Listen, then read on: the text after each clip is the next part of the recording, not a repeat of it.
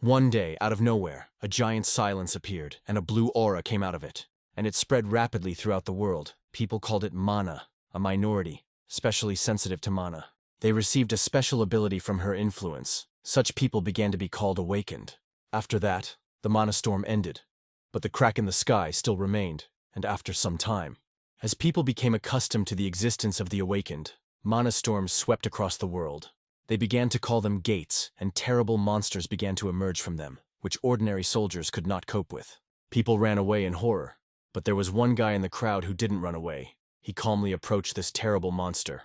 He thought that everything would change when he became awakened. He didn't want to work tirelessly anymore. It wasn't that he wanted everyone to worship him. He just didn't want to be beaten or robbed. He didn't want to die as early as his comrades. He didn't want to die without achieving his goals. But our hero didn't want to use violence either. He just wanted to have a person, whom he could call a friend, but even that was apparently too big a dream. A useless D rank, he was ridiculed every time he introduced himself as a hunter. He knew that he would die one day. He knew and still did not want to die. The guy gathered his strength. Then huge swords appeared in front of him, and the hero calmly climbed up them back to the monster. The hero did not want to die so helpless. The monster wanted to attack him again, but by some miracle, the hero was able to defeat it. He thought if he could become stronger, than everyone else, maybe his life would turn out completely differently. So our hero opened the flow. He fulfilled all the conditions to become a player. Earlier, Sheldon was running as fast as he could. He was late on a very important day. They were already waiting for him. Dave asked if the new guy was late. Like he was in his days, Cherry said. Just not again. Who was always late. Sheldon apologized for being late. Sheldon, a creator class, specializing in creating weapons. Dave said he was just kidding. Sheldon wasn't that late, Cherry added. Yes, they can come through here. They're already expected. Even though the guys were friendly, Sheldon still felt uneasy from the moment he joined the guild. 3 months passed, his first dungeon, and he was late. Sheldon asked himself to pull himself together. This is the first dungeon he goes to as an assistant. He needs to prove his usefulness. Already in the dungeon, Min asked Sheldon if this was his first raid. Min was an assassin, the guild leader Dawan, a melee fighter. Sheldon replied, yes, it was his first time as an assistant, but he had already helped in the dungeons a couple of times, Min said. Then it was necessary to explain what. Supports, unlike fighters, cannot fight, so you need to pay attention to where he is. If they get too close, they might get into a fight, and if they stand too far away, they won't be able to protect him. The point is to be at the optimal distance. Since Sheldon is the creator, you just need to keep your distance. And create daggers when he gives the signal, Min asked. Easy though, Sheldon answered a little hesitantly. Yes. He asked if it was true, no other weapons were needed, Min answered. Yes. Only he needed an additional weapon. This is a simple dungeon, his first. Don't overexert yourself, in case the guys get stopped. It was Lin, a mage class, a ranged fighter of the Davan Guild, Lin said. He senses mana. There is a monster here. Then Dave said, okay, everyone get ready for battle. Hold the line, Min asked Lin for clarification. Lin replied, 3 small auras and 1 big one. It's big enough for a boss. Min thought, it's strange. The boss usually doesn't show up here, he said. Okay, he'll take care of the boss and let them deal with the rest. He asked Sheldon how long it would take to create the dagger if he hurried. Sheldon said about 20 seconds if you try, but it won't last even a minute, Min said, then let him start creating. Crystal lizards ran towards the guys. These monsters grow on mana stones in dungeons. Dave said, well, it's time to begin. He raised his huge shield and drove it into the ground. The monsters fell on their backs from such force. Then Cherry ran forward and began to finish them off. Cherry dealt with these lizards with ease, but they recovered faster than expected. So Cherry shouted to the guys, be careful, 2 are running towards them. Dave shouted, magician. Then Lin said, it's almost there. He called on his fire abilities. Lin began to shoot fireballs at the monsters. Soon all the monsters burned in a fiery tornado. The guys were happy about this, Lin said. It's ready. Dave said, okay, now it's time to help the others, Sheldon thought. Great attack order. This is how the guild fights. Sheldon was asked what happened to the weapons. Sheldon said, almost ready. It's not time to get distracted. We need to focus. Sheldon created an F-rank weapon and threw it to Ming. Then Ming used a rank A shadow weapon, using the user's weapon to transform it into a shadow weapon. Shadow weapons increase quality and mana depending on the user's mana, disappear after a while. Min managed to kill the boss for 40 seconds before the weapon disappeared. Dave asked if anyone was hurt. Cherry said she was fine. Sheldon thought they were cooler than he imagined. Each one is great, but their teamwork is beyond praise. They can become the best when they achieve more. Compared to them, Sheldon was only able to create one dagger. It did not help at all. Then Sheldon thought whether he deserved to be with them. Min approached him and praised him for his work and asked if Sheldon was hurt. Sheldon said no, thanks to them. But he wasn't that helpful, which surprised Mina. So he asked Sheldon what it was about, because his skill had saved him so much money. As Sheldon had already seen, his skill was consuming weapons. He couldn't afford them even if he bought the cheapest ones. That's why he needed a creator. It seems he needs a weapon with mana to activate the skill. Min put his hand on Sheldon's shoulder and said, but still, great job for the first dungeon. We'll look forward to the next one. Hopes Sheldon doesn't abandon them. Sheldon said, okay, thanks. He'll try. Just as Dave approached them and wanted to say something, the whole cave shook. Cherry asked what the earthquake was about. Lynn said the cave wasn't collapsing because they killed the boss. Sheldon pointed ahead and said, there the wall is falling. The earthquake has stopped, and Lynn has lit the way for them. Lynn said, it seems like this is a path. It is connected to something, Min thought. And Dave shouted, a secret path. What else could this be if not a path to a secret treasure? It's time to go. Dave was very happy. Cherry also did not stand aside. She also said excitedly. She agreed. But Lynn was calm. He said, they can't just go there. Min asked, does Lynn feel something? Lynn replied, no. Then Min said, okay. He doesn't think everything will collapse here. They're fast. Then Cherry and Dave shouted, okay. The guild leader gave permission. Lynn sighed and said, if that's the case, then let's go. Min told Sheldon to stick behind him, so they all entered the secret path without worrying about anything. However, the boys' joy quickly ended, and soon Sheldon was left completely alone and wondered how this had happened. Everyone except him is already dead. There shouldn't be such monsters in a D-rank dungeon. He had never heard of a monster that the magician couldn't recognize, and this monster was following Sheldon. The monster swung his arm and Sheldon fell to the ground, immediately starting to cough up blood. Sheldon thought, he needs to get up, he can't die like this. Sheldon created a new weapon. He threw the weapon at the monster, but the knife simply bounced off, hitting its crystal body. The monster hit the ground and it split, and that's how Sheldon fell into the water. Then Sheldon thought, so this is what it's like. A D-rank support who can't even use basic effects like healing. He finally found a guild that needed him, but it all ended with them abandoning him. What a pity. He is sure that someone else would have brought more benefit, if only he had not become awakened. At this point, Sheldon received a notification that they had completed all the conditions to become a player. A new reward is available. Sheldon was asked if he would like to see the reward or not. Sheldon started to get out of breath, so he thought, okay, whatever, and chose to see the reward in a moment of despair. So Sheldon got the memories of his previous life. Sheldon went up to the monster, and he created a bunch of high-ranking weapons. They flew at the monster and pierced his body. So Sheldon killed the monster. And then Sheldon thought, what was it? Some strange memories in his head. However, Sheldon did not have time to think about all this. Another monster attacked him and Sheldon created a shield. Sheldon thought, he doesn't take damage. It's a golem-like monster. He has incredible survivability. If these memories are true, then even though it is a golem-like monster, its weaknesses and tactics will be the same. The so-called golem-like monster has no particular weak points, and even if it takes damage, it can recover. In this case, it is recommended, if possible, to deal damage from different sides at the same time. A network with equal distance radius must be created using the skill user as the center point. Anyone caught in the net will move as the user commands. Sheldon caught the monster in his trap. Sheldon thought that this network world was just a helper skill that allowed him to create items faster. It seems like the skill's effectiveness is increasing, and it can also be used to attack on its own. The system reported that the boss had been defeated. Sheldon asked. System window, he can see information about the monster or dungeon. Suddenly an aura came out of the monster, and the system said, passive skill, magic absorption activated. Sheldon wondered what it was. He decided to see what happened. Memories from his previous life. He didn't know what exactly the previous life meant, but it was definitely Sheldon, to be more precise. A different him in a couple of years. In this future, the whole world had fallen. Things too terrible to mention had happened, and he had inherited the memories of them.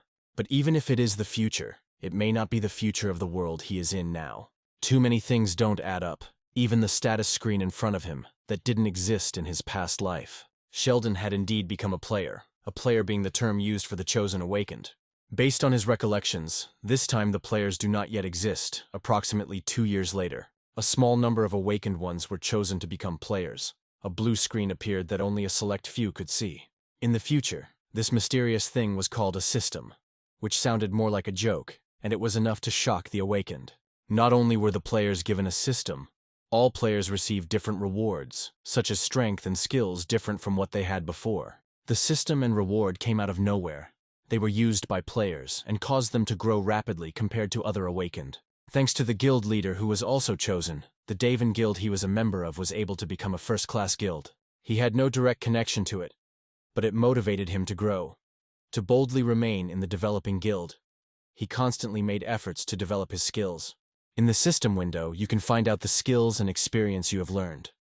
When he first heard about the system, he thought it was convenient, and it turned out to be so in reality. If his skills and experience were carried over from his previous life, the skill used on the golem's corpse was one that was not there in his previous life. It collects energy from infected mana. Sheldon has an idea how to get this magic, but for now he needs to deal with the body. At the headquarters of the Hunters Association, a girl asked if he could be allowed to go home. That was strange. A small guild was clearing an unauthorized dungeon and got into an accident. 4 out of 5 died.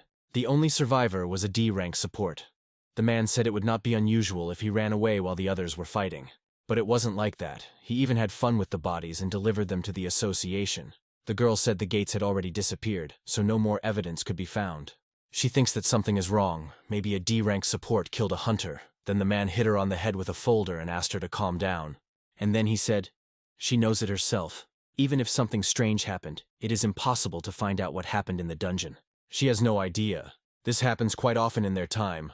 Hunters do not report the gates they find and disappear there without a trace.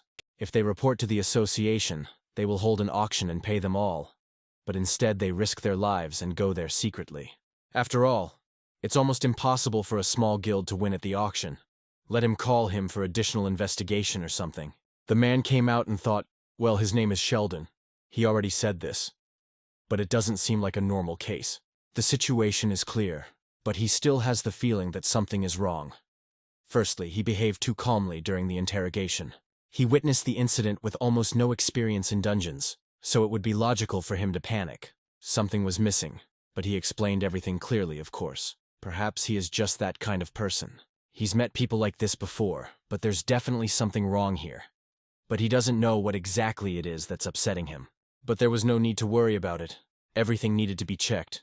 Sheldon really was too calm for a man who had just lost his friends. Sheldon thought no matter how you look at it, something is wrong. An unidentified gate, looking at his phone. He didn't remember this dungeon from his past life, and all the guild members had seen the gate application form. There was definitely an association stamp there, but if they were registered as unidentified, someone pretended to be the association and deceived the Daven Guild, or the association itself was involved. But what worries him most is that something like this could happen not only to the Daven Guild, as the investigator said. People disappearing in unidentified gates has already become a problem. Sheldon didn't know the whole story, but all the guilds had the same news story. They all had players like the guild leader, Min. And even young talents who will become heroes in the future. Someone wants to wipe these heroes off the face of the earth. So now Sheldon has to carefully hide his abilities. He is the only survivor. In an unsolved case, if he behaves suspiciously, he will be under attack. He has about 2 years to prepare before the first player selection, but in the meantime, he needs to activate all his skills and develop them. Needing to find a way to develop quickly without attracting attention, Sheldon began looking for skills. He said if there was a useful skill, and he just found one, then a pleased Sheldon chose it. A year later, deep in the forest, a battle took place. A boy fought with a terrible monster. Unfortunately, the guy's sword broke, and the monster continued to attack. The guy was not in a very good position. He was not alone. The guys understood that things were bad for them. Death was breathing down their necks. This vile monster was a Gnoll Lord, danger level D, high-rank Gnoll. The boy was shaking with fear and asked what the Gnoll Lord was doing in an E-rank dungeon. Even the Drank said he was hard to fight. The monster attacked, but the other guy protected him with a shield. Then he shouted, "They won't last that long. Let them do whatever they want, but at least cause him minimal damage." However, the guys froze in fear. The god of death of low-level hunters. The Lord of the Gnolls is called so not only for his physical abilities. Since monsters at this rank are vulnerable to magic, any hunting team relies on it. But the Gnoll Lord does not succumb to this logic. The hunters, confident in low-level magic, were afraid for the first time. The price of such impudence and negligence is usually the complete destruction of the team. They only have one physical damage dealer, but he's bad at melee and his weapon is broken. There is nothing else to fight with. How would he have ordered to attack the monster if he had known that this would happen? He would not be greedy and would gather as many people as possible. Who could have thought that his desire was to use as few people as possible? And hiring a magician will come back to haunt him. Suddenly the guy noticed an assistant who is not participating in the battle. But he plays the role of a collector and loader of side resources, such as magic stones, in simple words, an errand boy. Then the guy thought, right, they have an assistant, they are going to die now, and he continues to mine the stone. At that moment, the guy noticed that the weapon had disappeared, and realized that the assistant had the ability to create. You can't expect high quality, but still, that's why the guy shouted at his assistant. The assistant turned out to be Sheldon. The guy asked him, he is a creator, he knows how to make swords. Sheldon replied, yes, he can, the guy said, good, and asked to make him a stronger sword. But Sheldon apologized and said, but he's an assistant, not a support. Then the guy shouted, it's not the time to say that. Doesn't he see that they are going to die now? If they can't handle the boss, then the assistant will die too. Then Sheldon sighed and said, okay, but he has a condition. When they clear the dungeon, everyone must forget about his ability. And when they start dividing the loot, he wants to get as much as a support usually gets. But the guy screamed. For someone who couldn't become a creator and works as an assistant, he thinks he can clear the dungeon with just a weapon. And in what sense, forget? Then Sheldon said, funny. A good weapon is a necessary element of clearing a dungeon. It guarantees that as long as they have this element, they will be able to clear the dungeon. Mass Murder Guild, one of the 3 largest guilds in Korea. The girl entered the office and said, head, the association sent a request for cooperation. The man asked if this was about errors in the dungeon ranks. The girl answered, yes, at first glance. This is a normal request for cooperation. But they seem willing to pay whatever they say, the man asked. They have no choice. There is hardly another awakened one who can enter the forcibly closed gate. The man was watching the broadcast and noticed a familiar face, he thought. He's definitely seen him before. A couple of weeks ago, a dungeon with a rank A bug appeared. He was steamed to the area, so he ended up at the scene. And I definitely saw this guy there. According to the data, he was an assistant. Even when new ones appeared, the chances of making a mistake in a dungeon are still small, and mistakes in rank, when there are survivors, can be counted on the fingers of one hand. But this assistant was a member of a team that had survived not once, but twice already. It can't be a coincidence, the man said. It seems like more and more dungeons with a rank error have been appearing lately. The girl said, a D-rank dungeon a couple of days ago, which became a B-rank dungeon, and the entire team was instantly destroyed. The man added that the Hunters Association must have a lot of problems. The girl replied that many people criticize the association. After all, it is their job to analyze, predict, and announce the ranks of the dungeons, the man thought. This guy in the association is probably suffering.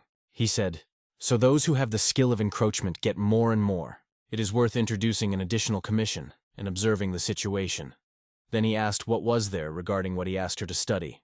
The girl replied that she had searched everywhere but had not found a single A-rank or higher weaponsmith, but had received a B-rank weapon from a Japanese blacksmith. The man said that she knew that any weapon below rank A would be destroyed when he used the skill, and it wouldn't last long. Let's start with the fact that few gunsmiths are support players. Let him continue searching, otherwise he'll ruin all his weapons. Suddenly the door opened and the man said something happened. Then the guy stood up and asked what.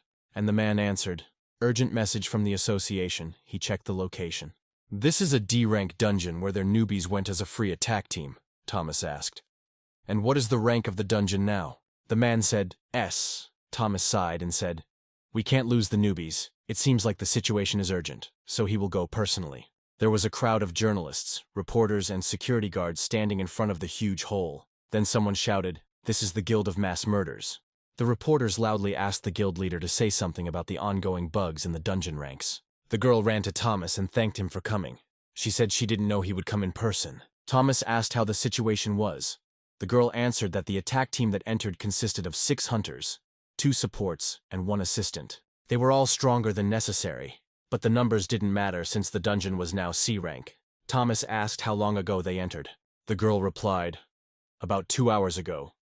Thomas said he doesn't know how many of them are still alive, but he will do everything in his power. They approached the hole and Haley created a B-rank weapon, the secretary of the head of the Mass Murder Guild, Thomas, capable of creating subspaces in buried places. Thomas took the weapon in his hands and it caught fire. He swung his sword and cut through the gate. A skill, an encroachment, a skill that forcibly breaks through to the mana accumulation, capable of destroying any wall in the form of a barrier, including a gate. However, when moving to another dimension, the encroachment skill only affects the user. Thomas handed the weapon, which had already fallen apart, to Haley, and she asked him to be careful. He replied, "Okay," and entered the gate, the temperature and humidity, taking into account that disgusting smell. It must be a reptile, judging by the fact that the floor is clean. It is a somewhat intelligent monster. Considering the rank of the dungeon, the answer is simple. Lizard man. Contented old. Lizard. Danger level D. By looking at the corpses, one can guess the size of the group and their fighting strength, as well as the level of the injured party, determined in the preliminary calculation. They must be dead already, Thomas thought. He can't help but think the worst. But when he arrived at the place where the team was, Thomas saw something he absolutely could not expect. The entire team was not only alive, but also winning. Then, Thomas thought, judging by their movements, the lizardmen were much stronger. Suddenly, one hunter retreated. The lizard immediately decided to finish off the man. Thomas thought it was not too late and ran to help. However, the man's weapon lit up and protected him. Thomas didn't even have time to run to the man. Then Thomas thought, this is magic. No, a weapon made in the air. But who did he turn into? And I noticed the guy. Of course it was Sheldon. He used his abilities to help the man. Thomas looked at Sheldon but said nothing. And Sheldon suddenly began counting each hunter. Then Sheldon said, "Weird. He clearly remembers 9 coming in." Thomas asked what the hell he was doing. But they didn't manage to talk for long, because another hunter was in danger, and Thomas ran to help him. And Sheldon thought, didn't expect that Thomas would personally come to the rescue. He carries around a weapon that he doesn't even use. Maybe it was a spare one. Thomas ran to the guys and blocked the monster's attack. Thomas ordered the boys to leave. They thanked him and ran away. Then he cut the monster in an instant. Then Thomas thought, he's not even fighting at full strength yet. This is a B-rank weapon, but it's just too weak. There was no time to think about it for long. Another lizard attacked Thomas, but it was not possible to kill this lizard because of the explosion. And Sheldon went up to Thomas and asked if this happened every time he used the skill. This is a huge wear and tear. Thomas didn't understand what Sheldon was getting at. So he asked if the guy was asking for trouble. But Sheldon went and created a weapon for him and told him to take it, and try not to ruin the poor weapon. Thomas thought the guy had created it with one stroke, a gunsmith, and not just a simple one, but a very skilled one.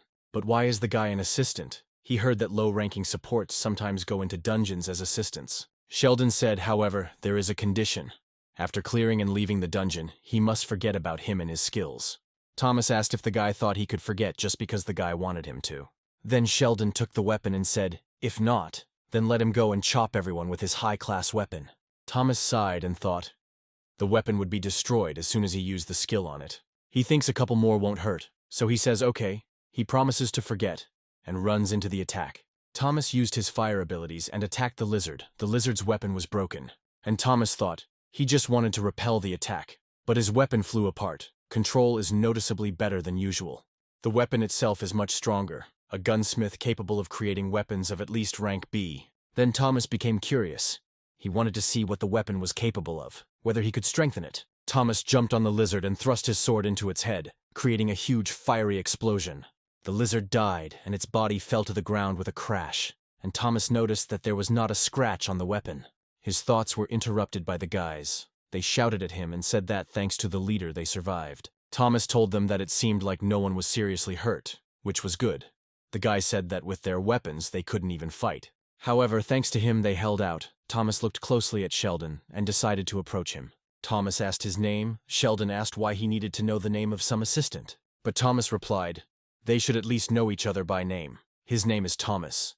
Sheldon looked at him, and standing up he said, his name is Sheldon. Sheldon told the man that he would leave the mana stones at the entrance. Sheldon was about to leave when suddenly Thomas stopped him and asked him to go with him to the room with the boss. Sheldon told him he was just an assistant. Thomas replied that there was already a bug in this dungeon.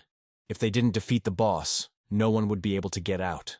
Whether it's an assistant or a support, Sheldon said. But Thomas can beat the boss, then Thomas said. As Sheldon saw, no weapon could match his skills, no matter how capable Sheldon was. Isn't it pointless if he destroys the weapon Sheldon created? Sheldon replied. His weapon can't break. Thomas said that Sheldon thinks so. They are in a dungeon with a mistake. The creatures living here are not ordinary lizards. And if the boss is the same, then extra caution won't hurt. Sheldon sighed, threw down his bags and followed Thomas. They entered the cave and saw the Lizard Lord. a C+ threat level, the final form of the lizard man after over 100 years of survival and molting. Thomas said it was best to ignore existing danger levels and information about them.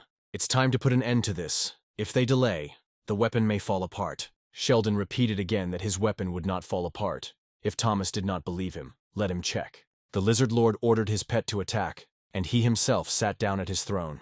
Then Thomas fought off the monster and it ran back. Thomas immediately decided to attack again. The monster had not yet come to its senses, but as soon as Thomas ran up to it, the lizard lord blocked its attack. The blades collided, each of them flying back. The lizard lord climbed onto his pet and immediately attacked the guys with flames. Thomas was lucky. Sheldon managed to create a huge shield and save him. But the lizard managed to run up and hit Thomas. Fortunately, the damage was not strong. Thomas quickly got up. He asked if Sheldon was a gunsmith. Sheldon replied that a shield could be a weapon too. Sheldon asked if he had ever been hit with a weapon. Thomas replied when they got out of here. He will need to ask him about a lot. Thomas finished and ran up to the monster. But the lizard lord forged his weapon, and he dragged him towards himself. The lizard was already prepared, opening his mouth. But Thomas was calm. Sheldon said to stop messing around and fight. Thomas asked if he hadn't asked him to test the monster. Sheldon then removed the weapon that was forged and immediately created a new one. Thomas quickly grabbed it and attacked the lizard. Thomas then threw the sword at the lord, but he dodged and approached Thomas, but Thomas kicked him. The monster fell to the ground and did not have time to get up, and Thomas was already about to attack him. Thomas brought down a fireball on him. The half-dead monster noticed Sheldon and decided to kill one more person for the last time. The monster probably thought Sheldon was just a loser and that's why he attacked, but he was wrong. Sheldon easily stopped him and asked who he was pointing the gun at, and soon Thomas approached the monster. The gates turned blue and people started shouting. The gates opened. A little later, guys came out of them. A bunch of reporters immediately ran up to Thomas, asking what happened in the dungeon. What happened to the boss? Thomas's men approached him and asked if he was hurt. Thomas replied no, he was fine. And the guys from the guild again thanked Thomas for his help and said that if it weren't for him, they would have definitely died. Sheldon gave the stones to the man and said, he got the money up front so he'll go. The man replied, okay, great job. Then he immediately left, and the journalist asked Thomas how he managed to clear the dungeon so quickly. It must have been easy for him, Thomas replied. No, he wasn't alone there. He turned around and saw that Sheldon had already left. The journalist asked. So while the whole team was defending themselves, the head of the guild figured everything out. The girl answered, yes, exactly. The guy added, all their weapons broke. It was dangerous. Then Thomas turned around abruptly and asked what they were talking about. For the weapons, they should thank the one who made them. Thanks to him, they lasted so long. The guy asked, and to whom? Thomas answered, the support, who was there as an assistant, a gunsmith. But the guy asked, he knew that the assistant was a support, but did he have such abilities? The girl said she wasn't sure. Thomas asked if they hadn't seen him create the weapon. The guys didn't understand anything. Someone said he didn't even have a pickaxe. Another replied he did, but he probably lost it. Thomas was lost in his thoughts. He thought about what happened. He created weapons for them all, and they apparently forgot about it. Then Thomas remembered about the fee. Sheldon said that after leaving the dungeon he should forget about it. He thought of Sheldon using a skill of rank A or higher. Haley asked what it was, but Thomas threw the bag to the man and ran after Sheldon. Thomas looked for Sheldon everywhere, but he was nowhere to be found. Then Haley came running and asked again what happened. Then Thomas turned around and said to Haley, right now, he needed to find someone. In the office, Haley said he entered the D-rank dungeon around 1 o'clock in the afternoon as part of a group of 5 people. Thomas said, great job. The dungeon is not far from here. Haley said she wanted to ask you something. Sheldon is just the creator of D-rank, so why is Thomas so interested in him? Thomas looked at Sheldon's file and thought, of course the creator of the D-rank, otherwise it's hard to think. According to all the information, he is a D-rank. But the fee. One skill refutes everything. The board's qualification was very high. He had never met anyone who used it like that. The ability to get rich is used to hide one's identity, such as a gunsmith. He could easily gain a level. He would find out when they met again. That time he felt something he had never felt before. He could fight at full strength without worrying about his weapon breaking. Thomas had met many blacksmiths who were considered the greatest, but none of them lived up to his expectations. However, after using his fire skill, these swords crumbled. Not to mention the ability to create is limited to the type of normal weapons. But he created something, which went far beyond the limitations of abilities and species, as if no limitations existed. With Sheldon's ability, It's possible that this is something Thomas didn't use because he didn't have the right weapon. The time it takes for a 5-person team to clear a D-rank dungeon is usually around 4 hours, with around an hour left. Thomas asked Haley what was left on the schedule for today. Haley said he had a meeting with the head of the guild at 7. Then Thomas told Haley to cancel the meeting. He would leave early. He wanted to make sure he didn't miss Sheldon. The hunter killed the monster and thought, "It can't be. This sword was definitely made by an assistant. If that amount of mana can destroy a boss's weapon, it must be a C-rank ability. No, at least B rank." When his weapon broke in two, he thought they were finished. But to think that the assistant had such an ability. Then the player burst out laughing and said, "Amazing. Just amazing, I've never seen such a quality sword." He thanked the assistant for the weapon and asked the other member if he was not a member of any guild. Then maybe they should get an assistant, the girl said. It's a great idea, she thinks. That he was ashamed to be an assistant, she had a keen eye. Then all the guys started laughing together. Sheldon looked at them and thought he used more mana than he realized. Just think, this team is suffering so much, even though it's not even a glitched dungeon. If he had mana left that time, everything would have been different. In the dungeon, he felt an incredible amount of mana that he had never felt before. After defeating the golem, when he spent it all, she never appeared again. What he feels now is no more than the mana of an awakened D rank, but it is calming, that there are no problems with creating weapons. Who would have thought that memories could help so much? The basic skill of the creator is creation, which helps in the creation of special items. Although the skill is very intuitive, the quality is proportional to the amount of mana used. There is one way to increase the efficiency of the skill, but it is still unknown. This is the level of understanding. The higher the level of understanding of the created item, the better the quality. The best thing about this skill is that as the quality increases, the efficiency of the mana also increases. So when using the same amount of magic and creating the same item, depending on the level of understanding, there will be a significant difference in quality. He remembers how much he trained when he learned about this hidden feature, studying materials, training support, trips to the workshop for classes on weapon making, but he got more than he expected. I don't know how much better it is, but compared to the amount of mana used, this quality is not just an addition. However, it is still not enough. It is difficult to use both creations and payment at the same time. The equipment on which mana depends is expensive, so there is no way to get it now. He can at least buy mana potions. This is the only mass-produced item that affects mana. We need to order a couple, but it will still be difficult with the assistant's salary. However, no one will take a D-rank support. There is still no choice, but the result is not bad. It is reassuring. There is very little left until reaching the goal of absorbing mana. About 20%. A couple of dungeons won't be enough. One cleared dungeon is a little more than 1% of mana. Too low efficiency. Only one way left. Go to the dungeon with a bug. This is the only way to absorb a lot of mana at once. There, compared to other dungeons, several times more mana is absorbed. This is exactly the kind of place he needs. The thing is that it is difficult to predict the error before entering the dungeon. The previous dungeon with the error would have been difficult to pass if not for that person. You need to guess the dungeon with at least a C-rank boss and prepare yourself. The only way to grow as a D-rank awakened. It was time to find out the reward for absorbing mana.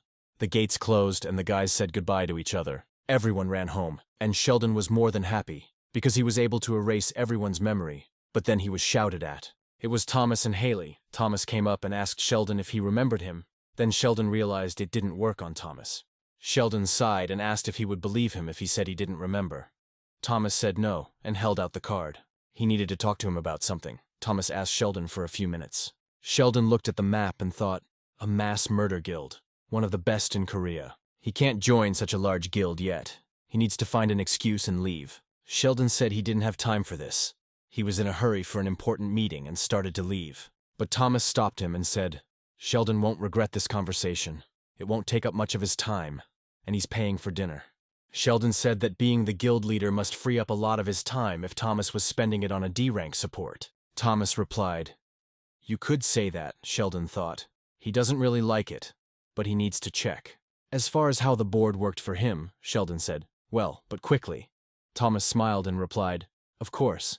They arrived at the restaurant, and Sheldon asked, So what business does the head of the Mass Murder Guild have with a D-rank support like him? He doubts that it's all because he has so much free time to talk to him. Thomas said that as Sheldon saw, he is a berserker. Because of his incredible strength, he needs a weapon that can withstand such a load. So the most important thing in berserker's work is to find a supplier of suitable weapons. Of course, he visited many places in search of it. Across the country and beyond, from the blacksmith, who was called the best in his field, to the gunsmiths. If there was even the slightest opportunity, he would order the weapons. Time and money would not matter. But every weapon he had couldn't withstand his abilities. With one exception, the sword Sheldon created was able to withstand his power without even a scratch on it. Sheldon thought.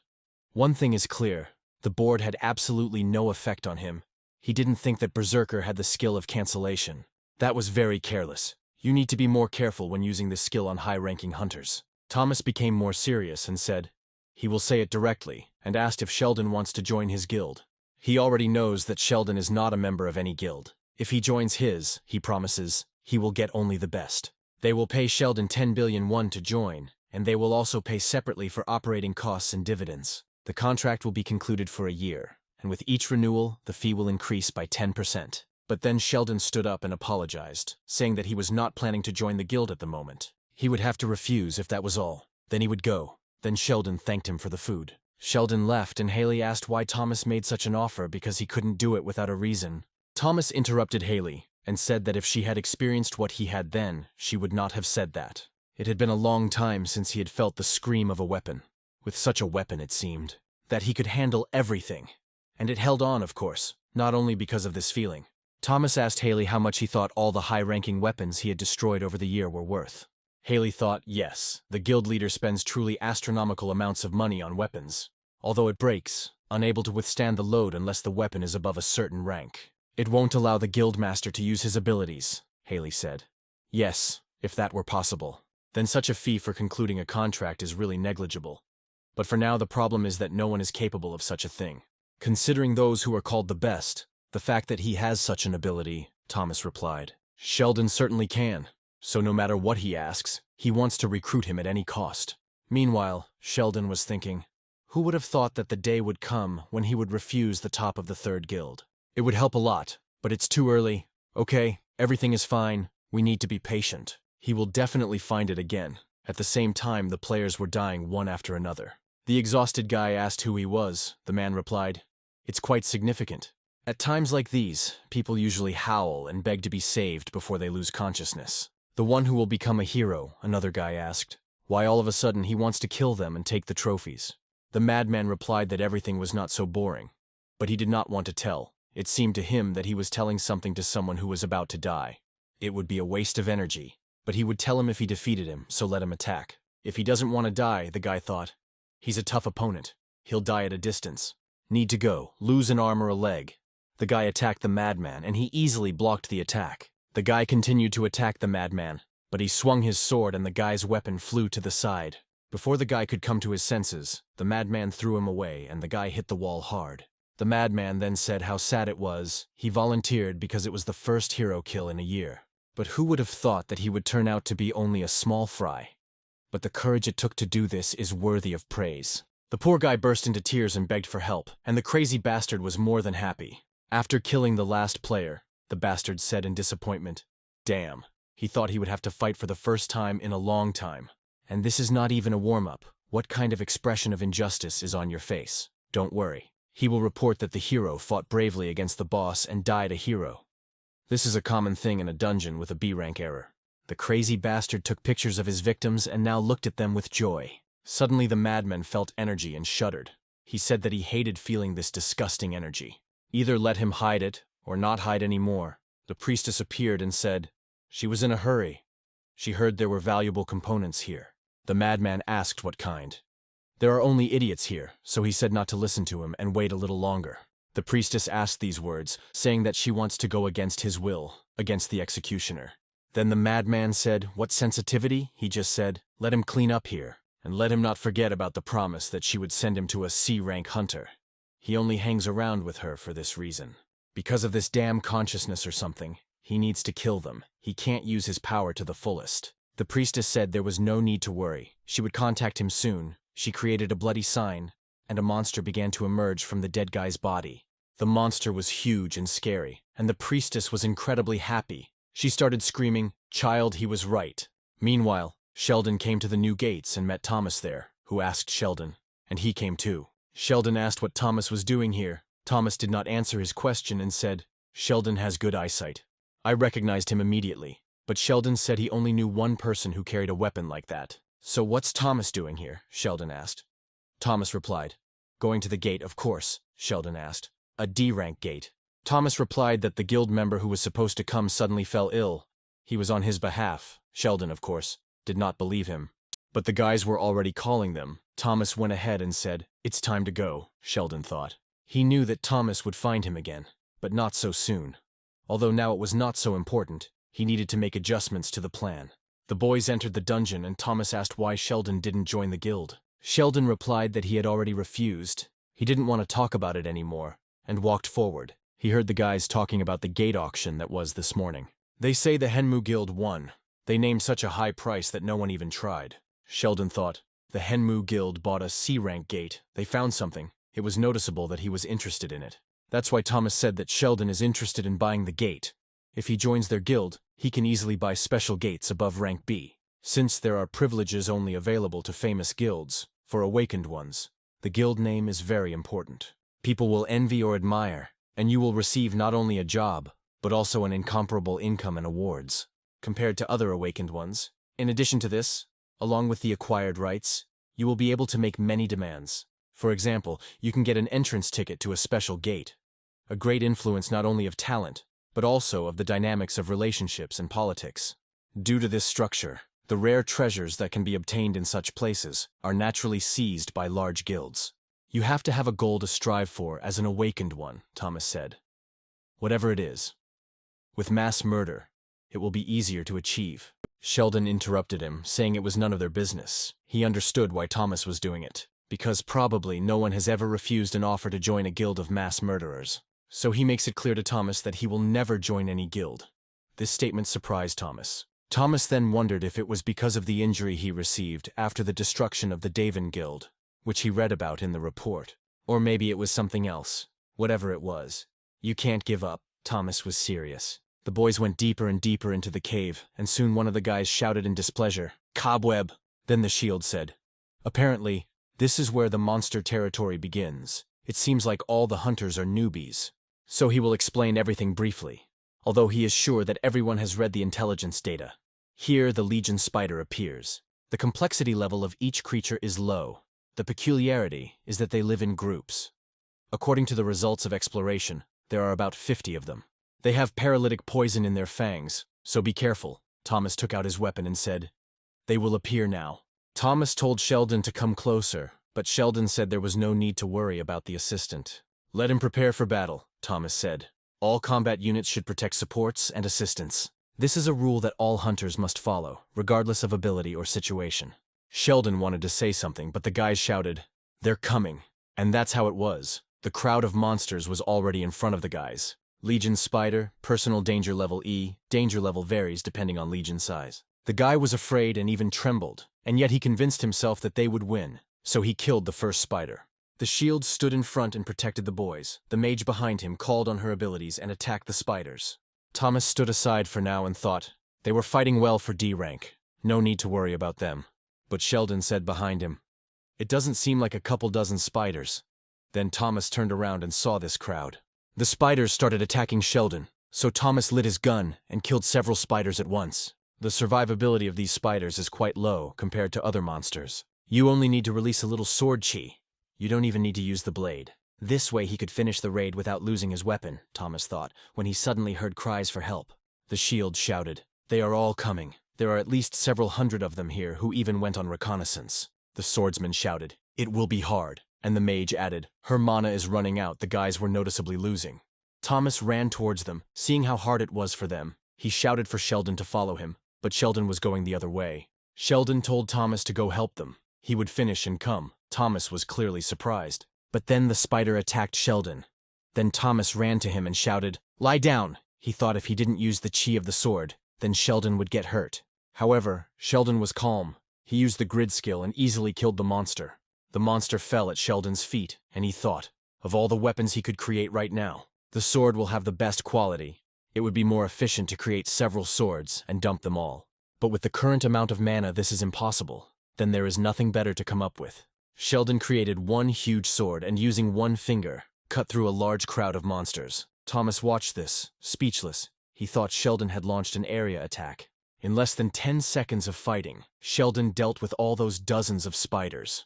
Used materialization in battle. No, first of all, he is a talented support, capable of fighting. Sheldon noticed that Thomas was just frozen in place, so he asked him what Thomas was doing. Wasn't Thomas going to help them? Their situation wasn't the best. Only then did Thomas remember about the guys. Turning around, he saw that the guys were surrounded and switched to lighter mode. Thomas said they would have a normal talk when this was all over. But then Sheldon called him. Sheldon asked to sort this all out, because they wouldn't think the assistant did it anyway. Thomas flew to the boys to help, but first he said to Sheldon, "Okay." After the fight, the Shield said they survived thanks to him. But he was a little surprised. At first he thought Thomas looked familiar. But who would have thought that he was the head of the mass murder guild? Thomas apologized for not saying it right away. He wanted to quietly explore the dungeon. Suddenly the girl jumped up and said that they survived thanks to him. It was so cool watching Thomas deal with all those spiders. She asked if they could take a picture with him later. But then the guys returned and the girl couldn't finish speaking, so she was a little upset. And the guy apologized for the delay and said that they had started collecting side resources. We walked around, and it seems that there are no more monsters here. And there is also another passage there, which means we can go further. But the Shield said he didn't think they were able to continue the cleanup. It was a shame to do so, but it was better to end it here. The guy asked, but there was little left. Why? The Shield answered. The number of Legion spiders they encountered, the geography of the dungeon. The intelligence report said otherwise. The dungeons existed behind the gates, separate from their world. Dungeons are areas with strange creatures and geographical features that cannot be found on Earth. At the moment, the concept of dungeons and awakened ones is not fully defined. So for those who have recently become awakened, the most important thing is the information about the dungeons. Few awakened can adapt to a dungeon if they have not encountered something like it before. And this means defeat and in the worst case, death, so the scouts appeared. Awakened with the ability to detect or hide their tracks, band together and begin gathering intelligence on the dungeon. The rank of the dungeon increases greatly after such reconnaissance. They began to be called scouts. The accuracy of intelligence data usually exceeds 98%. It's unlikely that this is just a bug, but it's possible that this is also a dungeon with a rank error. However, the guy didn't want to back down. He asked if the guild leader was with them. Maybe they could continue. Shield said he understood that they wanted to continue the cleanup, but the guild leader's help wasn't enough. If they're not careful, everyone could be in danger, the guy said. He really wants to clear the dungeon. He has personal reasons. There is no way, the guy asked. The girl said. She wants it too. Then the Shield asked what could be more important than life. If they entered the room with the boss, there would be no way back. He doesn't want to leave either, but first he needs to go out and report the situation. Suddenly Thomas said he agrees with them. Even if he came here to study everything, he is still a member of the team. If one can come to some conclusion through playing with the team, he sees no reason not to do so. But if he wants to study everything, he needs to get into the room with the boss. Sheldon nodded in agreement. Then the Shield bowed and said that if so, he would trust him. Shield thanked Thomas and asked what about the leader. Thomas said not to worry. Let him continue leading. Then the Shield said, "Okay, it's time to go." He went ahead, and the guys followed them. The boys finally reached the boss's gate and the Shield stopped to say he thought they were at the boss's room. So he will give the final instructions. Firstly, the boss of this dungeon is the D+ rank Legion Spider Queen. Her overall combat abilities are quite low, and she is considered a fairly easy boss. Mostly Legion spiders give birth, but this is the initial information they do not know. What kind of creature is behind this door? The Shield opened the huge doors and entered first, and the others followed him. Thomas looked around and thought, strange. He doesn't feel any special signs, none at all. But then the Shield shouted, "Get ready, it's the boss." Then the guys grouped up, and the monster appeared in front of them. The guy asked the boss if this was the Spider Queen they had been told about. The girl said it was good that the boss was the same. The mage said, "She attacks first," creating a huge ball of lightning. The girl threw it at the spiders. Suddenly they all saw that one attack was enough to kill the Spider Queen. The Shield thought the boss was already dead. This can't be. He's encountering this for the first time. He just wanted to say that it was time to leave, when they froze in horror. At that moment, a more terrible spider crawled out of the spider's body and began to growl. It was Arachne. Danger level B+.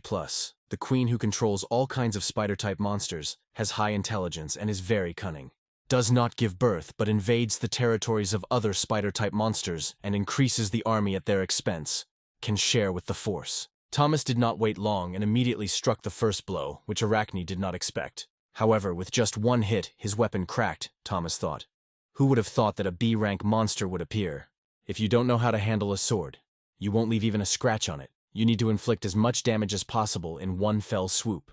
Thomas attacked the monster again. Unfortunately, the weapon could not withstand another blow and broke. Since his sword is broken, Thomas will not be able to deliver a fatal blow to the monster. Unexpectedly for the guys, Sheldon began to create a weapon for Thomas. He asked them to stall for time. While he is creating a new weapon for them, however, Sheldon also has difficulties. Apparently he has used up all his mana. Sheldon thought it was still incredible that he had been able to last so long with his amount of mana. And mana potions can only be drunk once a day. If you drink more, you will become addicted. Arachne is a B-rank boss.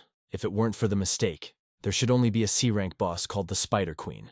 They were lucky to have Thomas with them. Otherwise, they would have had a hard time dealing with such a monster. As soon as the danger level exceeds B, the level itself changes. Thomas continuously attacked the monster, but she seemed to feel confident. The monster attacked as quickly as Thomas. The pure combat power exceeds 5 A-rank fighters, Sheldon thought. And regarding Arachne's ability, you can't rely on Thomas alone. Sheldon told the boys to get up and get ready for battle. Sheldon surprised the boys by saying that Arachne had changed her target. But they were occupied with another question. The shield asked who he was. The guy asked why such a talented awakened one went as an assistant. The girl added that he came with the head of the guild. Sheldon turned around and said, first they need to sort something out. He created a weapon, and he told the boys to choose whether they would take the weapons in front of them and clear the dungeon, fighting the spiders, or run away and wait outside until it's all decided, Sheldon asked. Then said he was sure they would make the right choice. The guys chose to fight. The guy killed the monsters one after another and thought, incredible. He had never held such a weapon in his hands, as if the regime was paper. Killing monsters was so easy. Only the weapon had changed. But the power of the skills had increased several times, the man thought. The assistant created such a good weapon. Who is he? The guys fought with small monsters. As Thomas continued to fight the boss, his strength was already running out. He thought that was expected from a B-rank boss. It's hard to buy time. We need to end this as soon as possible. Thomas prepared for battle. He ignited the sword and cut the monster in two. Thomas finally managed to kill the boss. Just then Thomas thought, the weapon is still intact. It is better than he imagined. As more spiders began to come running towards them, the girl asked where these spiders came from. And where are they going? The man said. They are going to the head of the guild, he shouted. Everyone back, Thomas thought. So she hid the spiders. The situation is getting more complicated. Arachne activated the ability. He said she sacrificed spiders, which restored her health. This means that until they kill them all, she will come back to life again and again. Thomas again prepared for battle. He thought he needed to increase the firepower to finish it all off in one fell swoop, Sheldon suddenly said. And Thomas is better than he imagined, even though he created him from the remains of his mana. But he didn't think that Thomas destroyed the sword he created. Sheldon created a new weapon and threw it to Thomas. And Sheldon said it wasn't a one-handed sword, unlike the ones Thomas used before, but it was the strongest weapon he could create at the moment.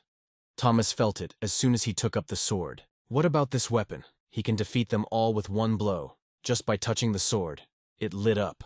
Thomas said he wasn't very familiar with two-handed swords, but it seemed to fit. He charged at the monster, and with one swing, Thomas cut the monster down in a fiery explosion. Sheldon looked at Thomas with satisfaction and thought, explosion, the basic skill of the berserker. This is probably the first time Thomas uses it properly, instead of getting overwhelming power. This skill loses its rationality because it is difficult to cope with the risk that will follow when the weapon is blown to pieces. Despite the fact that the monster had already died, Thomas's flame did not subside, but quite the opposite. Even flames came out of his mouth, and the power was so powerful that Thomas created a fiery explosion. Thomas thought it was dangerous. If he hadn't released all his power, one could doubt his sanity. This was only the second time since he had awakened that he was able to use the skill normally. But he was wrong. He is not an ordinary awakened one. When his ability is discovered, the whole world will focus its attention on him.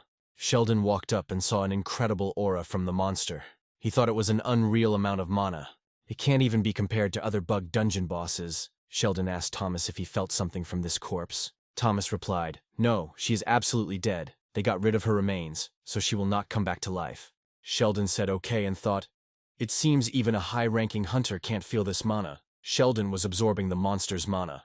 And finally he completed the task. He received a new skill, the production of demonic weapons. The weapon of the demon world. Sheldon could not even imagine what it would be like. He does not remember any descriptions of the demon world.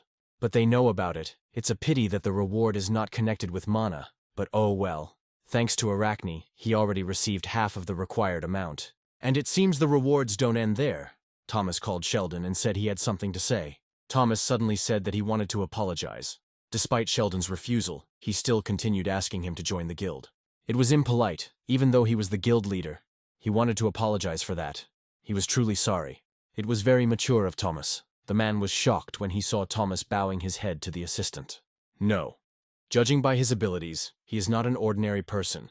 He must be a hidden talent of the Mass Murder Guild. The guy called the leader and said they searched everything, there was nothing else. The girl said she thought Arachne had absorbed all the monsters in the dungeon before that. The guy just said that the weapon is amazing. You can chop down monsters and not waste energy at all.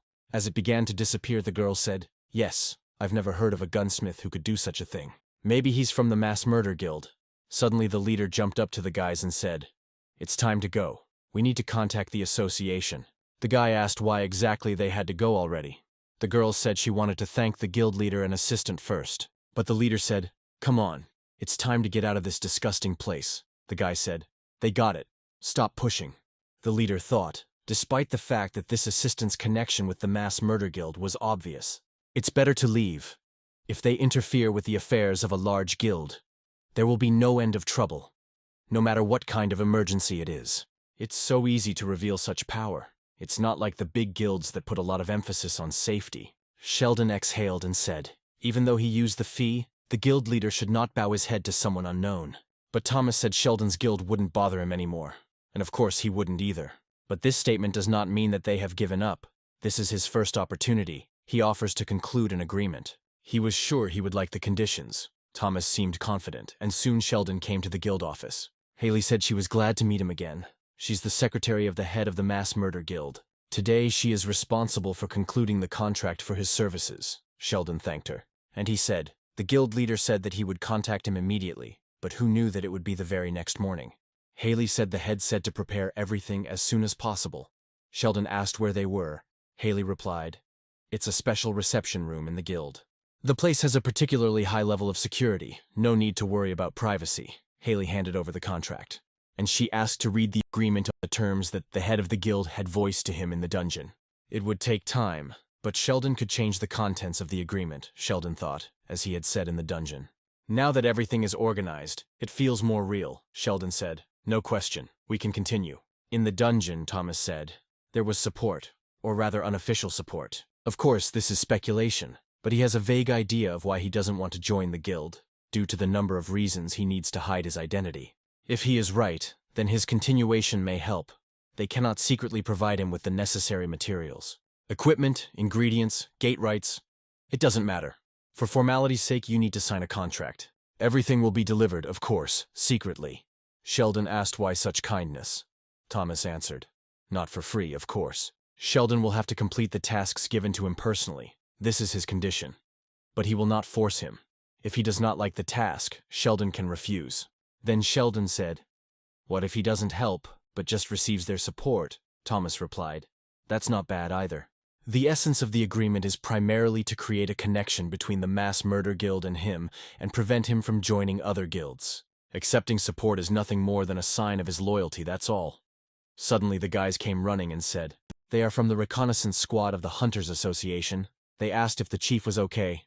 Thomas said it was time to go. He listens to his answer outside. He hopes that the answer will be positive if he loaded it. He may not answer. For him, Sheldon's ability is better than all this. Having finished speaking, he left. Sheldon thought, according to his plan, he wanted to make a lasting impression on Thomas and propose a relationship with the guild without joining it. He asked when he could start receiving support. Haley replied, right now. If he needs anything, he can say that the head of the guild has prepared a gift for him as a keepsake of the contract. She heard that he found something useful in Arachne's room. Sheldon looked at it and thanked her for the gift. And he said, here is a list of the materials he needs at the moment, when he can get them. Haley read the list and said there was a lot, so it would be possible in a week. However, maybe she is meddling where it is none of her business, but she feels that these materials will not be useful to him. Sheldon said, of course, he doesn't intend to use them. He just wants to give them to someone else. He went down to the hall and waited for someone. Then a girl came into the office. It was her that Sheldon was waiting for. A-rank hunter Hannah. After the player's choice, this genius hunter became known as the Archer Goddess. Hannah, who seemed unsure of herself outside the dungeon, walked up to the information desk and said, "She wants to request a training pass to the gate." Hannah handed over the card and the girl said, "So she is an A-rank hunter." The girl asked if she should be given a C-rank gate, but Hannah trembled and answered hesitantly, "No, D." Then the man started checking her history. Not long ago she was assigned to A rank, but still. Even so, she has almost no experience, having only entered the gate a couple of times. He saw how the awakened of lower rank abandoned everything, but not rank A apparently. She would soon be demoted. The first rank of awakened is based on the absolute amount of mana when the blue energy poured through the rifts. Mana entered all people, but each absorbed a different amount of it, the more mana the body can store in itself. The better the abilities you can have, so the association began to figure out how much mana each person had. Those who were able to absorb more than a certain amount became known as awakened. And then they began to divide them into ranks depending on the amount of mana. Of course, the rank is not fixed. Even if your rank is low, you can go on dungeon raids, and if you gain fame in the association, you can be promoted. Of course, it happens the other way around too, Hannah said. She finished. The girl asked if she had a partner. Hannah answered, "No," the girl said. Then she would write her down on the list of partners. According to the rules, you need to go on raids in groups of 2 people. There have been no requests for D-rank gates yet, so we'll have to wait a bit. Hannah trembled. And I asked why I couldn't go alone. The girl answered that I could, but only if she had permission to enter alone. However, given that she is registering, she does not have it. For this, she needs to pass a test. The girl asked if Hannah would like to sign up. Hannah turned away and said, "No, it wasn't worth it." Hannah walked forward, but the girl suddenly said, "She needs to say something. In a month she will have a rank update." She probably saw the message, but to confirm her A rank, she would need to either have experience in completing C-rank dungeons or higher, or take the A-rank test. She thinks Hannah would be better suited to the test. She will most likely receive a message about the test soon. She hopes that Hannah will succeed. Hannah walked out and thought, it was hard to even request a training gate. You had to make a request online. Coming to any place like that was crazy. She decided to come here because she thought she wouldn't be demoted. Hannah asked me to pull myself together. This is a D-rank gate, so this won't happen again. A notification came. Hannah thought they said she would have to wait, but the invitation had already arrived. Rank D, as expected, she was going to go alone anyway, so it didn't matter. She had to agree quickly. The very next day, Hannah arrived at the gate. She was unsure, because she had not dressed like that for a long time. Hannah approached the gate. Then Sheldon approached her and asked, "She is the hunter Hannah, he is Sheldon, the support." He hoped they would get along. Hannah bowed and said, "She's Hannah, nice to meet you." Sheldon apologized for being late. Then he thought Hannah, a ranger-class hunter who was originally an A rank. But after constantly failing the tests, she became one of those demoted to C rank. Under these circumstances, Hannah received the title of Archer Goddess because after becoming a player, she discovered her talent. And Sheldon knew what kind of talent you could discover in yourself, even if you weren't a player. Today, Sheldon planned to awaken it in her. They went into the dungeon. Hannah watched the monsters from the bushes. She thought, these are really monsters. It's good that she decided to buy this equipment that senses the mana of monsters. Hannah told Sheldon, honestly, she was going to go alone. "Is it okay if she does the killing herself?" she asked. "She will give him all the loot and compensate for everything." Sheldon sat down and said, "Okay, no need to worry. If he needs help, just let him say so. He can at least create arrows." Hannah thanked him and stood up. She prepared to attack and then released the arrow. Despite her uncertainty, Hannah's strength was impressive, and Sheldon noticed it too. He watched her and thought, he hadn't seen Hannah fight before she became a player. Her pure destructive power is much higher than that of an A rank, but it's meaningless if she can't aim. Hannah thought one of the 3 arrows had hit, a record, so he could take out at least 4 more. He would finish it all with 2 shots, but suddenly one of the goblins took out a horn and blew it. Hannah's gear beeped and goblins came out of the forest. Hannah realized she was surrounded. She was wondering where to shoot, forward or backward, what to do. Hannah became nervous. The goblins started to attack Hannah, but then Sheldon came to her aid. He summoned a bunch of swords. Sheldon came up and said he needed her help, Hannah asked. He said he was the creator of D rank, and Sheldon calmly replied, "He is the creator of D rank. It won't last long, so her help is needed." Hannah asked what she should do. Sheldon pointed at the goblins and said to shoot there using all the strength she had left. Then Hannah replied, "Okay," even though she didn't fully understand what Sheldon was up to. And yet she decided to listen to him. She fired, and Sheldon said with the shot she cleared the way. Now she needed to run. Then Hannah became even more confused. But Sheldon simply took her hand and they ran forward. The boys ran to the cave. Sheldon looked at it, and Hannah said they survived. Hannah wondered where they were. Whether they had escaped the goblins? No, it felt like they were goblins. They just can't get to them anymore. Maybe there's something here that repels the monsters. So much has happened that she can't even understand why he is so calm. They need to get out of here quickly. Hannah said that's all for today. She will pay the compensation she talked about. But Sheldon replied that they couldn't leave yet. They were worried, so they would be around for a while. It's dangerous to leave now. It seems they dropped a signal flare while running, so they have no other choice. Besides waiting for the goblins to leave, Hannah asked what and when they could leave then. Sheldon replied that it could take half a day, but depending on the situation, it could take longer. Upon hearing the answer, Hannah immediately lost all strength and fell to the ground. But of course, Sheldon was lying. The goblins will leave in about 30 minutes. They don't have that good concentration. The reason is a stretch. But at this point, it seems Hannah will believe anything. The thing is, he needs to get Hannah to go with him to this cave. But he doubts she will agree. Suddenly, Hannah said she was sorry. It was all because of her. If she knew how to fight, this wouldn't have happened. If she had gone alone in the first place, she would have been very sorry, Hannah thought. She had caused trouble again. Even in the D-rank dungeon, she behaves like this.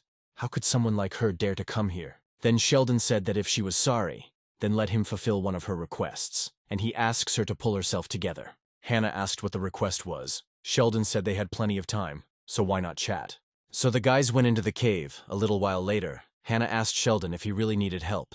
She's an A rank, but she doesn't have much experience in dungeons, and she doesn't even understand what he wants to say about an elite monster. Sheldon said she said it was her first time in the training gate. Now it's clear she didn't know. This is not very common information. There is an elite monster 1 rank lower, and it lives in this cave. For personal reasons, he needs to defeat this monster. But so far he has been refused and has not been able to even fight it. She was the first one who accepted him, the support, into the team. Hannah remained silent, and Sheldon thought, this is so strange. Suddenly Hannah stopped and told Sheldon that she would help him if Sheldon didn't mind. Hannah thought that helping him was the right thing to do. Thanks to Sheldon she was saved, and she knows. It hurts so much when you're not accepted into the team. Suddenly Hannah's gear started beeping again. A terrifying monster appeared in front of the guys.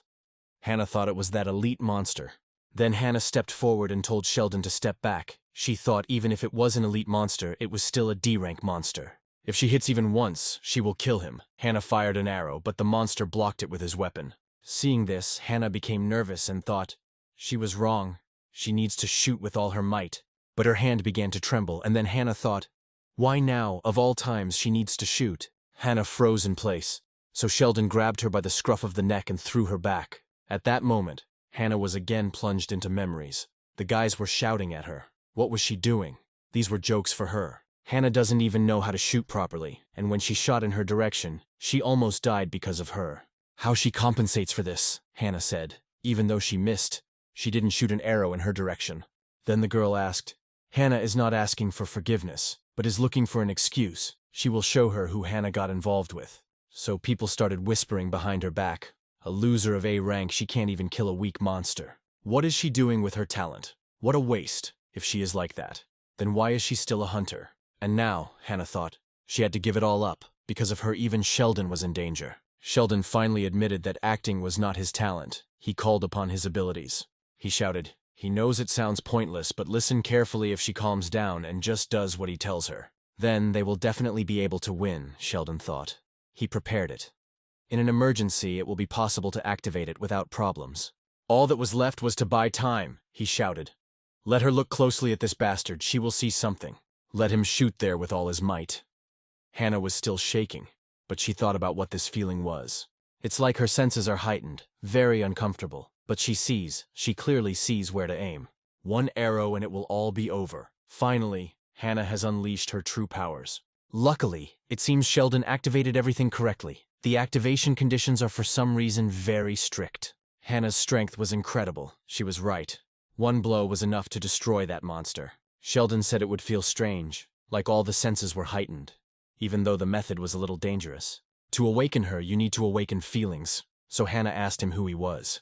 Why does it seem like Sheldon foresaw all of this? And in what sense awaken? But Sheldon said, There is no need to rush. They have a lot of time. Hannah was not satisfied with the answer, she said. There is no need to change the subject. Let him answer. But Hannah did not hear the answer, and all because she had no more strength left. She passed out. So Sheldon started carrying her. He was tired and said it was very difficult to make friends. But at least one issue was resolved. A little later, Hannah woke up and said that she didn't know why she behaved that way. It felt like it wasn't her at all. She can't believe she showed such disrespect to the man who saved her twice.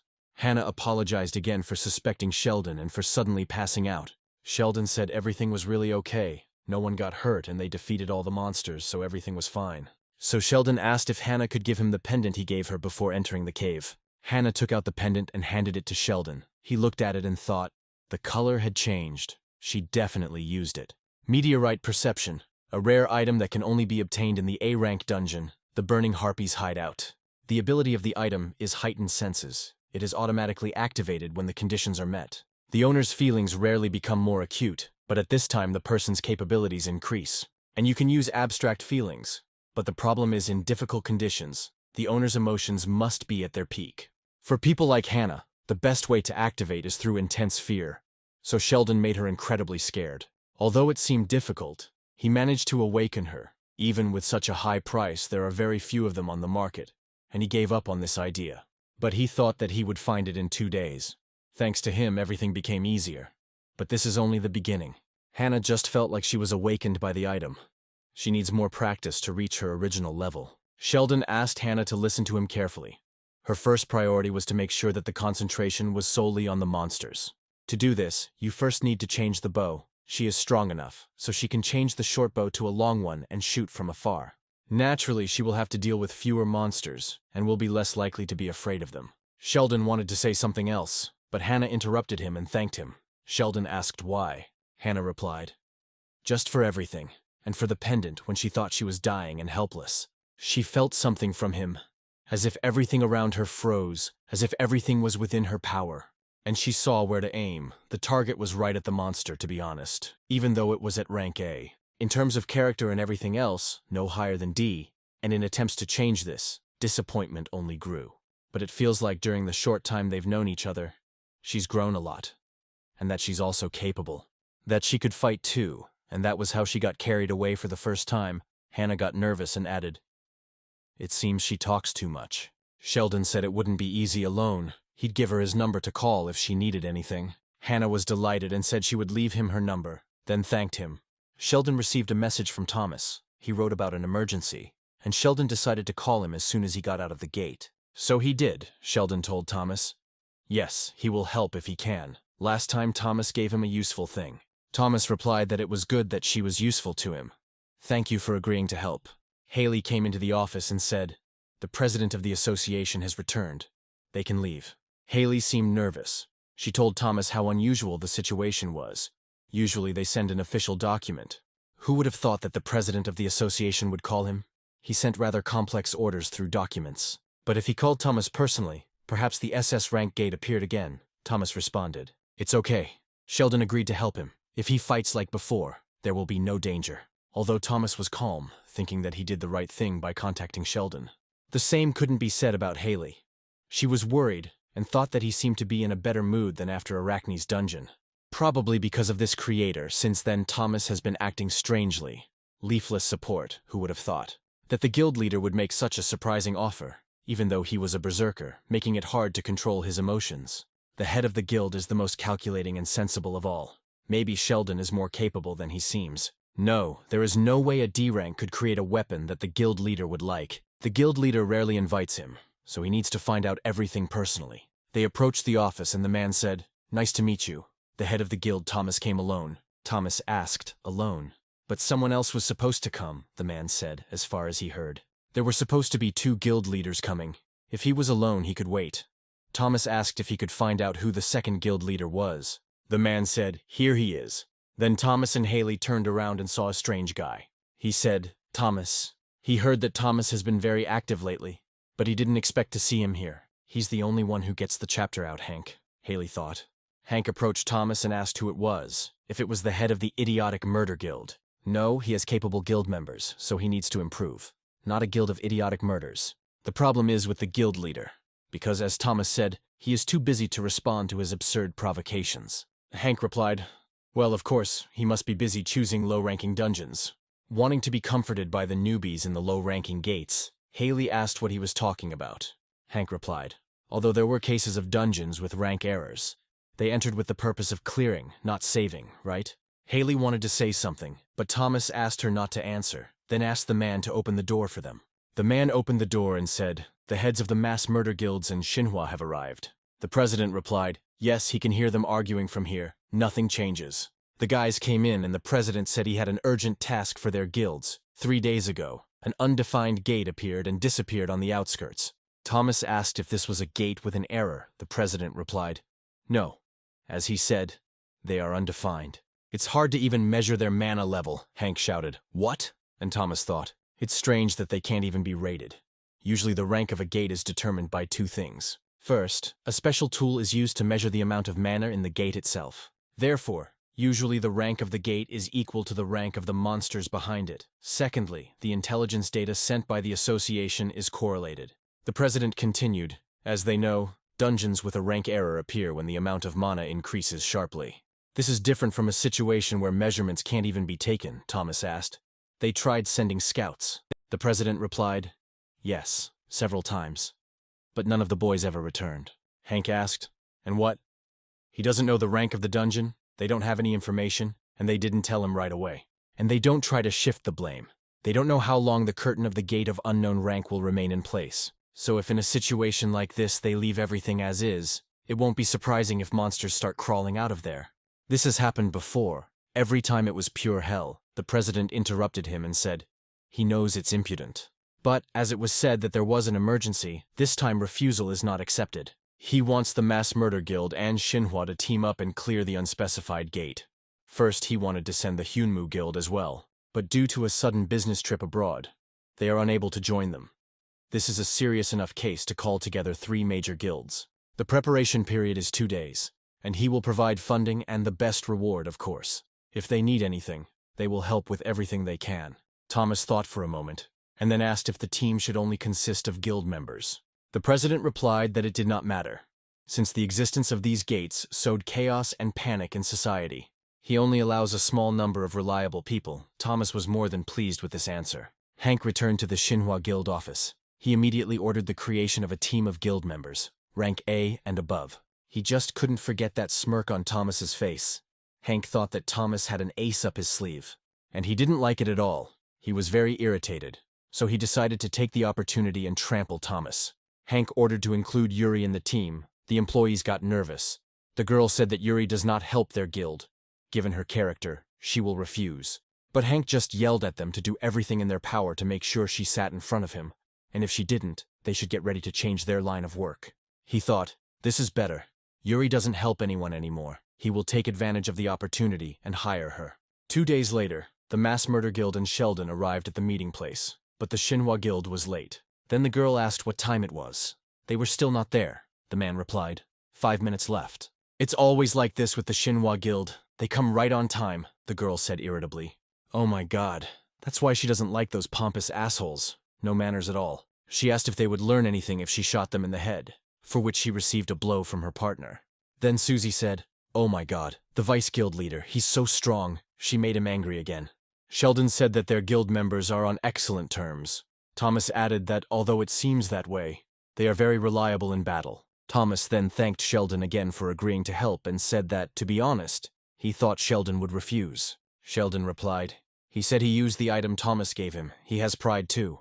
Of course, this was not the only reason. Sheldon simply received a hidden mission. 5 days ago, this system window suddenly appeared in front of him. A hidden quest that only a small number of players receive. The selection of players had not yet begun, but he had already received a hidden task. Sheldon saw no reason to refuse. Although they have very high difficulty levels, if you clear them, you will receive incredible rewards. Some even awaken new abilities. But who would have thought that it would be that dungeon? Suddenly, Thomas became more irritated and told Sheldon that he apologized in advance for the bastard's rudeness. Hank said they were early. He apologized. A lot of work, they understand. But it seems like the Mass Murder Guild has a lot of time.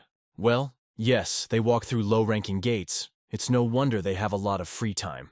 Hank's tiresome provocations irritated the boys, but the deputy shut Susie's mouth and asked her to ignore it. Sheldon thought, the Mass Murder Guild and the Xinhua Guild are still on bad terms. It's not just the emotional struggle between the guilds, but also the media arguing over who is the strongest. Hank looked at Sheldon and yelled, "This is their trump card," acted like he had something, and it was him. Just look at his clothes, the guy's going on vacation or something, they have gone too far. Hank screamed even louder, clearing the dungeon is some kind of joke. They want to get carried out of there. It seemed that Hank was too emotional, so the girl asked him to calm down and reminded him about Yuri. At this point, Yuri said, "They said they didn't have much time. She doesn't think they have time to argue." Susie shouted, "Yuri, the strongest elemental master in Korea, who can use all 6 elements. SS-ranked wizard Hank and their guild master. Such a stellar lineup, she doesn't know anything about that guy." Susie exhaled and said, "Okay, this will be easy, she would be happy to do all this." However, Sheldon knew that it would not be easy at all. In his past life, the clearing of this dungeon had failed. Of the 8 team members, only Thomas survived the final round, and it was mainly due to his infiltration skills, after which the gate suddenly disappeared. It became an unprecedented case as 7 high-ranking awakened ones were declared missing. The association worked hard to find something, but there was no information about the dungeon. There was no guarantee they would succeed this time. But when they walked in, Sheldon wondered why it was so easy. The guys entered the dungeon and the deputy noticed the door. He tried to open it, but nothing worked. Then he said, "It doesn't work, we'll have to break it out." Susie supported this idea. Just as Hank told them to step aside so he could open it, strange puppets suddenly appeared. Then Hank hit them. The girl reminded him of his skill, but Hank said it was okay. "Why would he use it on such a small thing?" Hank asked. The girl shouted at him, "The monsters are reviving." Hank said the ability to revive. Yes, you need at least that level to see his skill. He called upon his abilities and 2 huge fists appeared in front of him. Hank and the guys began to kill the monsters one by one. And Sheldon and Yuri stood aside. Sheldon asked. "She wasn't going to fight," Yuri asked. And he, "What?" Sheldon replied, "He is a support producer." Then Yuri replied, "There is no need. She does not want to try for such a team." She was interested that the strongest awakened Koreas would be here, but at first glance, they were quite ordinary. They can't even kill one monster. If she knew that this would happen, she would have refused. Sheldon thought it was weird. The infected mana of these monsters, they're not in their normal form. And these threads. All mana is connected to this item. Maybe it just needs to be destroyed. But Sheldon didn't want to show his skills. Everything will be fine. If anything, use the board, Sheldon decided, when suddenly Yuri began to cast a spell nearby. Sheldon asked if she had enough mana to use on insects. Why not shoot it there? Yuri replied, "Didn't she already say she only kills those she wants?" Sheldon realized that her weakness was insects. He told her that she must be afraid of insects. Yuri said no, and stop talking to her, it's annoying. Sheldon said sorry, he's not imposing himself. But there is also an insect there. Sheldon secretly created an insect so that Yuri would attack that place. Hank wondered why that bitch was using her skills there. It didn't occur to him that since the monsters were puppets, that meant they were connected. The monsters stopped moving. Neither Hank nor Thomas understood why, and Hank added that he finally warmed up. And Sheldon absorbed the aura, he thought. So this is their source of revival. If he had not seen the infected mana, he would not have found it. "Maybe that's why the cleanup failed in the past life," Thomas said. "That's all here, but since they don't know anything for sure, we need to search the entire first floor," the deputy said. "Understood. That's it. Follow him." They went up and saw the puppets. And Hank immediately shouted, "Out of the way!" He was the first. He ran and started beating the puppets. Sheldon quickly realized that the infected mana was going to that closet and asked Susie to shoot it. The puppets died instantly, so they walked through all the rooms and quickly cleared the first floor. Thomas said they had walked all the way up to the first floor, so they had to go up. Hank called Thomas a bastard. And he said, "He knows. Stop acting like he's the leader." Then Thomas turned around abruptly. He then called Susie and the deputy, and they walked around Hank and joined Thomas. Of course, this really irritated Hank. He thought Thomas had decided to ignore him. It was annoying. He wants to trample his pride. It was as if his hand hurt for a second. Maybe he overdid it. And Sheldon was worried. According to Thomas, there was nothing special here. He decided to check the room himself. He found some infected mana, and the guys encountered an invisible monster, and things weren't going well for them. Hank didn't have time to use his skill, and Thomas asked the guys if everything was okay. The boys replied that yes, they were fine, and Thomas only now noticed that Sheldon was not with them. Meanwhile, Sheldon has completely absorbed the mana, so we need to quickly catch up with the guys. Suddenly, the doors swung open and Sheldon wondered who it was. the enemy. At that moment a girl appeared. Sheldon wondered what such a small child was doing in a dungeon like this. Suddenly the girl said, "Brother is a hunter. Hurry up and go after him." Then she ran downstairs. Sheldon asked her to wait, then asked how she knew he was a hunter. The girl said that her sister upstairs told her that a hunter would come and save her. And if it so happens that they leave together, if he made all this journey, then he must be a hunter. Who came to save his sister? Sheldon asked. Her sister, the girl asked. Her brother doesn't know her. It's strange. She was sure he was talking about her. The girl came up to the girl and said, "Here is the man she was talking about." The poor girl seemed to be numb. Sheldon realized that the girl had suffered psychological trauma. He called the girl and said that the Hunters Association had sent him, and the girl stood up abruptly. Then she asked, "The Hunters Association? Did they really send him here?" Sheldon answered, "Really." He knows it may be confusing, but when he asks her to tell him what happened, the girl plops down on the ground in relief. Then she said, "This is what happened. She was the fourth of the scouts of this dungeon. The first three did not return. So she was ordered to explore the dungeon. But as soon as she entered, dolls ran at her from all sides. She was caught off guard, so she tried to run out the gate. But for some reason the door closed and would not open.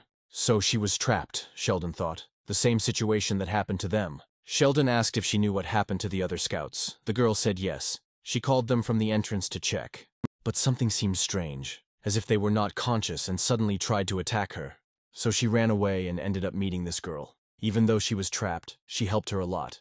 The girl said yes, her sister played with her a lot. Sheldon asked the girl what her name was. "Elizabeth, but he can call her Beth," the girl said. Then Sheldon invited her to go with them. "It's dangerous to stay here alone," Elizabeth asked. "Is it dangerous?" It seems to her that it's much more dangerous outside. And at the top, the guys continued to fight with the invisible ones. But the invisibility began to disappear. Then Thomas saw that these monsters were human type. Suddenly the card fell to the floor. This is an intelligence officer's ID. The face is the same as in the documents of the missing intelligence officer that the president gave. The invisibility completely disappeared. Then Thomas ordered to stop. These were the missing scouts. Stealth is a skill that cannot be used for several minutes after its effect ends. There is a risk of greatly reducing speed. "But you can't just kill them!" Hank suddenly screamed. He was sure that this was a monster that knew how to use stealth. "And these are the scouts, okay? Their speed has decreased. He will kill them in one fell swoop." Hank attacked the scouts. However, at that moment, the bullet flew past Hank and grazed his nose. Then he screamed, "What the?" It was Susie, she asked. "Is the guild leader crazy? These are not monsters, but people they need to save." "There must be a way to get them back," Hank asked. "People. A way to get them back. When they try to kill them, there are two choices. To kill or to be killed. No matter who shows hostility towards him, everyone will be killed.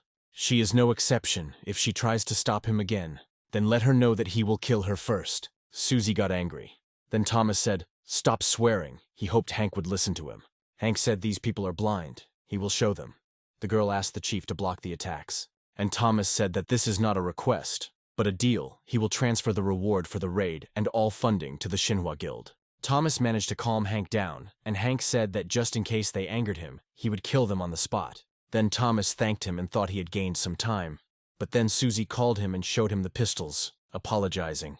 Thomas said he would take responsibility later, but now she needed to focus. First, she needed to figure out how to save them. And Elizabeth said that her brother also saw dolls outside, and it's very scary among them. She doesn't know exactly how, but they are entangled in purple threads and will not die until they are removed. They will just constantly attack. The threads are very strong. It is difficult to break them, though it is scary, Elizabeth asked. Sheldon asked. So the dolls can return to their normal form. He wants to bring back his colleagues who became dolls. Elizabeth said she heard that they have to stop the device attached to the doll's body as soon as the thread breaks. But if you try to get rid of the threads by force, the bodies will explode. Well, how did it help? Elizabeth asked. Sheldon thought that even to a difficult question she answered accurately and in a friendly manner. Then it was worth asking another question. 20 seconds. 20 seconds after they use stealth, they will die. Susie screamed if Yuri could help block their movements with ice or something.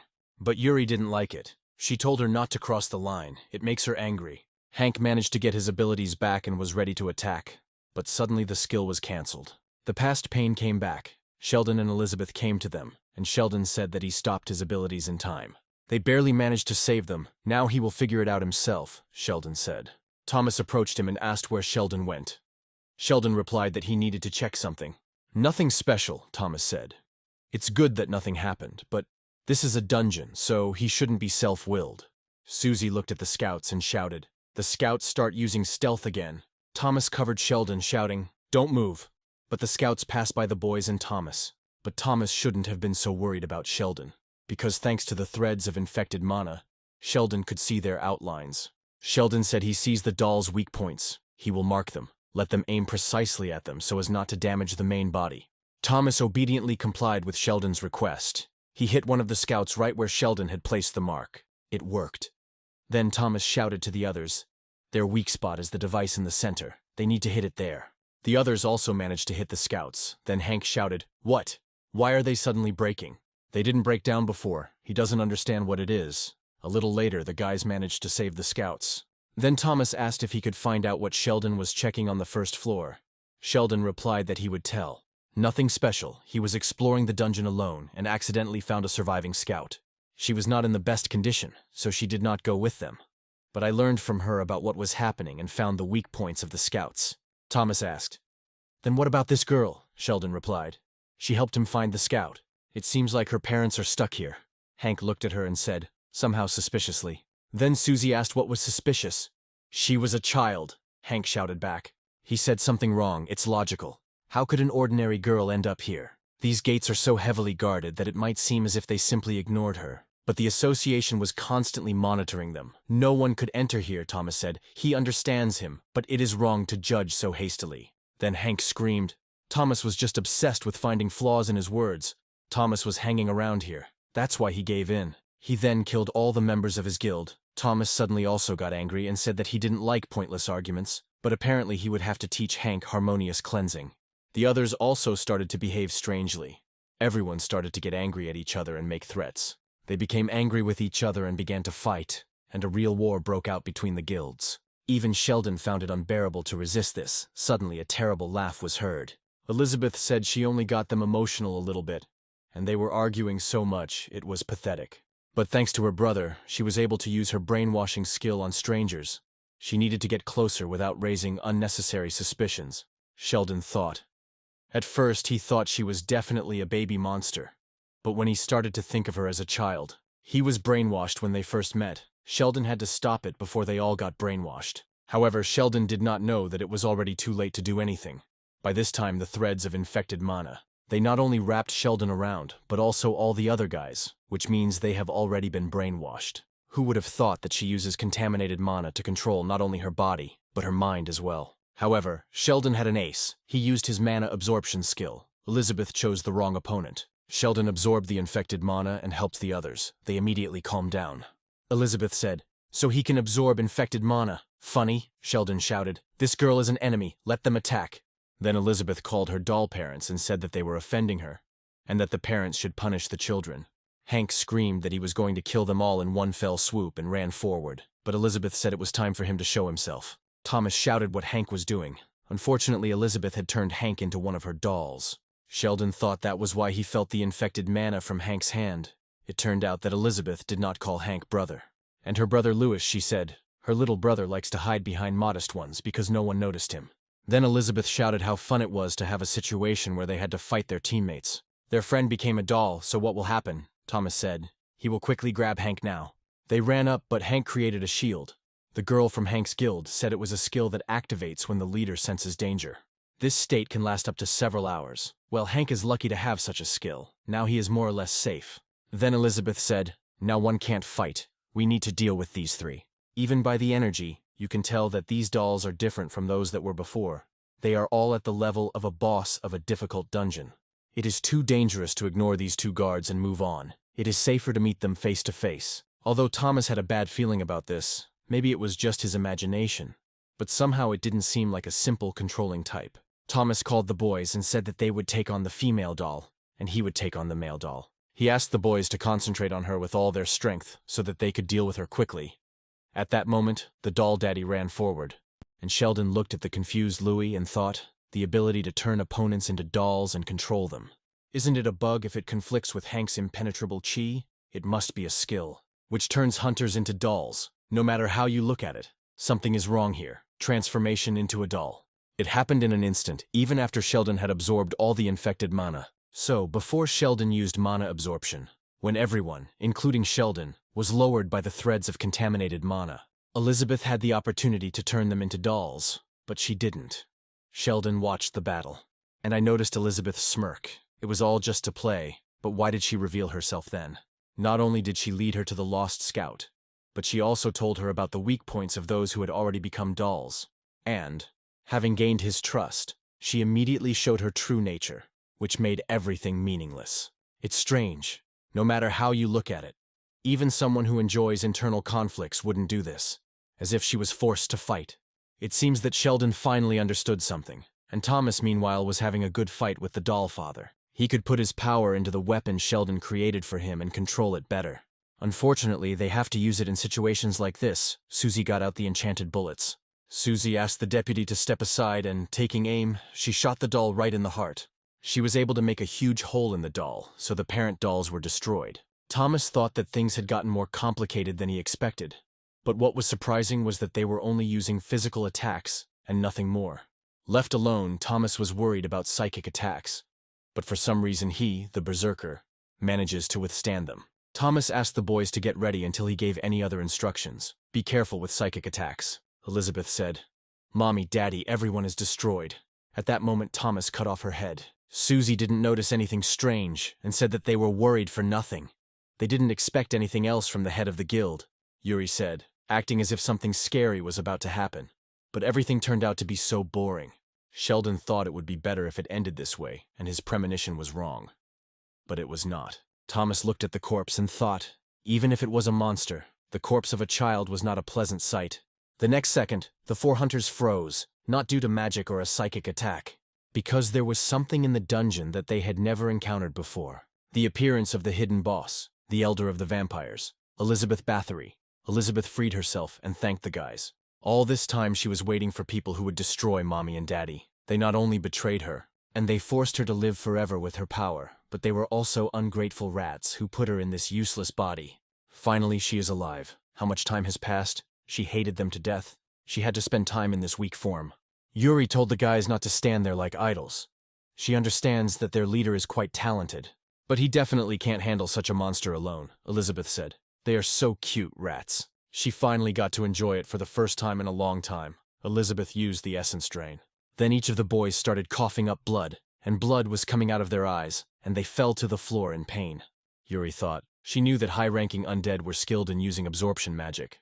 But at a distance, and with such a large number of people, it's crazy how she was able to suppress them without following any conditions and without spending time on preparation. Despite the pain, Thomas attacked Elizabeth, and yet she calmly stopped him.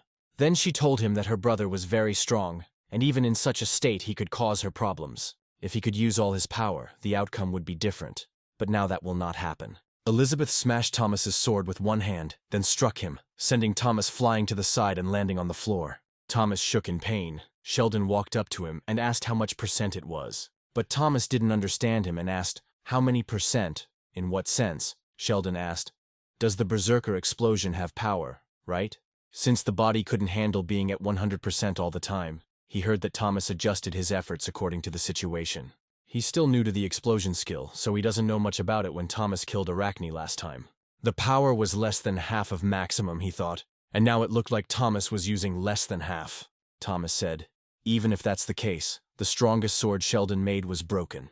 In his current state, he's not sure he can demonstrate that power, which he had never given out before. He would gain some time. Sheldon interrupted him, saying, he wants to monopolize his abilities. It is naturally an absurd favor, but it seems as if from now on he will be constantly connected with Thomas. Therefore, he thinks it is better to show each other their successes. Thomas felt that this energy is not mana. Sheldon used the skill, creating demonic armor. The stored infected mana was consumed. So Sheldon created the first demonic weapon, Leviathan, and told Thomas it was his turn. Thomas realized that something had changed in the sword, if it were a sword with many abilities. He took it easily, but it seemed like something was different, even though it was a sword created by Sheldon.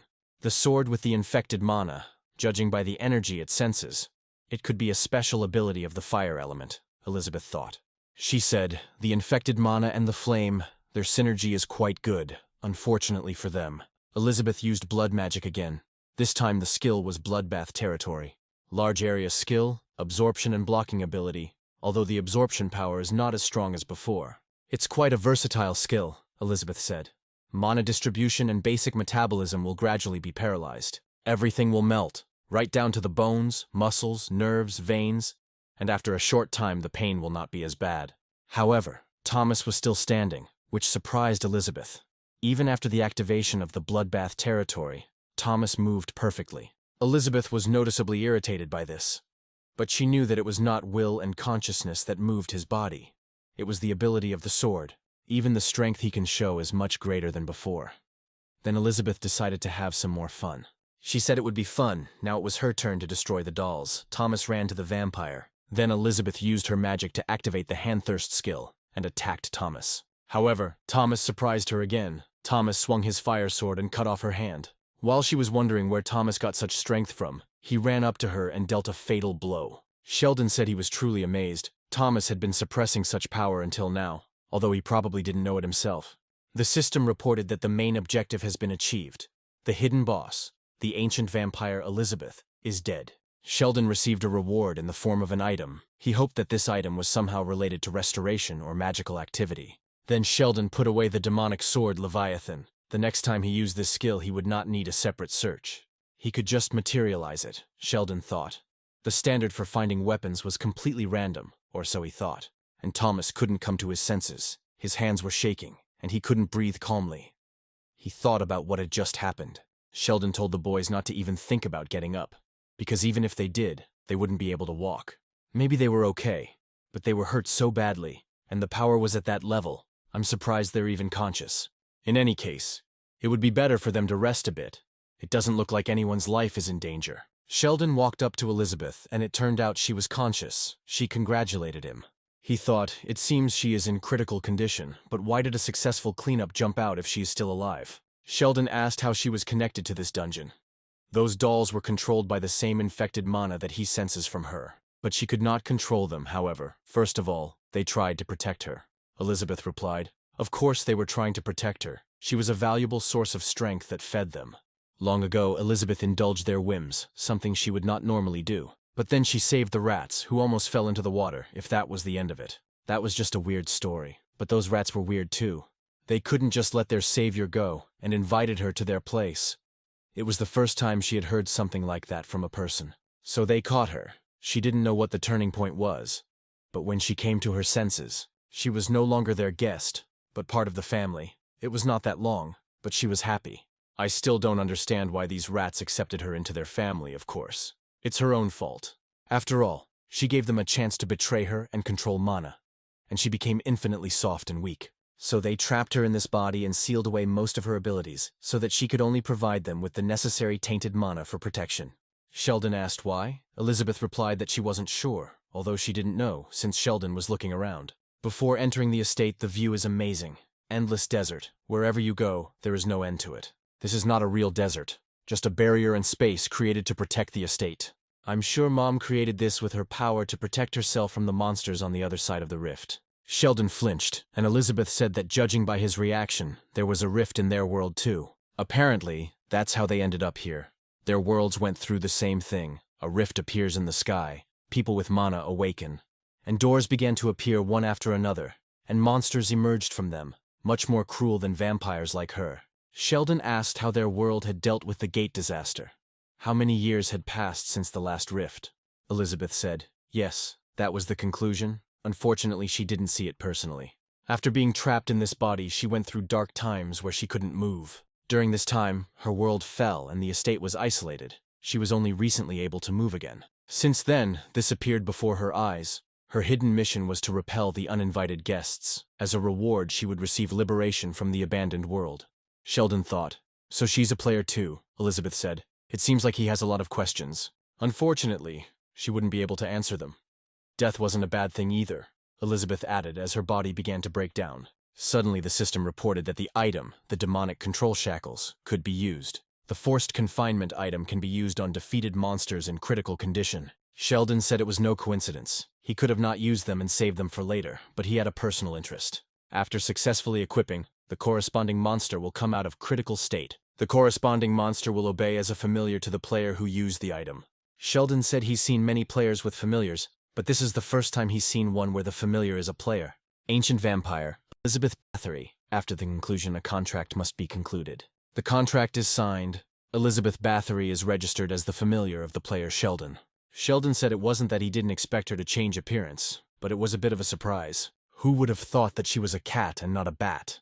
Even the necklace changed in size. Elizabeth was clearly unhappy, which is understandable. She transformed back and said, "Familiar, how dare he make her a familiar? Instead of this humiliation, she would rather die." Sheldon asked, "So even maintaining human form is too much? It's a pity." But it seems that she cannot refuse this humiliation, even if she has normal or contaminated mana in reserve. The familiar's ability block can be disabled at times, Sheldon said. A familiar that can't transform itself, what's the point of it at all? It looks like she can still communicate in this form. It's not related to what they were talking about, but they really deceived her, Sheldon asked. Lizzie asked what he was talking about. She told him everything. Sheldon said there was no need to repeat it. He heard everything perfectly. It was just that while he was listening, something didn't add up. She said they stole her powers for their own survival. Yes, but is there any point in living like that? He doesn't know exactly what happened, but her family doesn't seem so sophisticated. And he's not even sure if they have rational thinking or an ego. They're more like programmed puppets than living beings. Elizabeth replied that there was nothing strange about it. People's psyche adapts to their physical body. They end up in this state because they are forcibly using contaminated mana. He expects her to sympathize with these idiots. Elizabeth asked. Sheldon replied, "No, not really, just saying that he or most people. They wouldn't continue to live like this." Sheldon walked up to his dad's body and wondered if he had changed bodies. Elizabeth watched him and wondered what was wrong with him. What was the point of talking like that now? Sheldon created a mana ball and told Elizabeth to come to him. She didn't like it anymore. Then Sheldon said he didn't know if she knew, but it was called an essence crystal.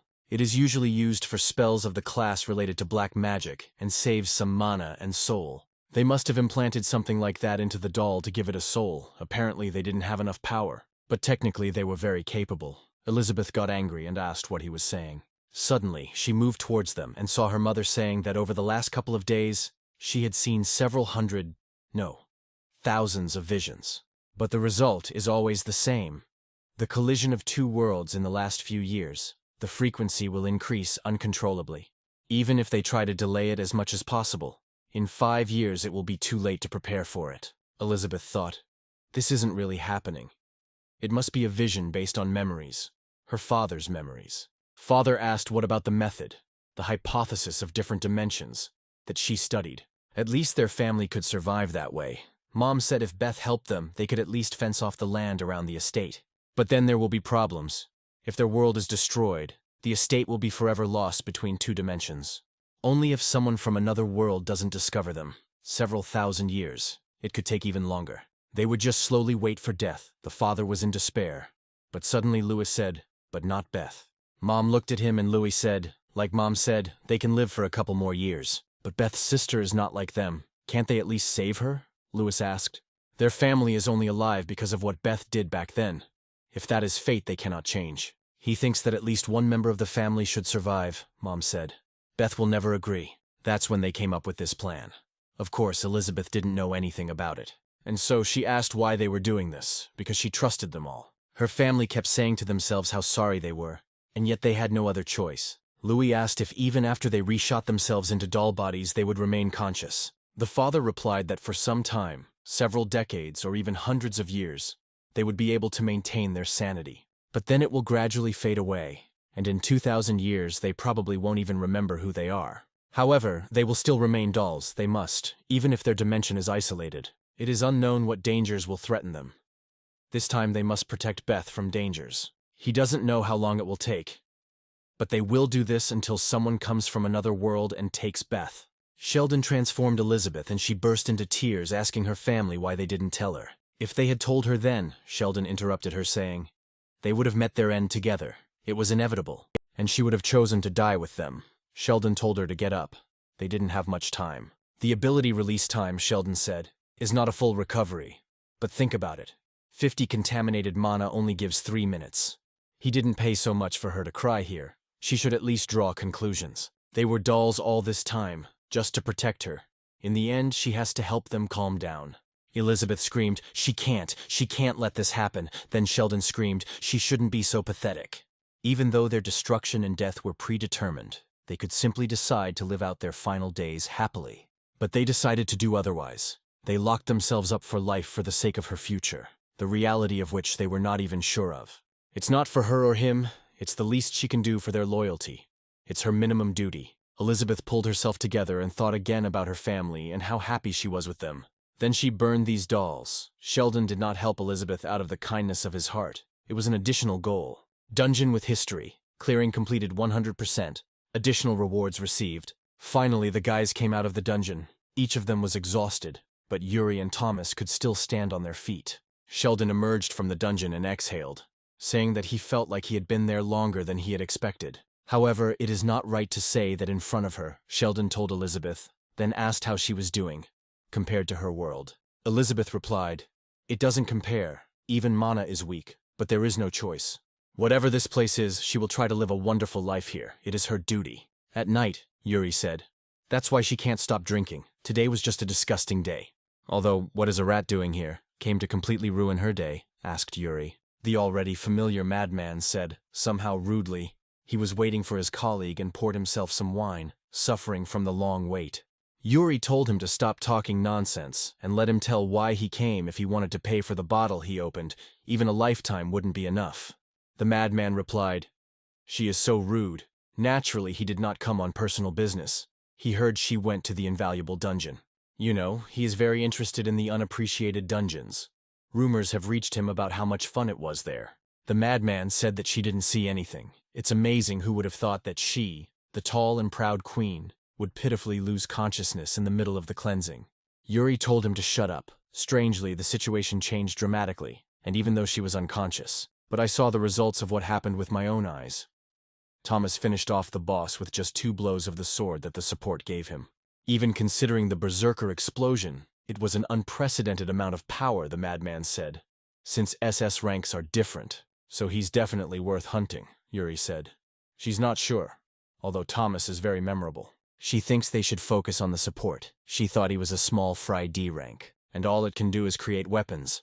But those weapons withstood Thomas's full power. The madman said, "Of course, it is useful to know how to create a good sword. It is good to have such a person nearby. But in the end, a tool is only a tool if there is no person to take hold of the handle. It is useless in itself. The abilities of both of them are on different sides of the sword and the purity of battle. The rest is just impure," Yuri said. "If she hunts Thomas, this impurity will be the main reason for his defeat." The madman replied, "Yes, he knows, a D-rank support that the queen is obsessed with, although not to the level of Thomas. Now he's interested, by the way. He could kill them both, Thomas and the filth." A few days later, Sheldon slept for several days in a row, but his condition still has not returned to normal. Rather than the creation of the demonic weapon, Sheldon believed it was due to Elizabeth's absorption skills. Sheldon said he would ask if there was any way to get rid of the side effects of her skill, just in case. There was no answer, and Sheldon looked around the apartment and asked where she had gone. He realized that she went out for a walk and thought, "Okay, everything will be fine. She is his familiar. He can summon her by force." And Elizabeth knows this very well. She must be interested in this new world. Until she starts acting weird, Sheldon goes to the naughty treasure chest. He asked who would have thought that he would see it in real life. A random reward often found among players. Even though the chest drops a random item, it is not 100% random. The item contained in the mischievous chest is limited to what the owner needs. Although the thing is that this mechanism lacks some parts. For example, you might get a sharp and heavy sword, which can only attack, but cannot block blows. A shield that can withstand any blow without recoil. But it randomly reflects the hit onto someone else, regardless of major disadvantages. The problem with these items is that they can be used. There have been many cases where people have tried to use the items. Somehow he managed to overcome their shortcomings, but in the end blood was still shed. If there was an item in the chest that he needed now, then there could only be one thing there.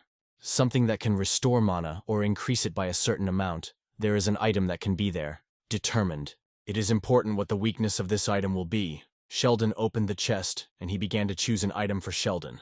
The chest gave Sheldon a ring, Trader's Gluttony, which allows the owner to use the Mana Drain skill. The Mana Drain function is proportional to the amount of positive attitude the target has towards the owner.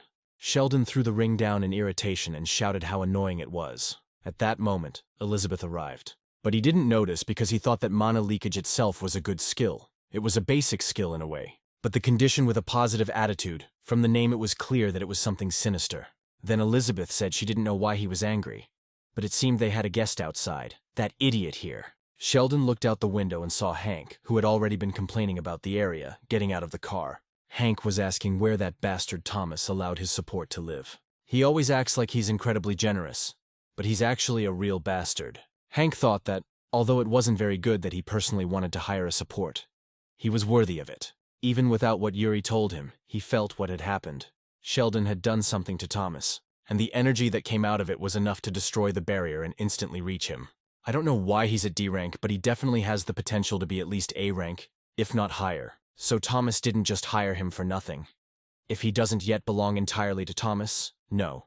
Even if he does, he will lure him to his side. Sheldon came out and asked how Hank knew where he lived.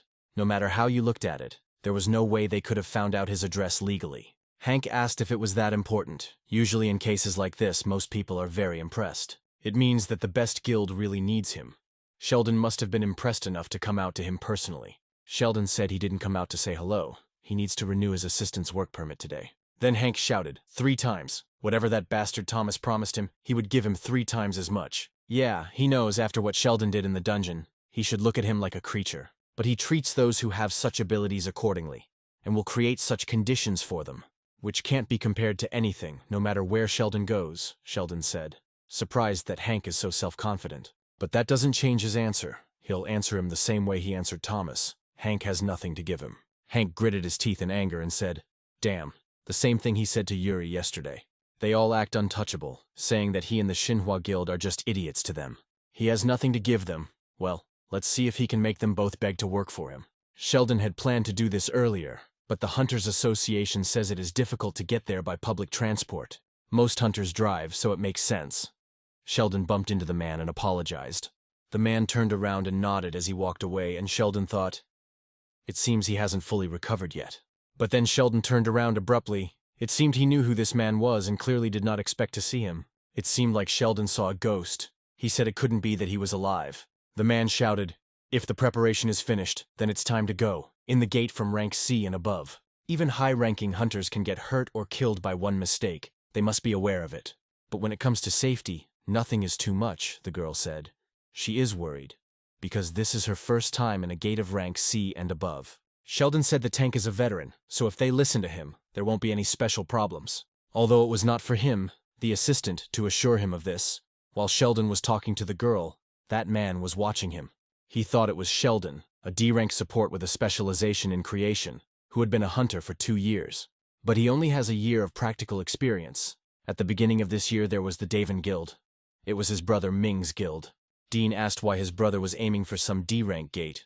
With his guild's standards, shouldn't he be aiming for C or higher? Min replied that although it was D-rank, the level was very high, and there were a lot of resources. And there was incredible benefit in such dungeons. Compared to the labor involved, which is why large guilds often use them, Dean said how cheap it is when they are already raking in money. D-rank dungeons are nothing more than pocket money for a large guild, Min said. But not for a new guild like theirs. They will be able to afford a lot, even if they get only half of what they expected. You can strengthen the weapons of the most diligent members of the guild. And training on explosive equipment, and not with other guilds, is not much left. Soon the whole world will know about the Daven Guild. But that didn't happen. Dean received incredible news from the association. Dean screamed in the office. It was pointless. His brother was a B rank and a recognized veteran. He couldn't be killed in the D rank dungeon, the man said. His brother was in the unranked dungeon. Subsequent investigation revealed that it was a high-risk area. Then Dean felt that his brother's death was not a simple accident. He said that he got this gate through an official auction. He doesn't know about others, but he wouldn't lie to him, but why? No. Who was managing this auction? Something was clearly wrong, Dean thought. Something had happened that went beyond common sense. The man said his brother's body would be delivered 2 days after the investigation was completed. He doubts he should say it, but it was lucky they found his remains. There was only one survivor. Thanks to that, they were able to collect all the bodies. He is not aware of the specific circumstances, but it seems he was lucky. The boys stood in a row and the man said, now it's time to start. They will enter the gate. They would finish the cleanup without serious injury if possible, the tank reassured them. Dean didn't take his eyes off Sheldon. He thought all the B-rank hunters were dead, including his brother. Since the new recruit, a D-rank support, was so lucky, it is strange no matter how you look at it, that he was involved in the death of his brother. He had to find out the truth, no matter what it cost him. Another man was approaching the gate, but he was stopped. It was that madman, he told the guards. He's a member of the team. He's just late. Here's his permit. Besides, what kind of psycho would come prepared if he had nothing to do with these gates? The madman lied. He was allowed to enter the gate, and the madman walked forward contentedly, ready to kill the guards if they did not let him in. It turns out that this madman was looking for Dean. He decided to test what abilities he had. The man and Dean killed a level B monster. The man said they actually defeated the monster themselves. But Dean wasn't happy. Something was bothering him, he thought. It can't be. It's just a C-rank dungeon. If you look at it like that, it looks more like a high-level B-rank dungeon. If he hid his abilities until the very end. It could have been very dangerous, the man told Dean. It was thanks to him. He never thought that they would have such a talented person with them. Dean replied, no. Even though he helped, it was only half the battle. Dean looked at his blades. It was harder for him to fight this monster, because he didn't bring his usual equipment with him. Then Sheldon told him that he seemed to need a new weapon. He could make one if he forgot about his abilities after leaving the dungeon. Dean thought the strength and cutting power, as well as the weight, were several steps ahead of his usual weapons. A guy who could instantly create something like a D-rank support. Dean called Sheldon and asked who he was. Sheldon said he thought he should be asked when they first met. He doesn't know his name and has never told him his name, Dean replied. Right. Dean took off his mask and said, then rephrase your question. Sheldon knows Mina. This is his older brother, the head of the Dawn Guild, of which Sheldon was a member a year ago. Honestly, he doesn't care who Sheldon is. He just wants Sheldon to tell him what happened with his brother a year ago and how Sheldon is connected to this. Before Dean could finish speaking, he was attacked. Dean managed to defend himself. He thought it was some kind of monster, but then a human voice was heard. The psycho came in and said, unexpected development, even though their rising star, Dean, whose best days are still ahead. He didn't think that anyone else would be able to avoid his blow. Who would have thought that someone else would survive? Sheldon tensed and Dean thought, he doesn't know where this bastard came from, but he's strong. This is a berserker, in any case. He is talented and even better than him. Dean was scared. The bastard said, no need to be so scared, let them relax. Then this psycho noticed Sheldon. Then the madman said that he heard that there was a D-rank support here, but he didn't expect to see impurity. What a shame. He needs Sheldon to defeat Thomas, but that doesn't mean he can just let him live. Dean thought, so he knows Sheldon. The madman said if he really has something in him, this hunt will be fun. The bastard finished speaking and immediately attacked Dean. The strength was incredible. Dean knew that he would be able to face him. 2 more times maximum. If he gets knocked down by one of his attacks, it will all end after a simple defense. Since that was the case, one had to avoid them at all costs and find a loophole, and that's what Dean did. The bastard looked at Sheldon and screamed, damn! Looks like the second bastard is useless. It can't even be called 2-on-1. Then Sheldon said, well, he's right. At that moment, the madman froze. He was bound by Elizabeth's infected threads, and Sheldon said, it's 3-on-1. At this point, there is no accumulated infected mana left. The owner's stamina will be greatly reduced. Familiar, Elizabeth Bathory's summoning will be forcibly terminated in 10 seconds. What he received in a dangerous place did not last long, but this time was more than enough. Enough to put an end to this furious battle. The bastard got angry and attacked Elizabeth. But nothing worked, Elizabeth said. What a pity. Purely physical attacks are not at all frightening. Although it seems that he is the same type as him, there is a slight difference in levels. She is sure that it is also due to the weapon. Anyway, it seemed like a farewell. At that moment, Dean appeared behind the madman. The freak tried to kill Dean, but Dean dodged in an instant and attacked the freak himself. Elizabeth said it was good, although the ending was a bit rushed. Then she disappeared. He might be hard to kill. He could at least mortally wound. But they had a huge difference in basic skills, Dean thought. However, in this condition he definitely has a chance. Dean said that if he wants to live, he should throw down his weapon and surrender. But given his actions, the outcome will be the same. Then the madman threw down the sword. Throwing down the sword was a clear sign of submission. But Dean immediately realized he had other intentions.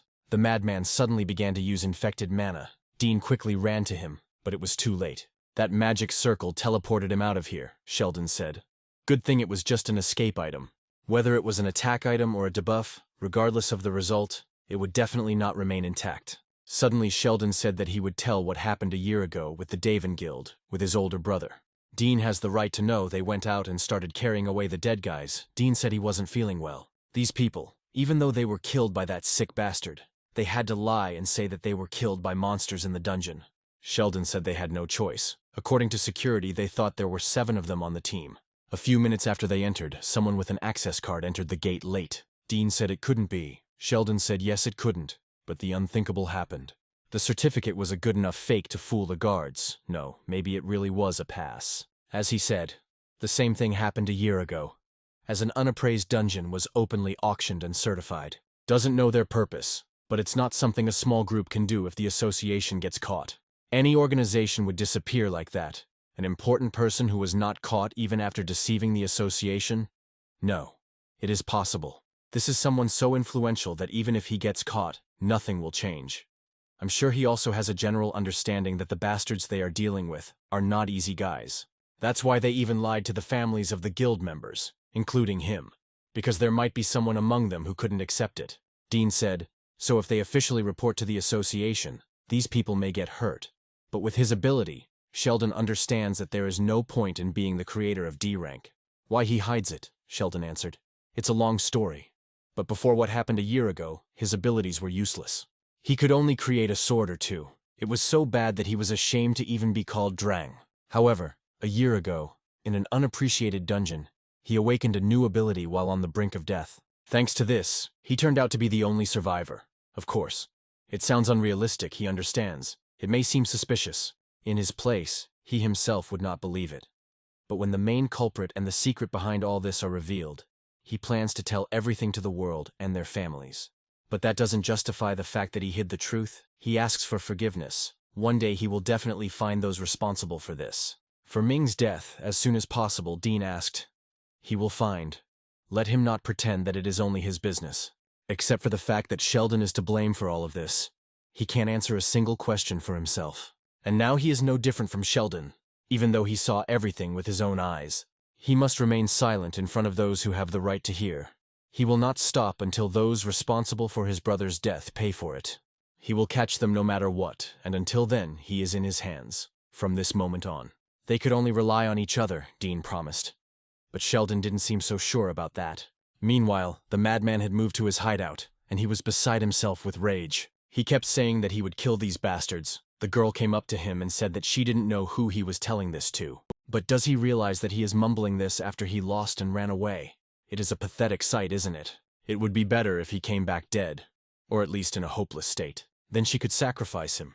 The madman got angry. The girl laughed and said, yes, yes, you don't need to behave like that. He still expects a lot from him, although she doesn't understand why. She created a strange creature, and the madman asked what it was. The girl replied that he should not refuse. This needs to be eaten. This baby will become his new hand. Then the guy told her not to bother him. Did she really think he would take this unknown creature and eat it? The guy asked. Then the girl said that she understood that they didn't have a very trusting relationship. But in such circumstances, there was no choice. Even if it's not his main arm, he still lost his arm. How will he cope with it through suffering alone? If something was going to happen, the guy said, the girl said, yes, he can do whatever he wants if he can. The madman ate the monster, and the priestess said that it seemed that they were a much better fit for each other than she had imagined. She thought it would take all night, while it was in its primary form, after some time of use. It will automatically determine a more suitable form. If you don't like it, let her tell you. The monster is like a child to her, so she can do whatever she wants. The madman was furious. He thought he was going to kill that bastard Dean, the kid who cut off his arm, and this Sheldon. Airport, the girl said. A celebrity must have arrived. So many cameras and reporters. The guy replied, this is a hunter, the Hyunmu Guild, one of the 3 largest guilds in South Korea. The girl said, I think she heard about them. But why are they at the airport? It's a guild from their country, the guy replied. He reads articles. Apparently they were invited to the United Kingdom. There must have been very dangerous and complex gates there. The doors opened and Victoria, the head of the Hyunmu Guild, came out, and the reporters started asking a bunch of questions. The girl told journalists that they would not give any interviews now. There would be an official press conference later. In the car, she told Victoria that they were done for today. The day after tomorrow, they had a group interview with representatives of the Sana Guild. And 2 days ago, traces of the executor appeared. Victoria immediately asked where. The girl answered, 2 days ago in the dungeon with a mistake, according to witnesses and the testimony of the person responsible for the fence. Someone showed up later than the other hunters, and his description matched the reports about the executor.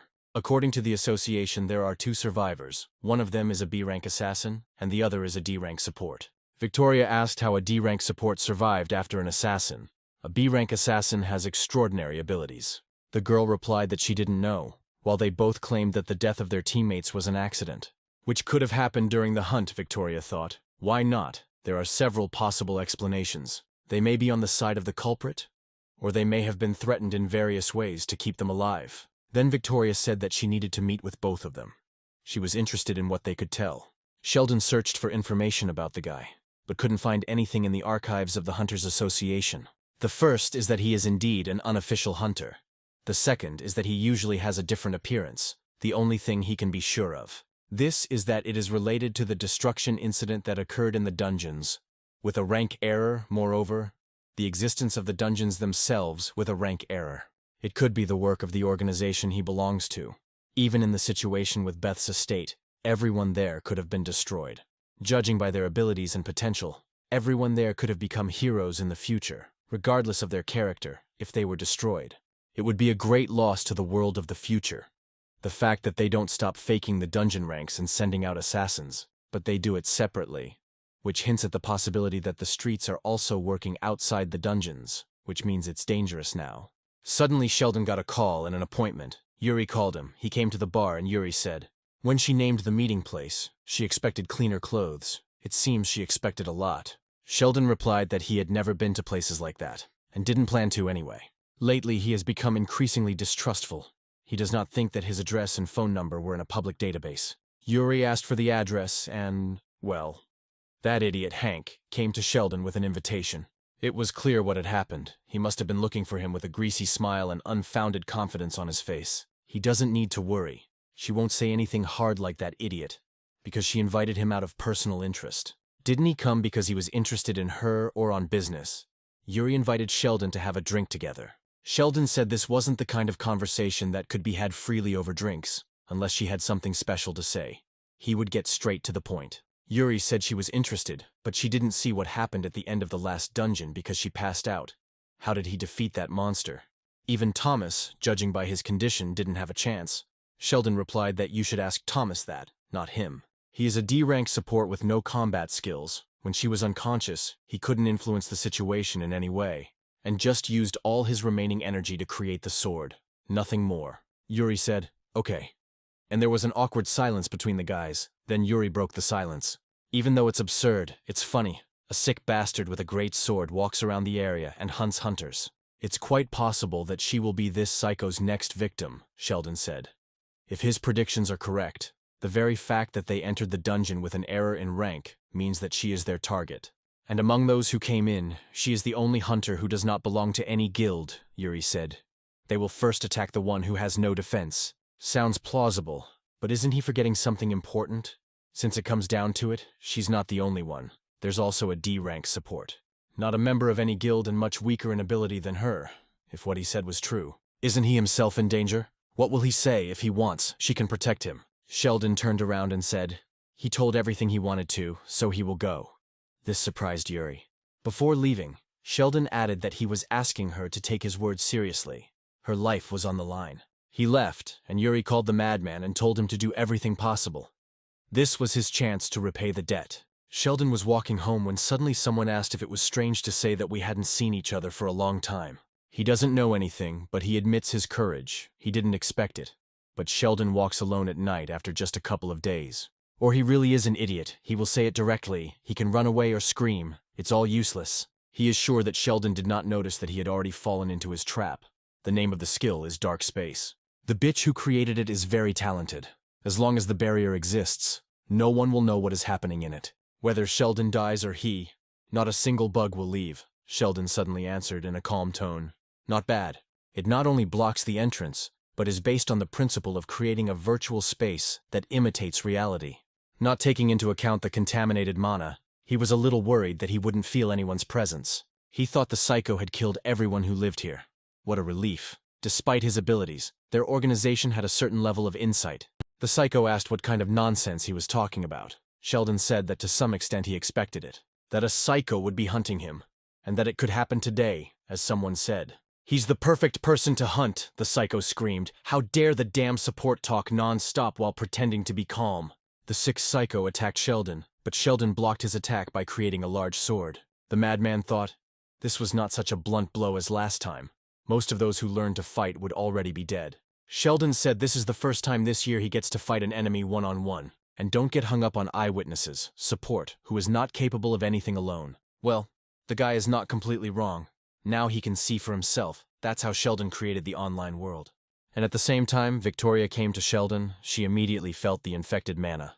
Victoria's class is Saint, a class considered to be above average among supports. They usually use both normal mana and special divine power. Divine power is considered the opposite of contaminated mana. Therefore, some holy classes may not see the tainted mana, but they can feel it. The girl asked if she should report it to the association. It was strange that the infected mana was in the middle of a residential area. Victoria said that it wasn't necessary yet. In 30 minutes, if she didn't return or contact her, then she could report it to the association. The girl thought, it looks like an empty wall, but the guild leader feels something. Victoria passed through the walls, the girl thought. She just doesn't see Victoria. But she didn't feel the presence of the guild leader anywhere. The girl became nervous and hoped that nothing bad would happen. Meanwhile, Sheldon and the madman were fighting, and it wasn't like Sheldon needed any help. The madman screamed, the fucking freak, using tricks that don't even work. But then the grenade exploded. The grenade with mangacaps, the firepower used by the armed forces against the monster. The priestess thought, and she thought, how good he was, since even the empress bowed her head before him. But he can certainly be a nuisance. There is nothing admirable about the functions of the weapons he creates. It is simply a strong and sharp weapon. But unfortunately, these qualities can only be demonstrated by wielding the weapon. It must be made with physical strength in mind. Incredible, whoever uses this weapon. He doesn't just throw it. The speed and angle, the power and the aim are so good that even an experienced thrower has a hard time. In addition, he also creates firearms and knows how to use them at the right time, in the right place. This is not just a good creator, the application of skills would be impossible. He won't have any experience of a real fight with someone at the veteran level, and such a monster has remained in the shadows until now. Sheldon said that regarding mana grenades, they are not very effective against monsters above C rank. But with humans, it is different, because strength and durability are completely different, especially if the attack is from behind. He doesn't even want to imagine, not that he has ever had to experience such a thing. Maybe it's better to give up. The madman sent Sheldon. Then Sheldon said he was just asking out of politeness and created a bunch of swords. Sheldon gathered them together and the swords flew up to the judge and all exploded at once. But when the smoke cleared, Sheldon saw that the madman was still alive, and his hand had changed. The priestess said that there was nothing to be done. If she could, she would not do this, because her colleague was in danger. I need to help him, right? Let him know that this will happen, then I would have collected more information to prevent it. She may be greedy, but the arbiter must try. The hand is reincarnated again. Sheldon thought suspiciously that the right hand that had been cut off was perfectly fine. But suddenly an infected mana of such a level appeared. Sheldon sent a huge sword towards the madman.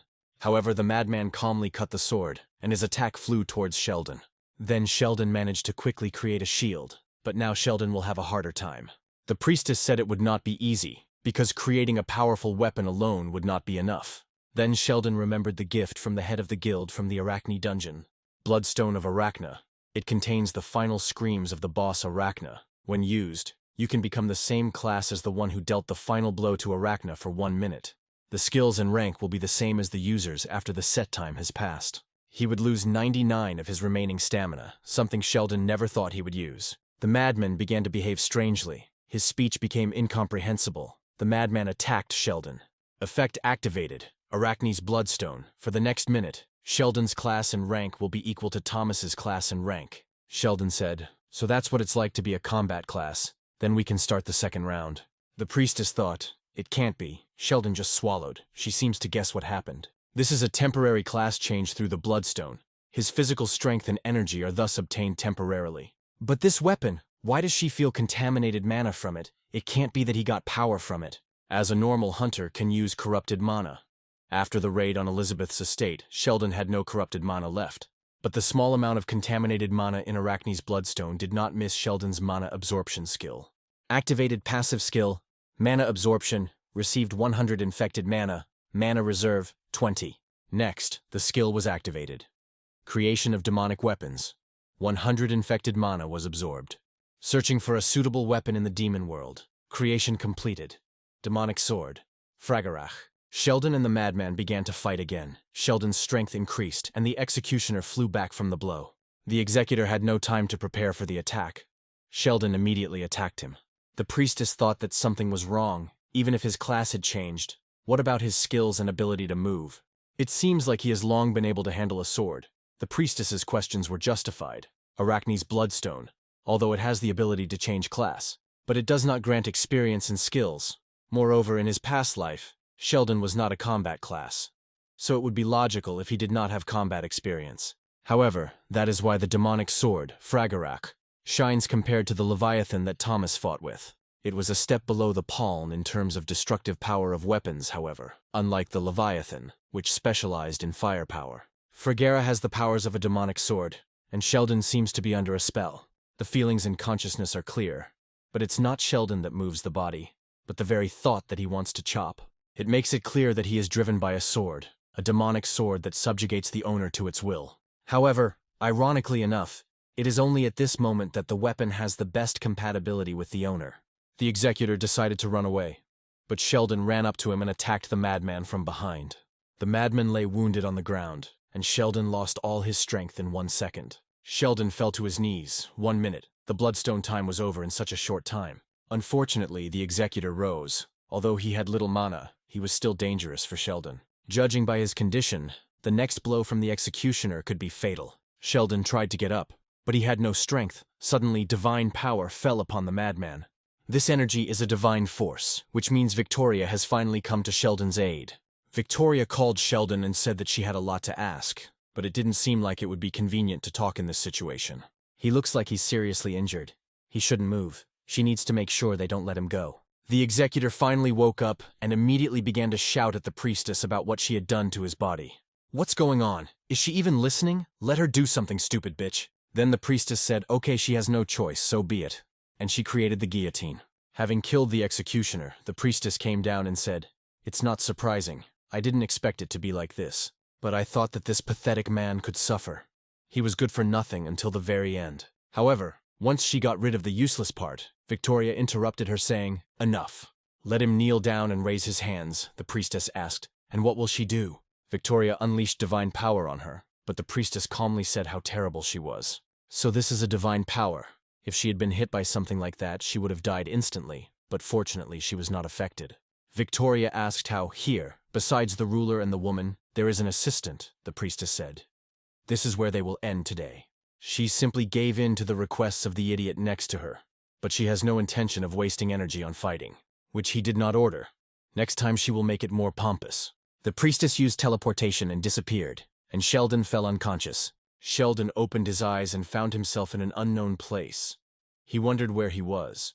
He was transported here while he was unconscious. How much time has passed, he feels surprisingly close to the peak. He is so tired that he must have slept for a week, too unbearable to move a finger. But now he's rested. Victoria said she wasn't entirely sure what his physical condition was.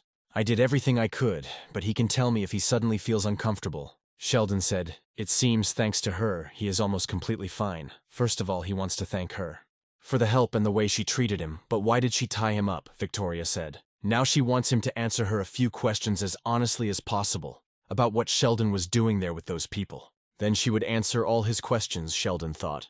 She knows his name. Sheldon didn't need to be introduced to someone to understand who he was talking to. Victoria, a SS-ranked saint, widely known not only among hunters but also among everyone else, the leader of the Henmu Guild. But that in itself is a problem, because in the memories from past lives, the Henmu Guild was not one of these 3 guilds. The idea of the 3 great guilds in past lives itself was lost. It was practically a show. Between the Mass Murder Guild and the Xinhua Guild, there was another guild called Soul Link, but they were more like a step behind than equal opponents. But now the Henmu Guild is different. One of the 3 great guilds that can even compare to the Mass Murder Guild and the Xinhua Guild. The difference between this world and the one he remembers is so great that he studied how the Henmu Guild was able to rise so high. The reason was this woman. Victoria asked. He was just returning home, Sheldon thought. The best support of the healing type. She advanced well from C rank to SS.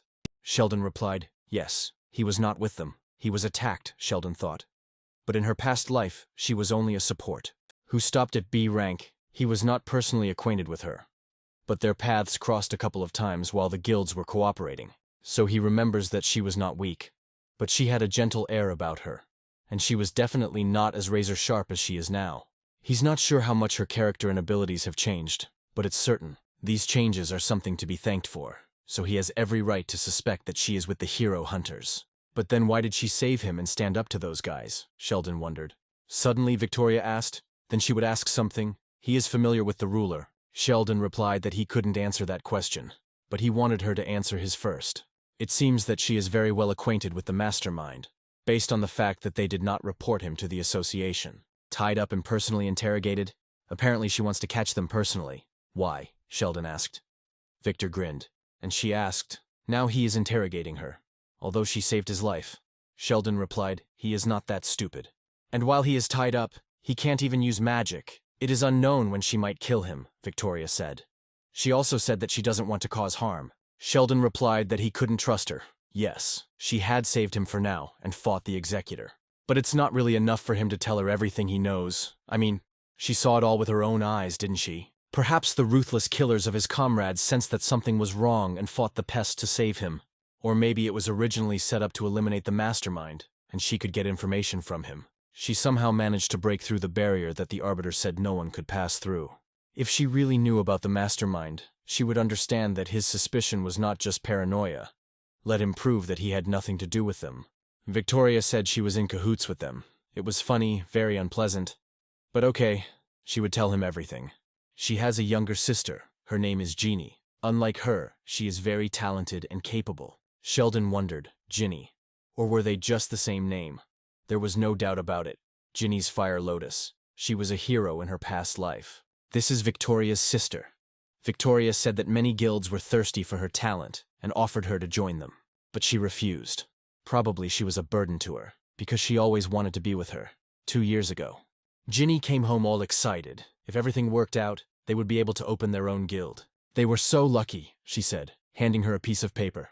The gate's winnings at the auction. However, it was a trap that took the lives of everyone who entered it, Sheldon said. This purchase was a fake.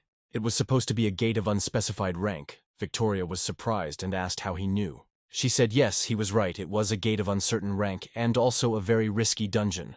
But still, if it were a simple dungeon, Ginny would have been able to get out of there. But then this guy showed up, Victoria and her sister were cornered, and the executor said why they should torture him. They should at least be respectful of the group members who came before them. It's not like they can decide, Ginny said, let him attack if he can. She thinks she'll just let him do whatever he wants. The Arbiter said she had character, then he attacked Victoria, saying that first, we need to get rid of the small change. It was the last time she saw her sister alive, Victoria said. And then, for some reason, she was still alive, despite having fallen from such a height. Victoria did not sit around and climb that mountain again, but unfortunately, she found only her sister's body there. After that dungeon, Victoria did everything in her power to become stronger. She desperately honed her skills as a saint, joined the Henmu Guild, and rose to this position. Back then, her abilities were at their worst, but at that moment, on the brink of death, something awakened in her. The only reason she survived being pushed off the cliff was because of the skill that awakened within her. Whether it's a wound or clinical death, before it's too late, the healing skill will bring her back to life. He gave her status and wealth she could never have dreamed of.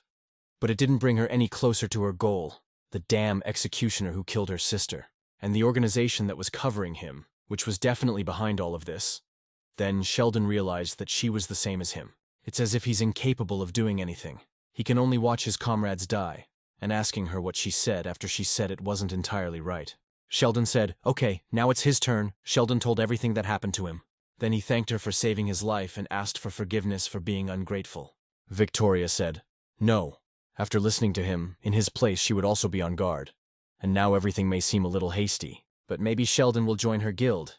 They can be comrades who can easily work together. Sheldon thought about it. But then Thomas burst into the room shouting, he wouldn't let this happen, no matter what. Then Sheldon wondered why a man suddenly jumped out from there. Thomas said he didn't know what exactly was going on, but it wasn't possible. Victoria said she didn't think he could have rushed in already. Sheldon looked at her in surprise. And Victoria explained that she and Thomas were graduates of the training center. They were assigned to the same group, so he helped her in many ways. At the very beginning, awakened ones, before becoming hunters, undergo mandatory training, 1 lesson per quarter. And there are 4 classes a year, during which the awakened ones attend the training center. They study the basics of using their skills. Small management, the laws that all awakened ones should know. After finishing their training at the training center, they hardly saw anyone. But when they joined Henmu, they started seeing each other here and there. Their guilds have been cooperating for a long time. They say that the executor was seen during the last incident, and so she began looking for Sheldon, the only survivor. While searching for the whereabouts of another survivor, Dean, she discovered that the mass murder guild had plans for Sheldon. It was a bit of a surprise to hear, usually, no. This was the first time Thomas had lied. Thomas must have been very interested, which is why she contacted Thomas in advance. If Thomas's people were watching his every move, there could be a serious misunderstanding between them. Thomas said he wasn't spying on Sheldon. Apparently it was just strong male friendship. Thomas asked what Sheldon was doing here. "What's going on?" Victoria asked. Thomas remembers. She told him and Hank about the conspiracy. Then she briefly told them everything and asked for cooperation, saying that a certain force was targeting hunters for some reason, and they need to find them, mobilizing 3 guilds, but none of the guys believed her. She understands why Hank acted the way he did, but even Thomas said he needed more proof. It makes sense that he would want more details, so she called him here. Sheldon learned that Hank and Thomas already knew about the executor. Victoria said that this certain force attacked Sheldon this evening, so she intervened and stopped them. Sheldon is here to confirm her words and to witness. Thomas looked at Sheldon and Sheldon said, "It's true. Those people attacked him during the last dungeon clearing, and this evening the attacker found him with his colleague." Thomas asked why he didn't tell him anything then, Victoria asked. Thomas doesn't guess. She knows him and said that she experienced it herself. But he still reacted somehow. It's hard to believe. Apart from the fact that he wouldn't believe him, the association might brand him as a freak. The risk must have been too high for Sheldon. Besides, it can't be said that there is a close relationship between them. She knows that they communicated often, but it is obvious that Thomas was never able to get Sheldon. That's how it is. But first, she wants Sheldon to give an answer to her proposal. Her proposal was not made only for the purpose of cooperation. Over the past 2 years, Victoria has solved countless missing persons cases that she believes were the work of the Mastermind's gang. A little after she started investigating, she realized a fairly simple and obvious rule. In the case of the Mass Murder Guild, the Shinhwa Guild, and a few other guilds with corresponding stats. Aside from missing people, they haven't had any incidents involving gates with errors or gates that haven't been evaluated. Sheldon said he doesn't think it's the size of the guild. Even if these people have influence over the association system, it's doubtful they would care about the size of the guilds, so it must be a matter of guild density. In cases of guilds that simply have a lot of members, the frequency of people going missing is much higher than for people who are not members of the guild. When people went missing in these guilds, they often just hid it out of concern for their reputation, which is why it was a fairly easy target for them. And apart from these cases, there were no goals, Sheldon asked. Victoria said, "Exactly. Guilds that have no missing persons have healthy organizational power with a high-ranking person. Places with strong organizational power, even those with low performance, are very tightly knit and care about each other. In places like this, no one would turn a blind eye to the suspicious disappearance of one of their comrades, even though she had been tracking them quite openly. She feels like they are avoiding her, perhaps because she is acting on behalf of the Henmu Guild. And even Hank, with his character, cares about his people. Of course, she doubts that they will continue in this spirit forever, but rather that they will simply resort to it as a last resort.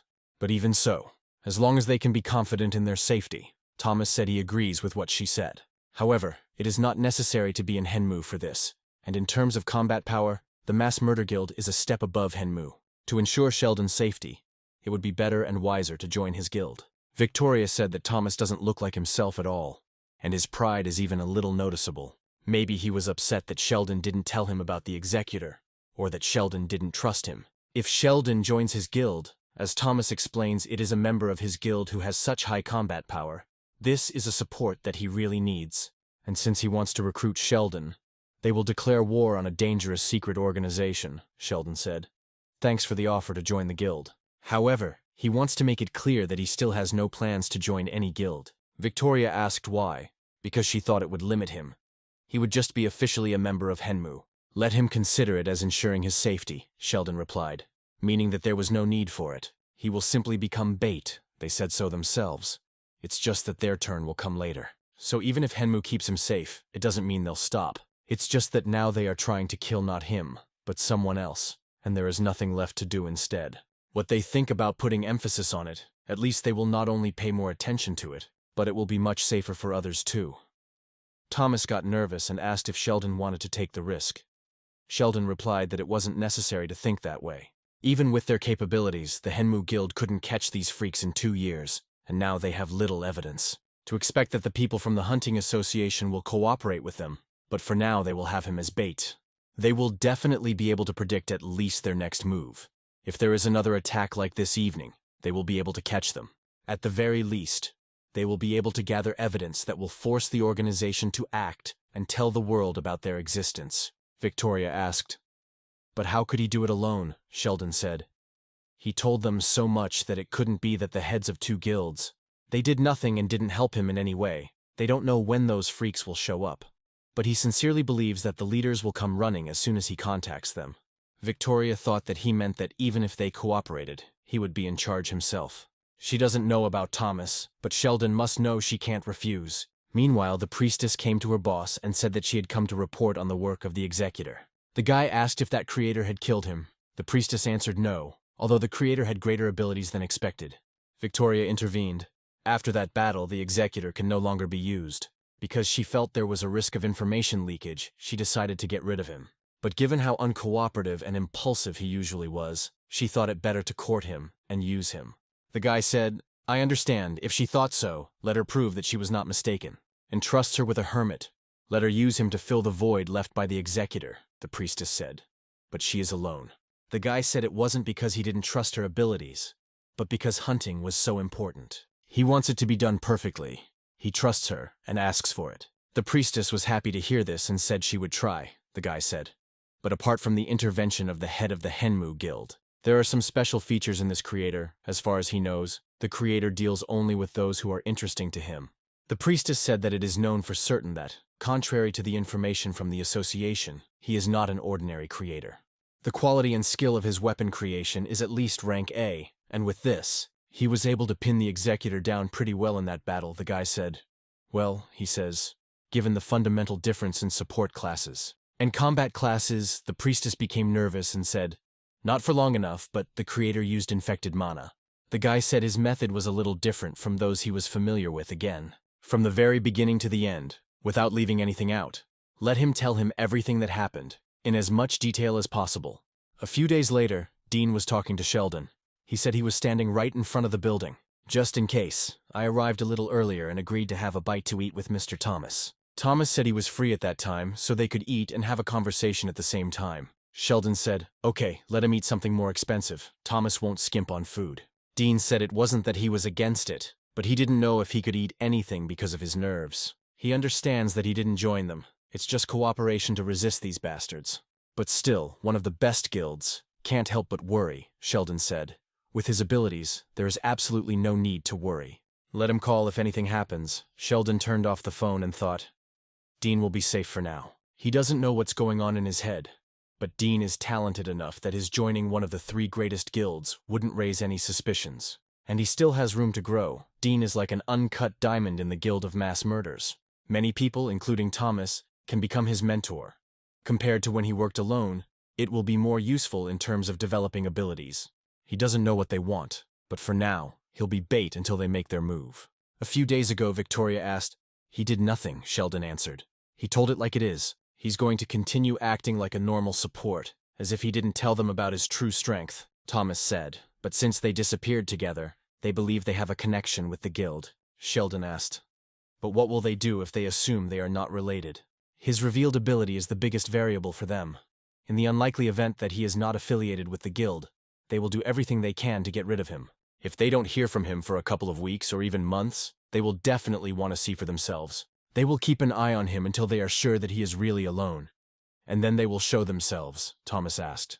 And they will wait for that moment. Sheldon replied, no. He would deal with everything himself. They were used to hiding and would suspect until the very end. At first, they will try to force you to open up. But if that doesn't work, they will wait until everything calms down and attack with all their might. And then the chapters will move. Victoria said that's what they'll do. Let Sheldon take it. They need to prepare too. And now, Victoria said. He was definitely hiding something. But it didn't matter if she could avenge her sister. Sheldon didn't tell Victoria about his past life, because he still hadn't managed to properly sort out the memories. She doesn't know how much she trusts him, but the current him just happened to get a unique class and became a target when he came on their radar on suspicion of working with Thomas. She is a reliable ally, but that's all she needs to know for now. Hannah came into the cafe with someone. Sheldon thought she must have worn glasses outside the dungeons. She had changed so much since their last meeting.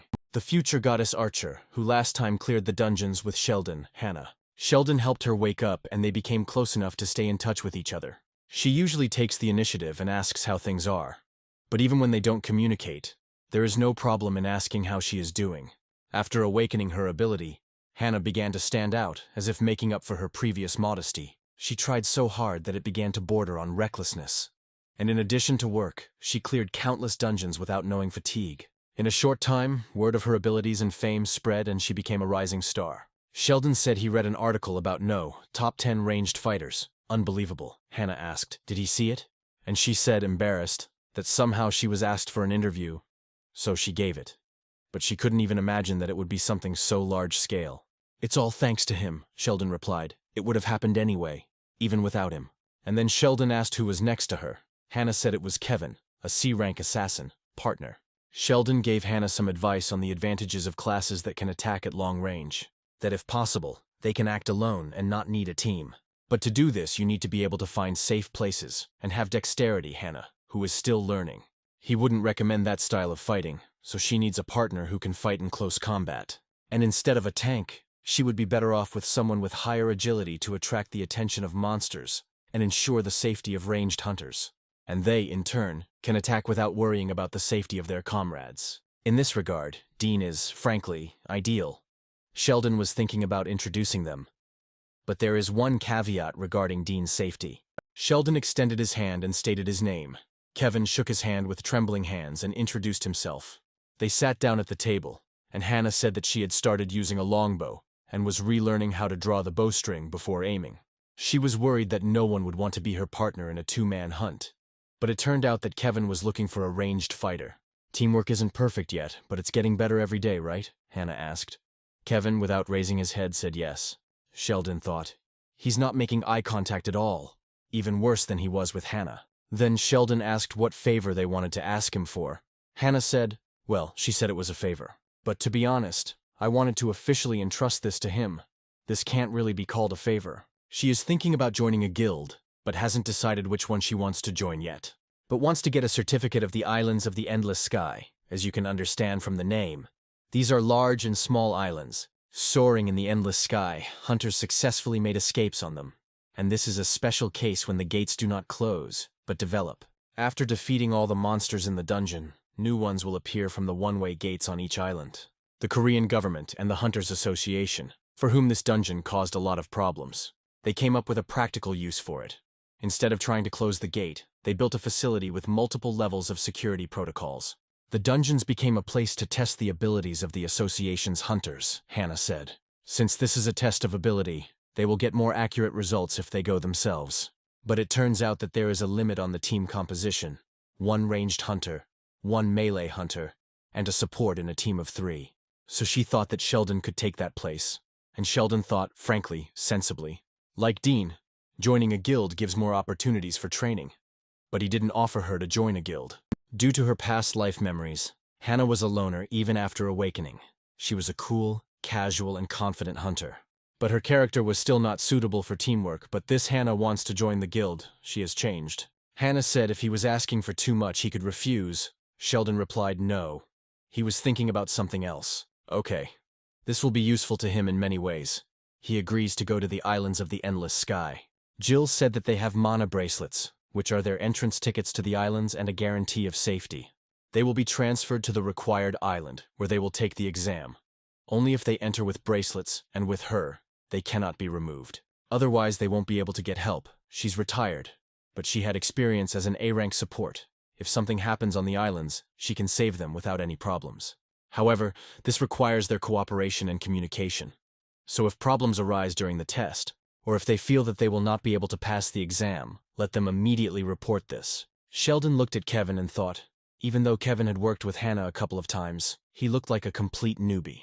And besides, I have never seen such a form of sword. Judging by its appearance, it is intended for piercing the enemy. The guys entered the gate to the 12th district, together with Jill. She said that the first wave would begin in 5 minutes. Each wave will feature a certain number of monsters and increase in difficulty.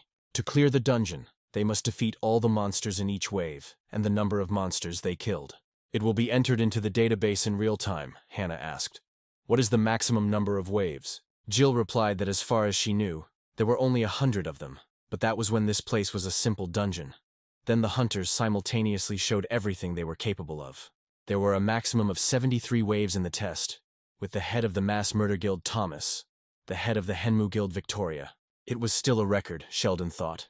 Even though Thomas couldn't use all his strength because of the weapon, they were able to reach the 73rd wave. Apparently it's more difficult than he thought. Jill said she'll be on location where she can watch them. If they are deemed unable to continue the test, or if they themselves announce that they are giving up, she will immediately intervene. The first wave began. There were 30 gremlins. Sheldon and Hannah were calm. But there was a strange aura coming from Kevin, Sheldon thought. Gremlins, for Hannah at her level. This wasn't even a warm-up. Suddenly Sheldon felt an incredible thirst for blood on a monstrous level and turned around. It was already the 4th wave, but this guy's thirst for blood did not subside. He continued to kill like crazy. When one day suddenly the awakening of players began, among those who cleared the dungeon and simply hunted monsters. There was a secret guild that hunted players, an empty fantasy. It was a crazy organization of killers, about which there was no information, neither who the leader was, nor what their goals were. They existed for a long time, killing defenseless players in groups, and even Sheldon encountered them a couple of times. Before the players, realizing that the end of the world was coming, formed a great alliance, Sheldon asked. He had long wanted to ask why they were doing this. The guy asked. They did not receive an assignment. Hidden quest to hunt other players. Sheldon got mad and grabbed the guy, shouted. And what kind of rewards do they get for killing other players? But the guy just laughed madly. Then he said, good luck in surviving, and immediately exploded. The guy was expecting punishment for not completing the task. And this was it. And now it's the same thing. This time Sheldon is serious about finding out everything. Hannah asked. Sheldon was a little surprised. He has an unconventional fighting style, Sheldon replied. Yes, but she did say that they were on a team, already the 5th wave, and only he was fighting. Hannah said it was because of his class ability. He's a berserker, so his personality changes during a fight. He doesn't like it when she interferes. Sheldon wondered if he was a killer, fast movements and a fighting style based on knowledge. This all makes him very different from most berserkers. Hannah killed one monster that attacked Kevin from behind, and all because Kevin ignores attacks from blind spots and focuses on offense. Sheldon said he's more suited to one-on-one battles than group monster hunts. Hannah laughed awkwardly, and Sheldon thought that Kevin would be able to fight people.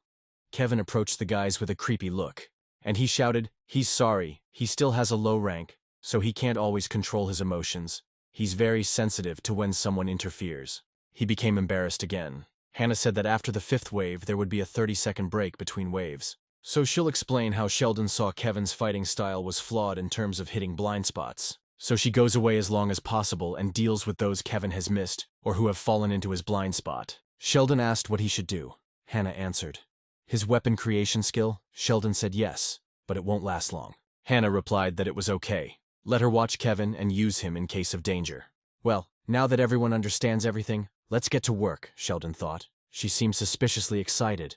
The boys continued to fight, but Kevin's thirst for blood did not subside, which made Sheldon wary. Hannah said happily, they have already reached the 10th wave. Now there will be elite monsters. Stamina is running out faster than Sheldon thought, and there's not much mana left. If he doesn't distribute it between waves, he'll soon use it all up. Hannah is fine, but Kevin is a bit tired from fighting alone at first, and he is also acting suspiciously. They lack professionalism and experience. Their teamwork is not the best, and the 10th wave has arrived. Hannah shouted that something was wrong. 2 trolls on only the 10th wave. Sheldon supported her, saying, yes, it's somehow strange. The difficulty has increased, but Hannah can take their heads off without even giving them a chance to recover. The question is whether Kevin can handle both at once. Kevin wasn't doing so well. As Sheldon thought, Kevin can't take their blows and tries to dodge, but that will make it difficult for Hannah. Hannah screamed, Kevin is in danger. We need to distract at least one. She fired an arrow and tore off the monster's arm. but the arm grew back and Sheldon thought, I should have thought about that first. Sheldon said he'll buy some time. Trolls can regenerate limbs, so he needs to shoot in the head. Need to save up mana to create a better weapon. Sheldon used the World of Network skill. He tied up the troll and it fell. Then Sheldon shouted at Hannah to aim for the head. But Hannah shouted. The troll was rushing towards them. Sheldon was surprised. Because they only have instincts. He runs to help his comrade. It was strange. Sheldon decided to kill him, but suddenly Jill blocked his way. She blocked the guys and shouted, She is moving them to the lobby. We need to evacuate. Those bastards weren't supposed to show up on this wave. Something happened to the portals. The portal outside opened and monsters started coming out. Now this place can be classified as a dungeon with a rank error, Sheldon thought. But he doesn't feel the contaminated mana, Hannah shouted. There's a member of her team. We need to save Kevin. Jill shouted. She will save him. Let him go. Jill used a skill that allows you to immediately move targets within a certain radius to a previously designated location. Although it takes a long time to designate the endpoint, the skill can be used simultaneously with others. Jill shouted, She will save their comrade. She asks the guys to evacuate immediately. Sheldon told Hannah it was time to go, while people watched them in the bloody room. The guy said, An announcement from the security department of the Islands of the Endless Sky. Portals have appeared outside of some locations. The priestess said, God, how unexpected to meet a familiar face here. She came for someone else.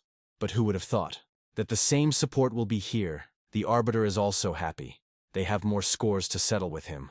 Dude, her leader told her to be quiet, and if she does, she'll break the rule. Jill was looking for Kevin. The trolls were already gone. So much had happened in such a short time.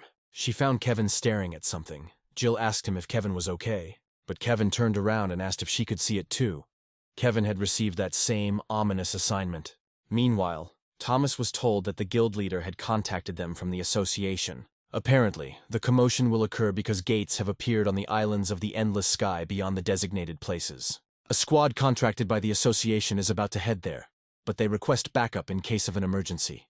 Communication with the Office of the Management of the Islands of the Endless Sky was suddenly interrupted and the evacuees themselves contacted.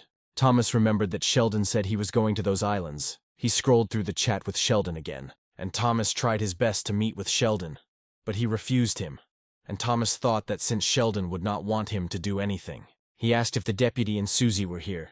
Haley said no, they had already left. Then Thomas asked, Who can go immediately? Haley replied, 1 A-rank hunter, 5 B-rank hunters, and 3 C-rank hunters. Thomas thought, not enough. But he can't go himself, so as not to disrupt Sheldon's plans, he asked. That bastard was informed of everything. Haley said she heard that he was contacted. They need all the help they can get ASAP. Then Thomas told her to gather a support team and let Shinhwa start. Then Haley asked why not ask the Henmu Guild. Thomas said that they wouldn't be able to either. Let me report everything to him. The guy asked what all the fuss was about. The girl asked what else they needed. The guy replied, nothing special. They will just follow the dungeon maintenance squad to write a report, the girl asked. Don't they need help? They are awakened. The guy replied that they were ordinary people, not registered as hunters. He had never met a monster and did not know how to fight. He asked if she had her staff with her. She had never fought in squads before. She would only get in their way. Sally replied that we need to defend ourselves somehow. Maybe then we can get rid of the stun gun. The guy sighed and said, okay, he can be left for now. They arrived and the man greeted them. Then the guy said hello and introduced himself. His name is Don. Sally also introduced herself. And the man said, they look brave. And he added that he had a daughter who was the same age as them, but she got married and moved to America, but they reminded him of her. Don said they contacted the 3 largest guilds, but it seemed no one came. The man asked if they called them, even though it was about checking. Then Don said they invited them in case of an emergency, because they don't know what's inside. The man said, there is no need to go so far.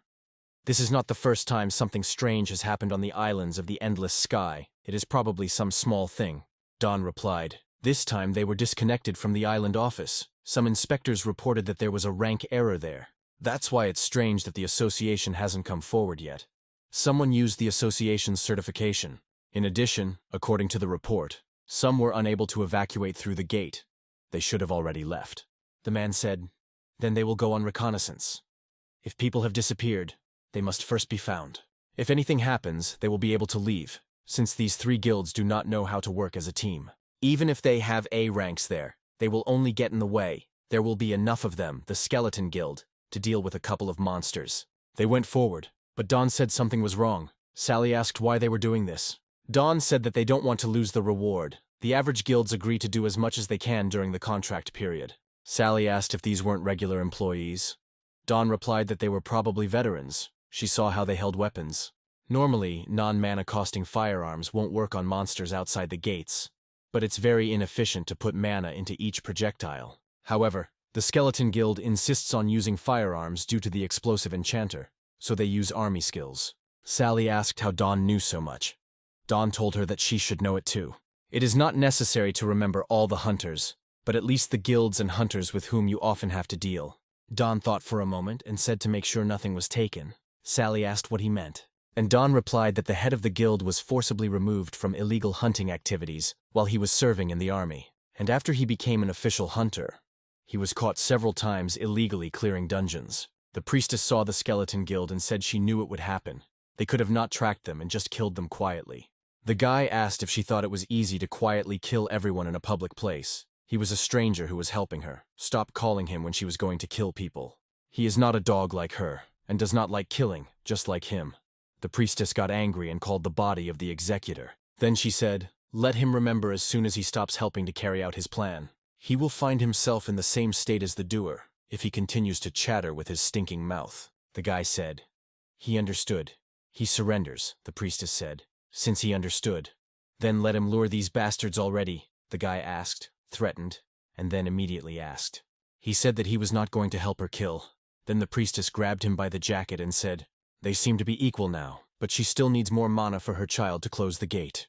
If he doesn't want to die, let him do what she says right now," the guy said. "He has one condition." The man said they don't know what's inside, so they'll search other places for now. Don replied, "Sounds good," then picked up the phone. The man asked why Don took out the phone, and Don replied, "Just recording for reporting. There is no signal here, so you need to record what is inside." The man looked at Don as if he were a naive fool and said, "Well, let's go ahead." The man asked how many needed to be saved.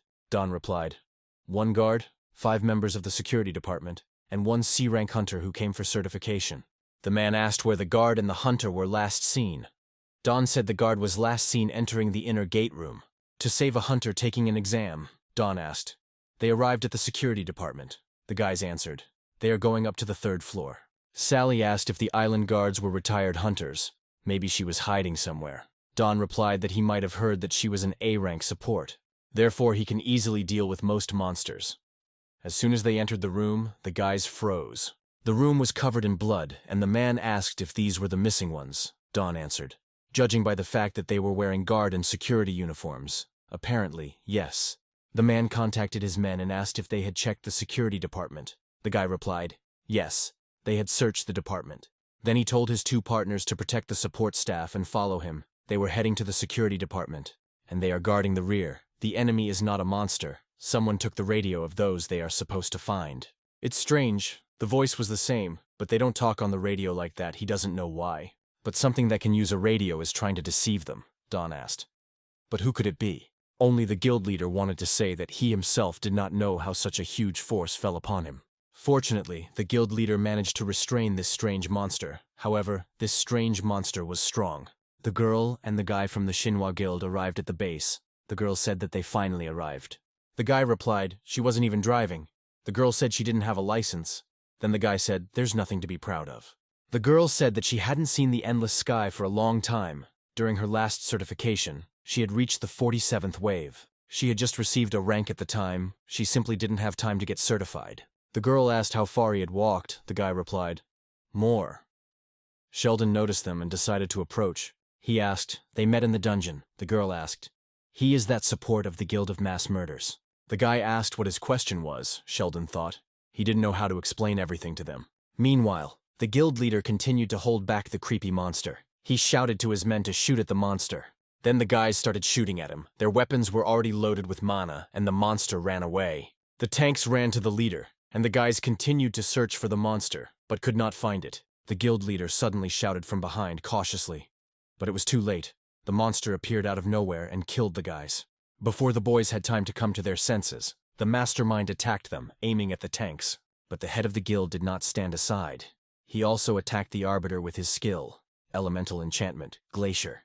He chained the executioner in an ice prison. Then Don said, This guy has no head. The priestess said that therefore nothing can be entrusted to the arbiter. He cannot even kill these little ones. But nevertheless, she had collected enough mana. The priestess had already managed to kill the chieftain's men. The head of the guild said that he would give Dawn one of his men. Let them get out, Dawn asked. What about them? And the leader replied, he doesn't know what's going on. But 2 of his men have already died. This is not a monster attack. It's a deliberate attack. They better leave and call for help before they all die here. Suddenly someone said, God, how brave. It was the priestess. She gathered the required amount of mana and summoned her vile monster. The guy asked, Sheldon went out because there was a sudden problem there, and now he's thinking and wants to come back. Sheldon replied, yes, the guy asked. And that's it, Sheldon thought. Well, it would be more surprising if it convinced him. He himself is not sure if he is thinking sanely. Anomalies happen on the islands of the endless sky, but he didn't receive any task and didn't feel any infected mana. But still, he was uneasy. It's like something serious is going on there, Hannah said. Their friend who came in with them still hasn't come out. Only then did Sheldon remember about Kevin. Hannah said they didn't need anything else. They just wanted to search the place where their squad was. The guy said, but the Shinhwa Guild was supposed to deal with this issue. Then the girl called him. Holly suggested that they all go together, because they knew each other and suffered together then. The guy said that he would scold her again. But Holly said, it doesn't matter. What difference does it make to her? He won't kill her, the guy replied. With his character, maybe. And yet, the guy gave in and agreed to go there together. Sheldon and Hannah thanked them. The guy said that last time, because of the guild leaders. They didn't even get to know each other properly. The guy's name is Jay, and the girl's name is Holly. Sheldon introduced himself and added that he was not a member of any guild. Hannah also introduced herself and said that she was also a free hunter. A guy ran up to the guys and said that there were problems there. The gates of the islands of the endless sky were getting smaller. The priestess ordered her pet to clean the house. The monster attacked the people, and the guild leader prepared to attack. Before the attack, he shouted, he doesn't know what kind of bastards they are, but he shouldn't underestimate them. The leader first hit the monster with his axe, then took out a pistol and shot it. But the monster continued to attack. Then the leader used an elementary enchantment, flame, and shouted, everyone close their eyes. He threw the bomb at the monster and it exploded. A bright light illuminated the entire room. And at that moment Dawn remembered. The system that supports the islands of the endless sky. Even an unidentified monster could not get rid of the gate at midnight. Until the system runs out of power, in which case, the debauchery, even if the boys will not be able to return, even if the sorcerer is unconscious. And Dawn was right. For a moment the gate took on its original appearance, and some did not miss this moment. The guys entered the room together and the priestess saw Sheldon. She immediately became nervous. And so she attacked Sheldon. But he easily dodged and attacked her himself. The priestess did not have time to block the blow. Sheldon's body moved subconsciously. They would have been hit if Sheldon had hesitated. Well, it would be better, if it comes to that, to find out my capabilities, Sheldon decided. He created a weapon and ordered the priestess to say what she had in mind. But the priestess laughed, and she said how scary it was, and if she didn't tell, he would kill her, Sheldon replied, if necessary. Suddenly that strange guy said, first people, then actions, and finally memories. First rule, the spearman is in his sight. Second rule, now they obey him. The third rule, they will forget everything that happened here. Of course, it was a guy's skill. The rules of a hermit. The hermit applies an unreasonable rule to one target within sight. The hermit will communicate the targets, conditions, and rules that the target will be forced to follow. For some time, the target will not be possible to change and select multiple targets. Suddenly, Jay shouted, understood. The hermit sighed when he realized that Jay had been targeted and thought that he was finished. Now back to Kevin. 2 hours ago, he realized that the guys left while he was stuck with the trolls. He heard the boys talking about the gate, but it was so far away that he could hardly hear anything. Kevin thought maybe he should hide for now, but the troll would soon remember him and give chase. Suddenly, another gate appeared. Kevin wondered if the islands only had one-way gates. Maybe these are the gates that the guard told them about. And what kind of trolls are they that disappeared like that? And at that moment, Kevin received a notification about a hidden task that would be automatically accepted. Then he thought, they are not in a game. And what kind of button to accept? Maybe he is hallucinating. The guard found Kevin and he immediately asked her if she could see the screen. The guard asked what it was about. Kevin looked at the screen and saw that he was being ordered to kill the guard, and he would be punished for not following the order. The guard, without any idea, asked what was going on and where the trolls had gone. Then the priestess appeared and asked, what is this? Is there still someone left here? They warned so many times. Why haven't they left yet? The guard just wanted to ask something when the priestess attacked them. Then she created a shield. The priestess said, "It's impressive to put up a protective barrier so quickly. She doesn't see the infected mana yet, she's quite capable." The guard understood that if she had not reacted in time, he would have died. But the guard had no idea who this girl was. Suddenly, the priestess said, "He must already see the infected mana. It's so early. He hasn't even woken up yet." The guard shouted at Kevin that he needed to get ready and get out of here. She used her rescue skill. The gate opened and the priestess said, "What a useful skill." The guard called Kevin and said, "Let her listen carefully. She doesn't know what the stranger used, but it's at least rank A. She knows almost all the certified hunters." And before she could finish speaking, the executioner pierced her. Kevin attacked the executor, but the executor also attacked, when suddenly the skill redemption was used. A skill that can be used when the user's life is in danger. The designated target will be surrounded by a barrier and moved to the safest location. This location depends on the user's emotions. The guard told Kevin that when he got out, he should immediately inform the Hunters Association that there was an unregistered awakened here. "Who kills people?" Kevin asked. "What about her?" the guard answered.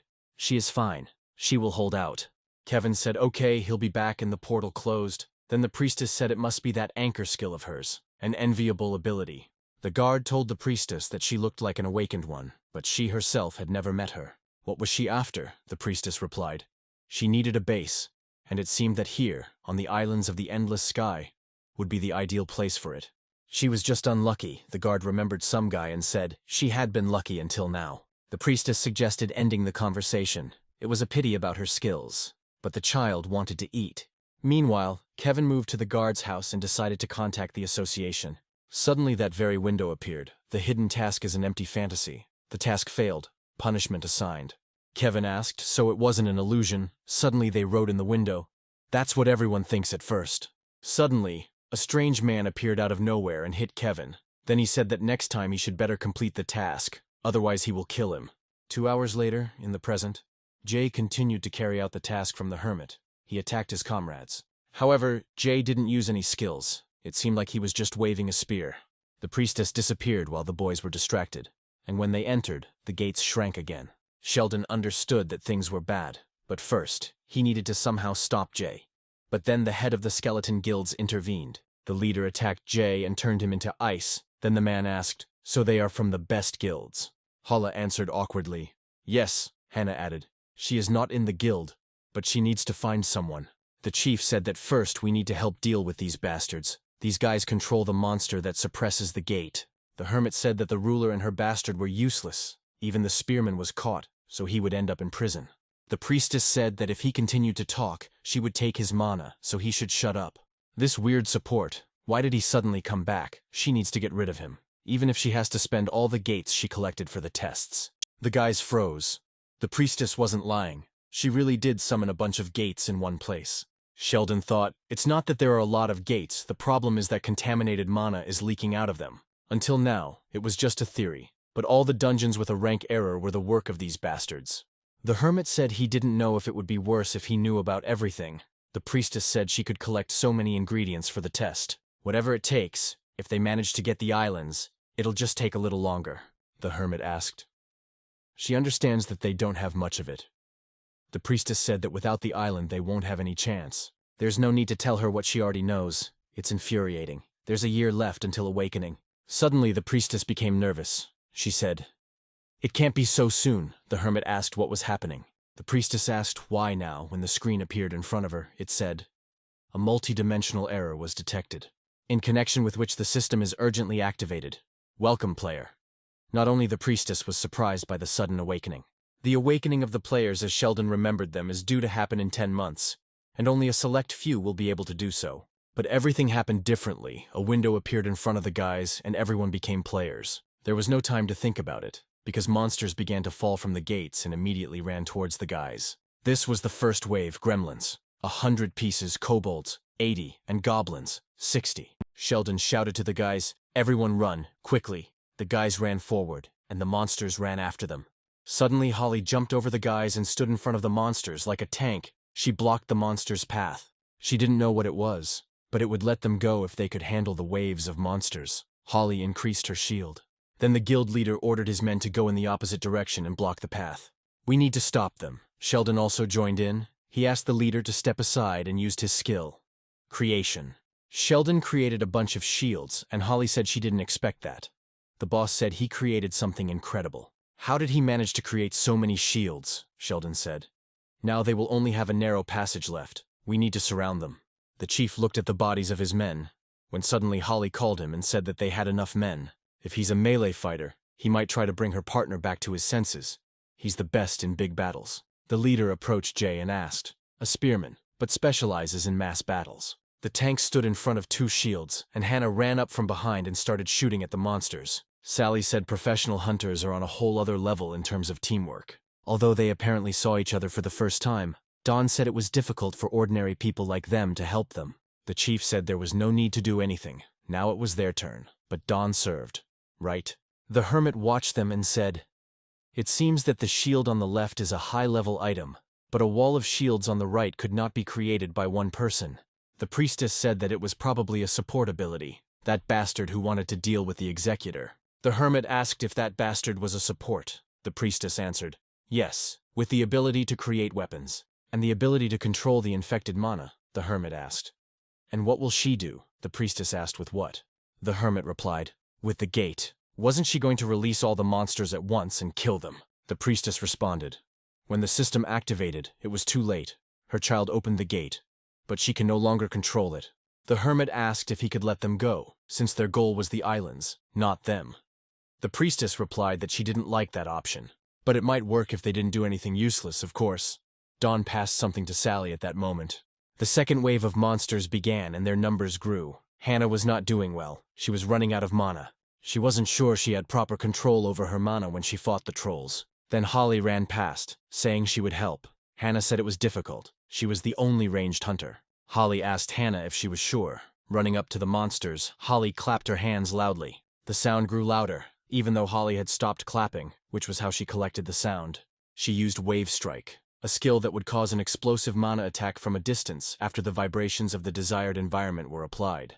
The stronger the vibrations and mana applied, the stronger the blow, Hannah said. Incredibly, much stronger than her attacks.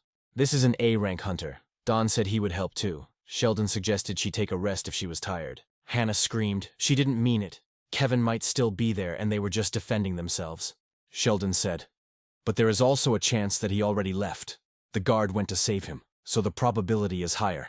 Dawn said the guard was here. They found her body at the gate. Hannah and Sheldon were very surprised.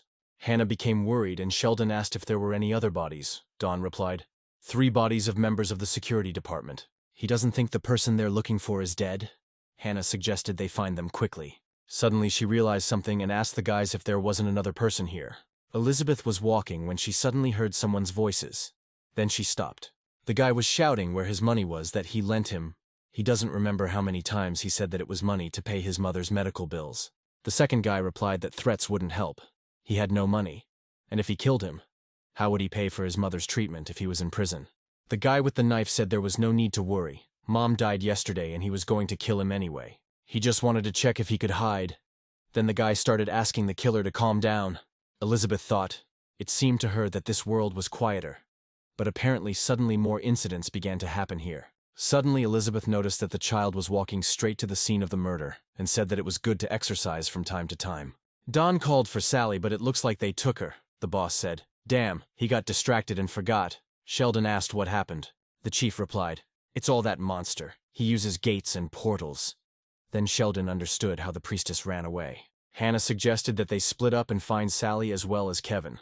But Sheldon asked if they really had to look for Kevin.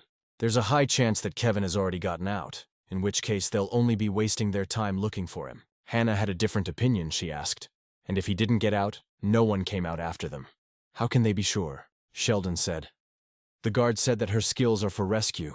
The islands are an isolated space, reliant on one gate, and with previous instances of it becoming unstable, it's reasonable to assume she has a skill that allows her to transport people off the islands in an emergency. Hannah said so, but it's just a guess. There's no proof, to be honest. Sheldon said so because he saw it himself in a past life. But if you say that, she won't believe him, Hannah said. She thought he was here to find Kevin, or not for that. Initially, yes, but plans changed, Sheldon said. Now they're stuck on the islands unless they can open the gate. With every minute, their situation will only get worse. He doesn't even know if this task actually exists. They still have no choice but to kill all the waves, based on the task window. There are 10 waves in total. And the monsters come out whether they want it or not. It's a battle with time. You can't waste a minute when they don't know what will happen on the last wave. Then Hannah said, Sheldon thinks very effectively. Then Sheldon shut up. And Hannah asked, Sheldon values human life, even without checking anything first. This is because they are not very familiar. Because he himself could die, he understands. But, honestly, it's upsetting. She didn't know he would do that. Suddenly Sheldon remembered his past. Where the past Hannah told him something like that, Sheldon was amazed. He saw these memories for the first time. Then the leader came up to the boys and said, Enough! They were both just wasting their time arguing. Now we need to save Sally. He is not going to leave until he pays back the debt. Suddenly a portal opened. The hermit shouted to Sheldon that if he wanted to save her, he should come here. Of course, Sally was with them. Sally's phone was with the hermit. The priestess asked if there was anything. The hermit answered. He stopped the recording and erased everything. The priestess said okay, otherwise she thought what would happen if they took him off. Sally asked to let her go. But the priestess ignored her and said that if the video remained and they decided to analyze it, they would have problems. They already have problems because the system was activated, the priestess asked. He asked what the task was. The hermit said, yes, the reward would be the exit. As they expected, the priestess said. Then they don't need the girl. Sally said she didn't see their faces. She asked them not to kill her, the priestess said irritably. How much noise she made. But then the hermit said that she could be used somehow.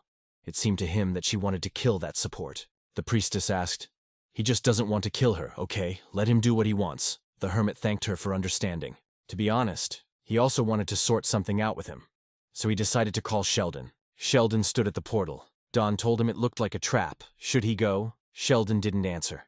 The chief said, but there are no other ways to save Sally. They can't waste any more time. Hannah and Don have nothing to worry about. There is a girl fighting hundreds of monsters alone. They need to help her quickly. Sheldon walked up to the portal and Hannah walked up to him and said, no need. It's because of her. Sheldon said it was okay. It wasn't her fault. Sheldon didn't expect that. But someday he had to show them his abilities. We need to act according to the plan. Sheldon addressed the chief as a warrior, and the chief said, his name is Shin.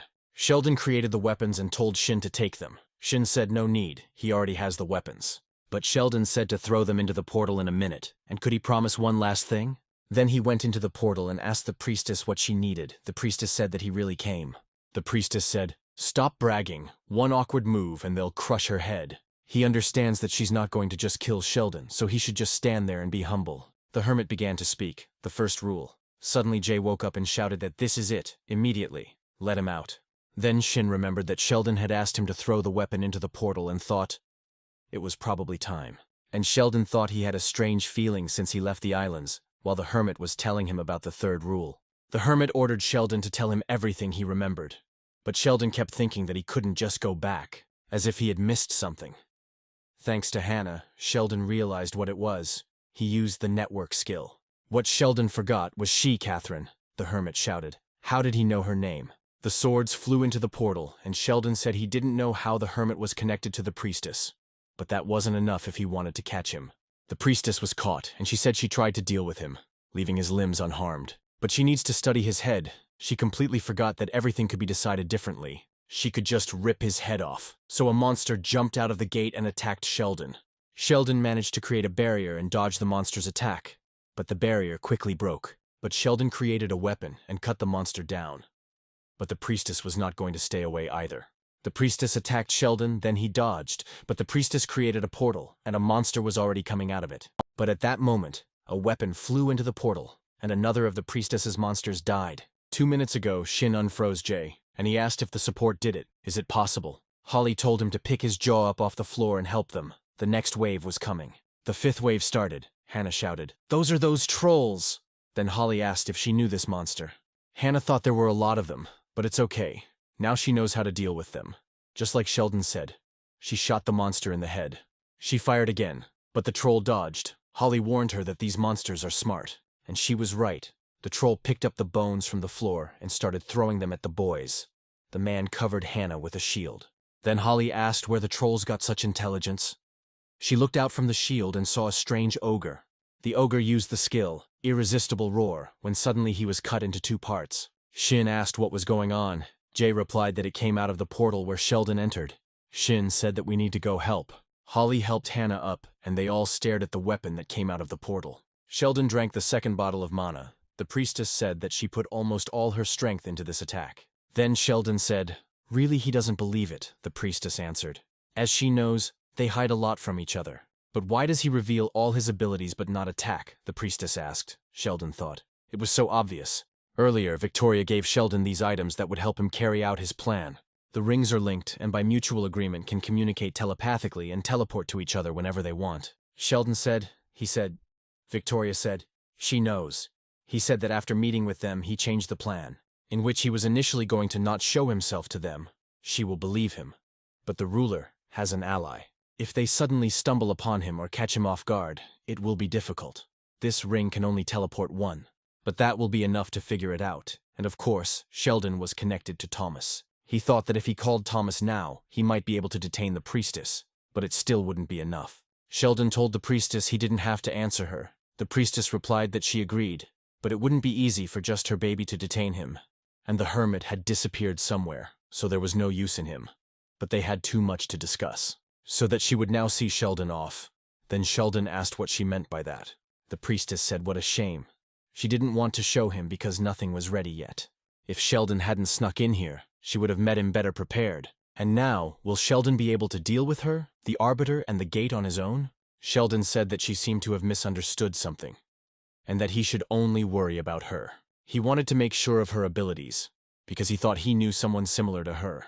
The priestess asked. He thought that he would politely explain everything to her, and she would show him her abilities. Sheldon replied, "Of course not. But if she wanted to live, she would have to use everything she was capable of." The priestess asked why she needed to use all her abilities. She was a villain. She didn't care what methods she resorted to. Sheldon asked if that was all. The priestess looked surprised, and Sheldon asked again.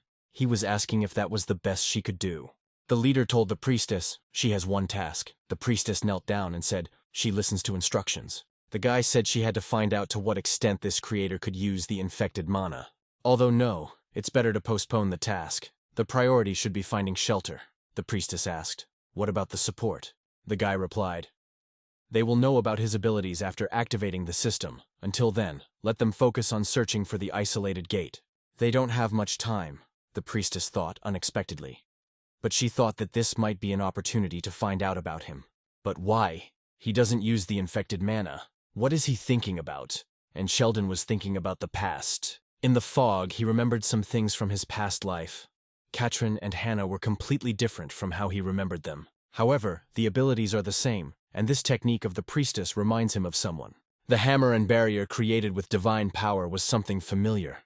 Where had he seen it before? Sheldon decided that he needed to put pressure on the priestess. Perhaps she was using different tactics. But if the opportunity arises, Sheldon will have to kill her, so he created a bunch of copies.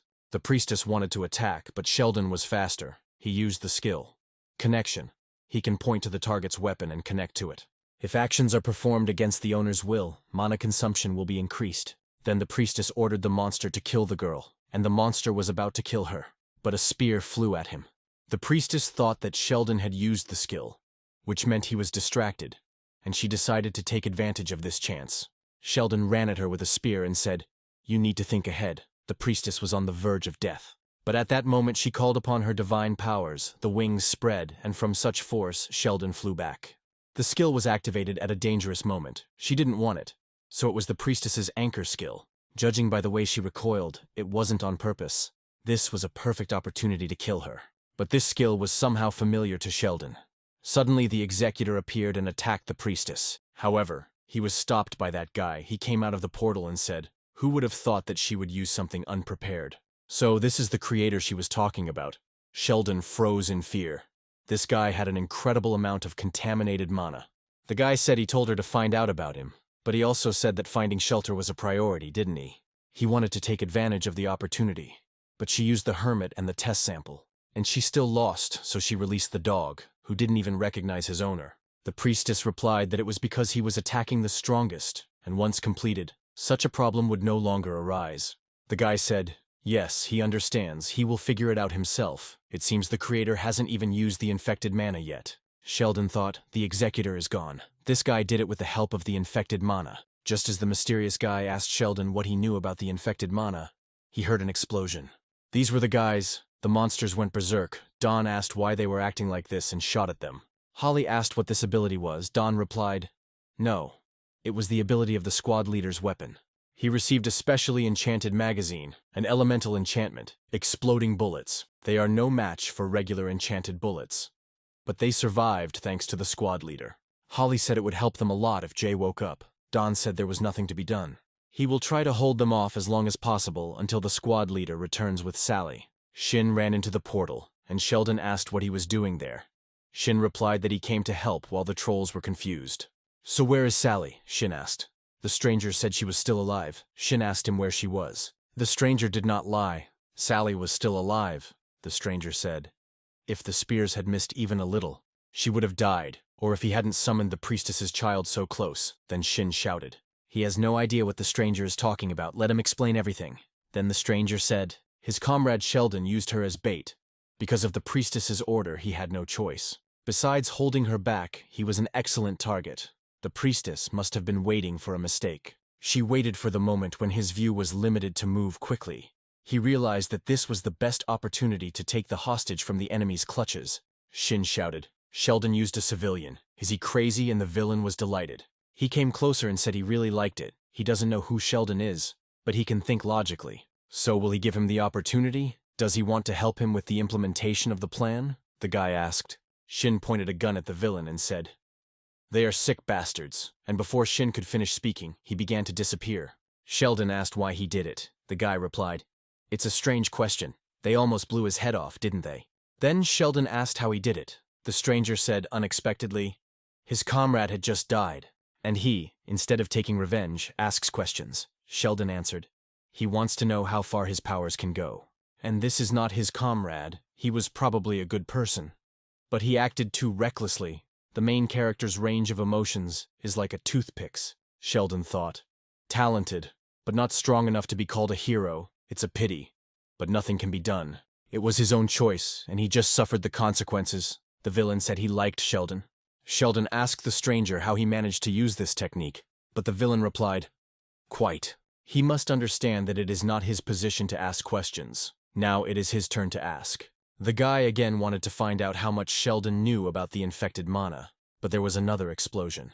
And then the guy said, "Apparently he was wrong. First we need to deal with the annoying kids." He threw the infected mana, and Sheldon shouted, "Everyone down!" In a split second, the villain cut down all the monsters. Hannah asked what just happened. Holly replied, "It came from Sheldon." The villain cut down all the monsters. Unfortunately, one of Shin's men also died. Then the villain said he collected these gates because he needed them, but he can no longer control them. So there was no point in them, Sheldon thought. No point in even thinking about fighting. But he can't do anything at all. First, he needs to replenish the lack of mana.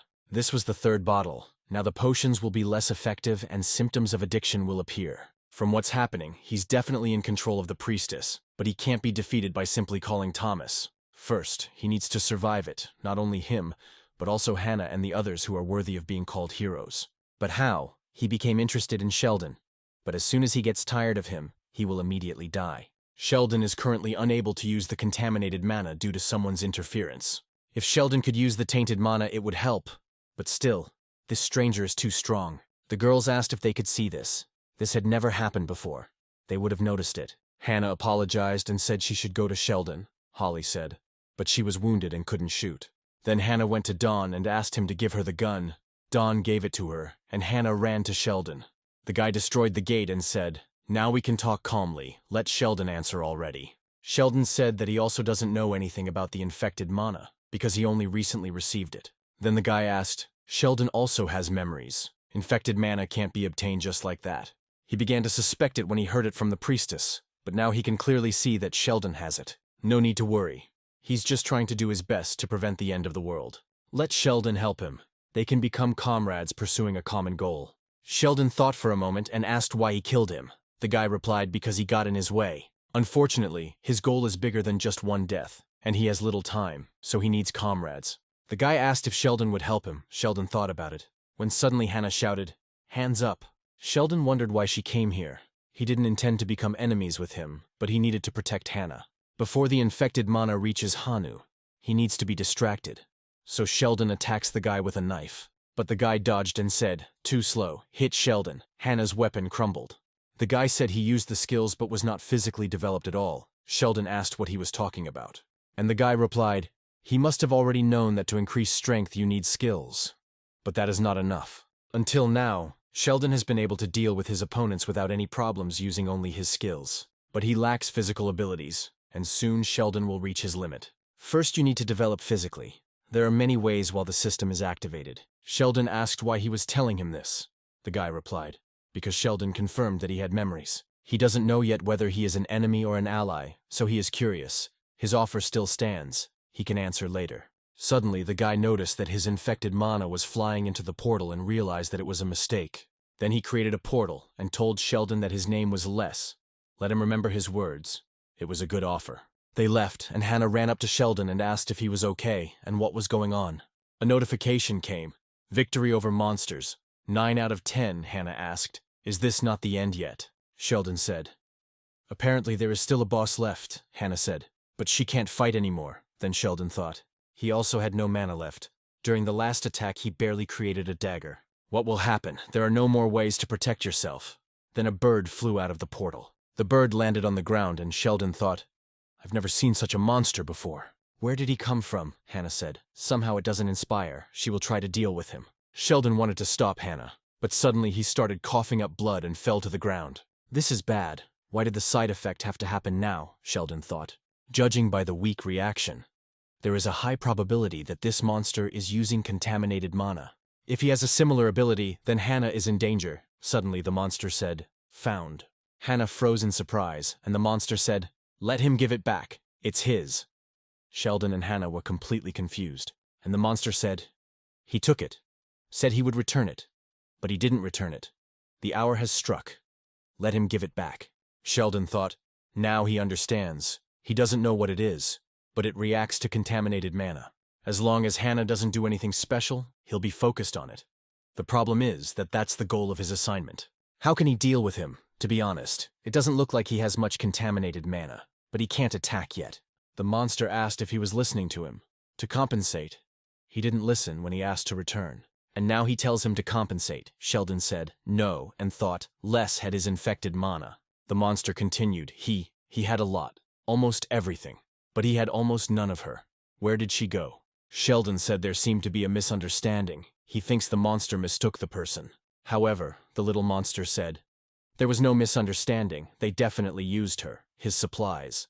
Immediately, let him give it back. Immediately, the monster shouted. Sheldon said, but it's not his. Suddenly, Holly came running and hit the monster. Then she asked what the hell was going on. She didn't have to beat him, Sheldon replied. No. Great reaction. Suddenly notifications came. The task is completed. Players will be given nagars for completing it. It's too easy. Sheldon thought, wait a minute. If they give out rewards now, then what about these two and the corpses? Instead of a reward, they were released. People started asking what was going on. They reported to the association. Police said people outside said a strange window also appeared in front of him. Hannah asked what was going on. Sheldon replied that he didn't know, but in fact, he knew everything. The sudden appearance of the window caused a commotion, and Hannah approached the police. And Sheldon thought that those who were unconscious had also moved. Apparently everyone had received a reward. But not the dead. He hopes the association will find a way to return the bodies. At that moment, a man ran up to him. Thanks to those who returned from the isolated gates alive. The feeling of confusion in the hall was replaced by a sense of duty and responsibility. During their investigation, Sheldon discovered that the rift had reacted weakly a few seconds before their return. In addition, the awakened had visions, and the rift lost its light for a short time. Sheldon thought. A few seconds before returning, the task was completed.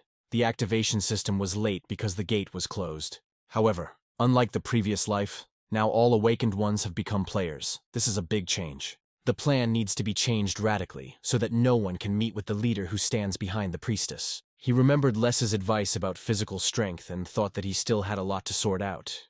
He couldn't go on like this any longer. Although the appearance of the window caused confusion, many were able to react even in a state of alarm. Because for people who were once normal, this was another event associated with the rift. Some said that the rift would one day lead to the end of the world, but these were in the minority. The Skeleton Guild was naturally disbanded due to the death of their leader, the A-rank sorcerer Shin. During the investigation, some illegal activity was discovered, including illegal dungeon raids, unregistered goods, and thefts. Guild members testified that most of the profits were sent to Shin's wife and daughter in America, leaving the D-rank guild members with nowhere to go. So they ended their career as hunters. The Hunters Association, having made sure that Kevin was alive, took him from the Guardian's house. Kevin and the others talked about an awakened woman using dark energy, and the association is currently locating her. When they learned that the guard had no blood relatives, the association began to discuss who should receive compensation. Her husband and family had died several years ago as part of a rescue team. Don came to Sally in the hospital and said that was all that was known for now. Sally thanked him. Then Don asked why he was sharing this data. Sally said he was saying that even if she didn't remember everything, she should remember at least something. Don asked uncertainly if she would continue working. It was dangerous to work in the association. There's no guarantee that something like this won't happen again, Sally said. That's what he meant. She has to continue, and who will do it if not her? Don said. There is nothing incredible about it. And Sally started, managing the list of hunters, classifying ranks, giving out cash rewards, getting reports. They're the department for everything. Moreover, it is overlooked that they initially presented themselves as an association in order to cleanse the islands. Doesn't he think there's someone behind the villains, gangsters, a big corporation, national intelligence? Sally asked. Don said that if he wanted to play detective, he would do so only after he had fully recovered. Then Don left the room and tore up the documents, threw them in the trash, and said that she would drive him crazy. Meanwhile, a portal opened in the city and a monster crawled out of it, and a boy walked by. Then another portal opened, only of a different color, and a guy came out of it. He received a notification, and the guy asked, "Damn, why did they call him so early?" At that moment, the guy heard a noise and turned around. That monster attacked the schoolboy. However, a knife flew at the monster and he died immediately. Then the guy called the schoolboy. Then he asked if the guy was alone here, but now let's return to our main character. Sheldon was in a terrible state. Elizabeth asked if he had brought himself to such a state by drinking 3 flasks of mana. She jumped up to him and said it was amazing he came back alive at all, Sheldon asked, and that's all she would say. In fact, it was he who allowed them to survive. If that guy had wanted to kill them, no one would have come back. Elizabeth asked if his abilities were now revealed. Sheldon replied it was part of the plan. Unleash his abilities, make them focus on him, and then expose those behind all this. Elizabeth said, well, since he saw his face, the plan could be considered a success. Sheldon asked if she was being too open about it. Then Elizabeth asked, let's say he saw the one who calls himself Less. But what about the others? Those who came in with him. Several people saw his abilities. Sheldon replied that there was no need to worry about that. The contract was concluded as expected. Before entering the portal, Sheldon told the guys that he would deal with these two and save the hostage. But in return, he asks not to tell anyone about his abilities, which they saw here. It was a skill. Initially, the fee is a basic skill that provides payment through weapon rental, with the increase in skill level becoming possible through contract. When the system is activated, all players receive benefits depending on their class and the skills they use. In normal cases, ranged classes get improved aiming and melee combat, mages can summon familiars, and supports get a variety of benefits depending on their skills. Sheldon's advantage as a support is the connection. With direct use of the board, you can make a specific request when renting a weapon. But at level A and above, the request is easy to ignore or resist. By request, it is meant that if a person rents a gun, in return, he must fulfill Sheldon's request. But at level A and above, this request can be ignored. However, as the skill level of the board increases, a contract can be concluded that cannot be resisted while the system is in effect, a non-standard use of the board, such as memory erasure, which became possible due to Sheldon's high level of skill. For hunters of rank A and above, the chances of success were low. Judging by the fact that it was barely mentioned during the investigation, it seems the skill worked as intended. It helped that the system was activated early, I was patient, and other players would begin to adapt to these changes. Elizabeth asked, the system? He about this? Sheldon asked, what? She also opened the system window. Then Elizabeth asked, he had already forgotten. She was a player back in the dungeon. Although now, thanks to someone, she acts as a servant, Sheldon said. But now all the awakened have become players. He doesn't know why, but it's very different from his memories. By the way, about these memories. What the hell is this? Elizabeth asked. Sheldon asked what she was talking about. Elizabeth said she doesn't know what the previous cycle is. But the memories are what Sheldon experienced, right? However, they are all mixed up and do not converge. All he has are techniques, which he calls skills, although he has never trained in using them. She asks if these are truly his memories. If you think about it, it seems like her world was destroyed too, since there is no one who remembers it. So why does he have these memories? How is this possible? Sheldon replied. He already said. When he and the guild members first entered the dungeon, he fell into a strange lake. But Elizabeth asked, it's about the previous cycle. If the memories were passed down through the cycles, there had to be some way, right? Maybe it's just an illusion, Sheldon said. No, it's his memories. He's sure of it. He can prove it. Les obviously said the same, so there must be other people with memories, right? Elizabeth asked if he would go look for them now. Sheldon replied, no, he can't yet. Right now he wants to sort out some things. Katrin was definitely his ally in the last cycle, but now he's working with Les. Sheldon remembered Les saying that he wanted to prevent the end of the world and thought, if this is true, then Katrin should also know about it. In which case the probability that he also has memories is high. But that's not a problem they can solve right now, so they need to focus on the questions, which they can handle right now. Sheldon called Thomas and said they agreed not to contact. But plans changed. We needed to meet and talk. Thomas, of course, agreed. Let's go back to the guy and the schoolboy, the guy asked. Valorant. Is he playing games like that now? The schoolboy said. Yes, he's good at it. He will go home, said the boy, and again thanked the guy for saving him. The guy said, yes, okay, let him go home. And in future he should be more careful on the street, the guy added. The boy said, yes, I understand. Suddenly a car drove up to the boy, and a second later the boy was no longer on the street. And the guy kept looking at his phone and said that in order to play games, you need money. He'll take a little pocket money. Sheldon was waiting for Thomas, and he finally came. Thomas said he heard about it from a friend in the association, but they didn't say anything about him there, like Sheldon. And Sheldon replied that he was fine. However, their previous plans lost their meaning. Sheldon said something, and Thomas asked what he meant. Seeing the badge, Thomas asked if he had met the one behind the priestess. Sheldon replied, yes. And he became convinced that the gap between them was unbridgeable. If he had done so, they would no longer be alive. Thomas can trust him? He is not an opponent they can defeat right now.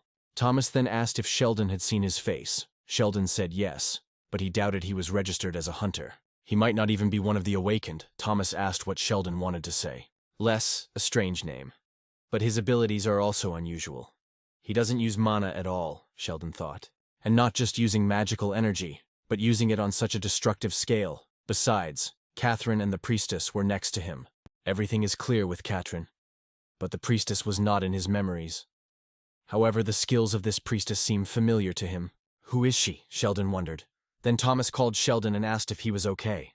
Thomas remembered Victoria telling him that Sheldon was hiding something.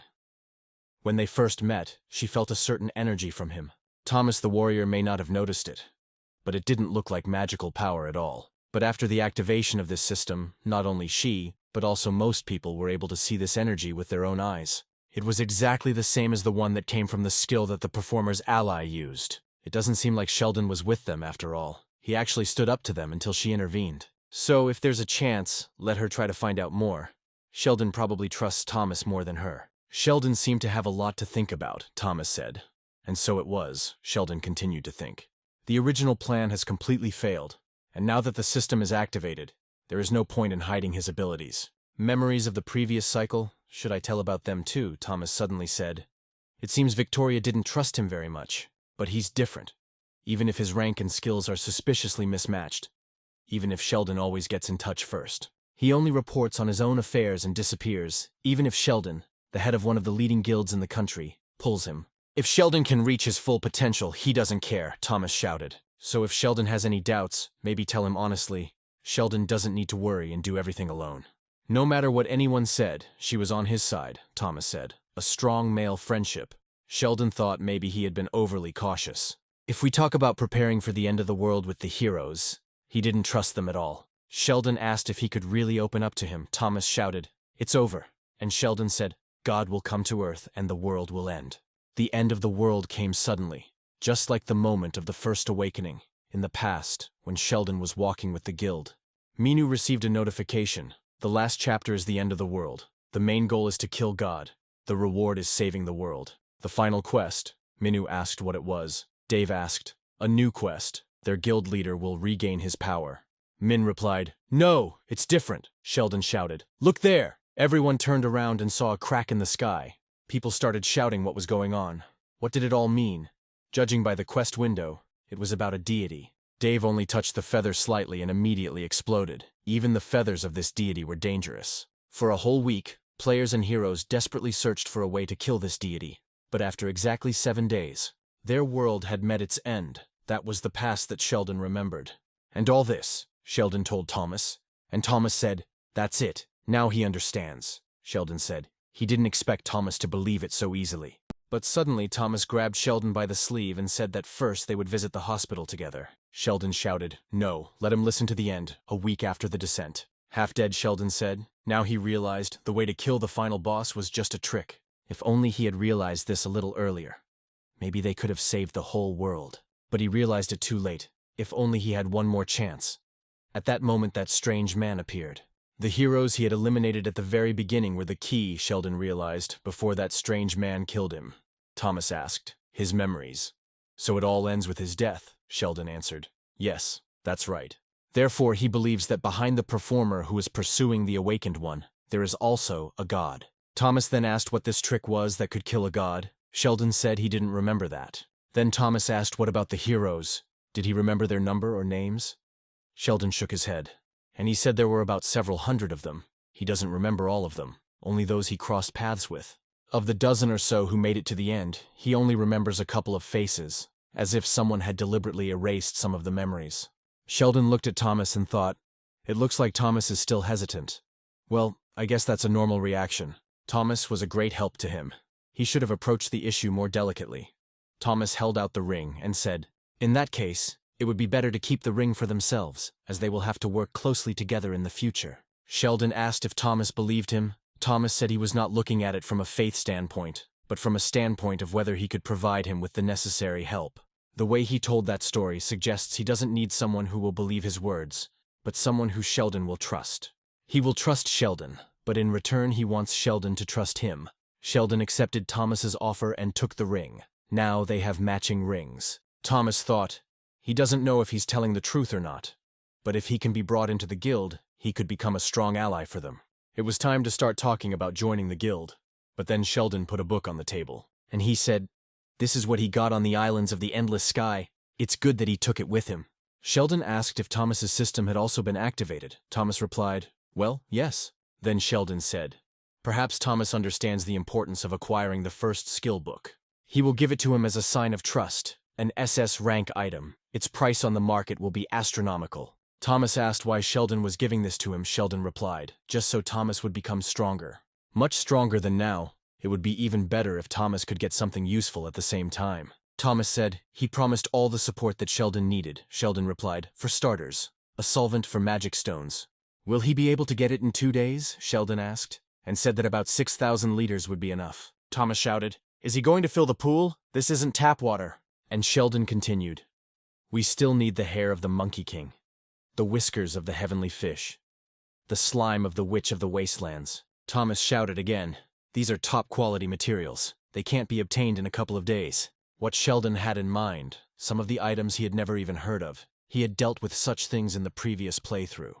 Sheldon asked then what were the most valuable mana-related materials in the guild's storage. A purified spirit core, a core that holds the power of a once-fallen spirit. After a complex purification process, only pure essence remains inside. Thomas said it was loot from the SS rank dungeon they had cleared earlier. He asked Haley to clean it up.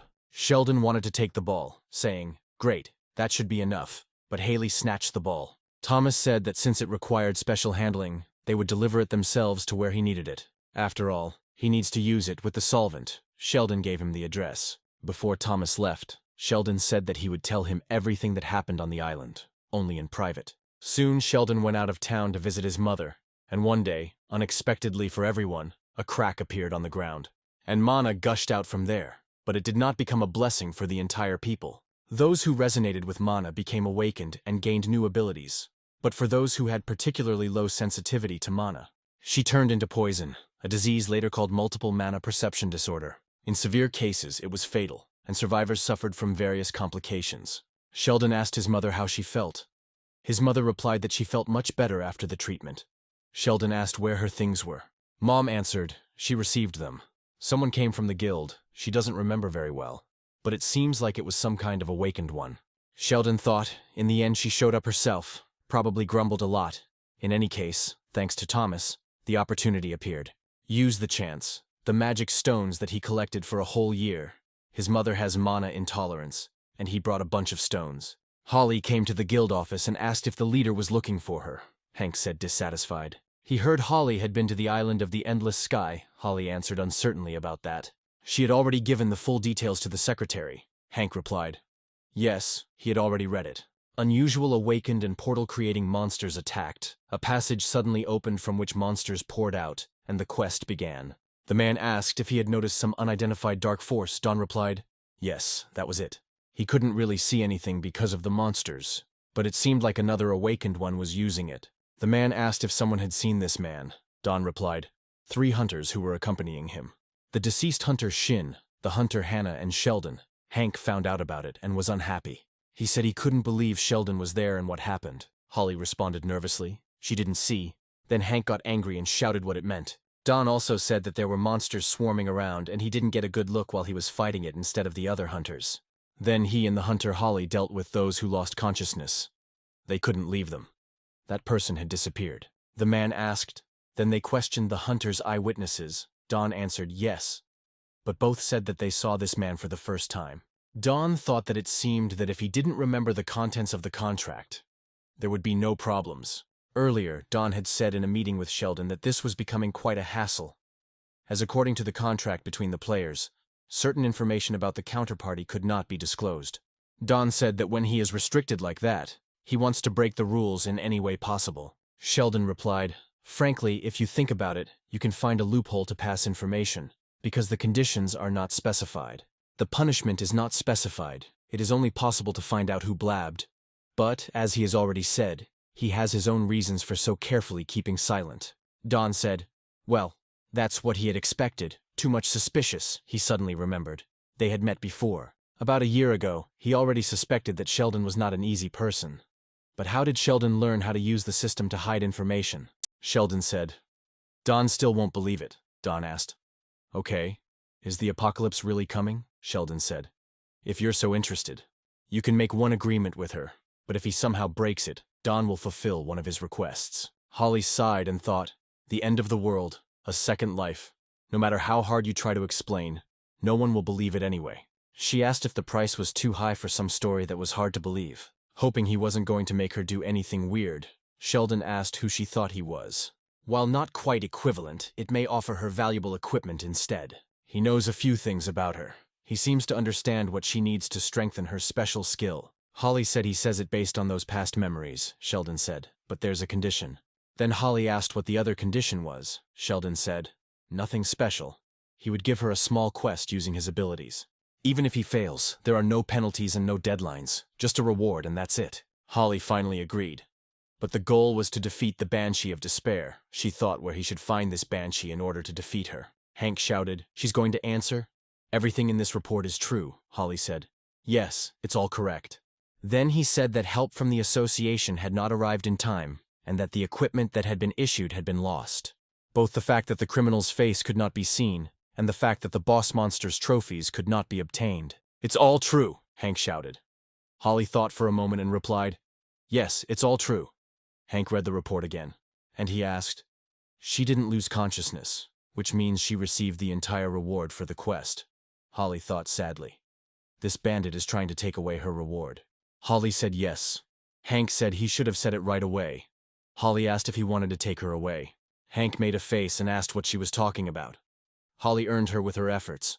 Why would he take her away? Holly asked. Really? Hank yelled at the secretary to get the car ready and said, sure, really. Good job. Let him rest until his arm recovers. Holly was pleased. But then Hank said when she got back, she should be prepared to take orders with nasty creatures for a while. Hank came out and the girl asked him if she hoped Hank hadn't been scolding the guild members or pressuring them. It was the mage, Sohi, Hank said. He didn't do what she thinks he is, the Yakuza boss. Sohi replied, well then okay. The car is ready. Where is he going? She asked.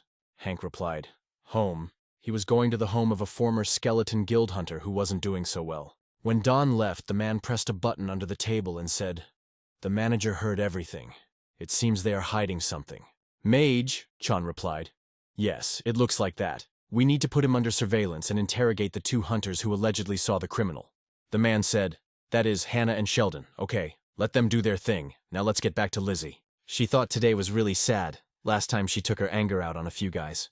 And the mood rose, inertly, will something like this happen again? When suddenly a window appeared. Hidden quest, search mission. Nightwalk, main objective. Suspicious people she met before are holding a meeting. She must find their hideout and check it out. The reward is the right to autonomous action, Elizabeth said. The first time she gets a quest in this world. And the reward is strange. If we are talking about people she met before, could it really be connected with those types? But how to track them down? Suddenly an arrow appeared and Elizabeth said, something is suspicious. Is it worth checking? The guy threw the phone and said, he tried it. There are a lot of games. And then asked what was going on with the child. Another one answered that he had brought the kidnapped child to his home. The white-haired one asked about the money. The guy answered that he hadn't called yet to demand ransom. He made inquiries. The child was not from a rich family, just an ordinary boy from the street. Even if you demand a ransom, you won't make much money, the guy replied. He knows. He just grabbed the first child he came across. It doesn't matter whether he comes from a rich family or not. The police have the means to track him. Usually in such cases, negotiations are conducted under pressure of money. The second guy asked why they needed money that could be traced.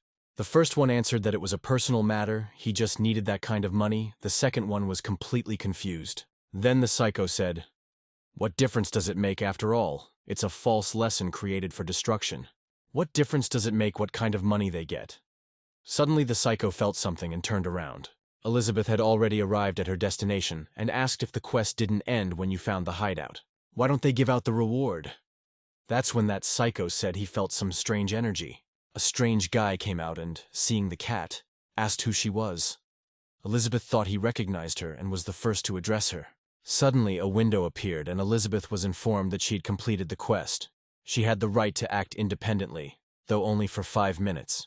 Elizabeth wondered what she could use these 5 minutes for. The guy asked, what the heck? In this world even cats can be players. Hadn't he done something bad to his people before? But he wouldn't have been given such a search mission after. Elizabeth asked how he could see other people's system windows.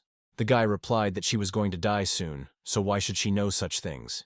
Let him know that there is a person who supports him, added the strange guy. Suddenly the system window appeared again. The related quest was activated. While Elizabeth was reading this, the guy threw a knife at her.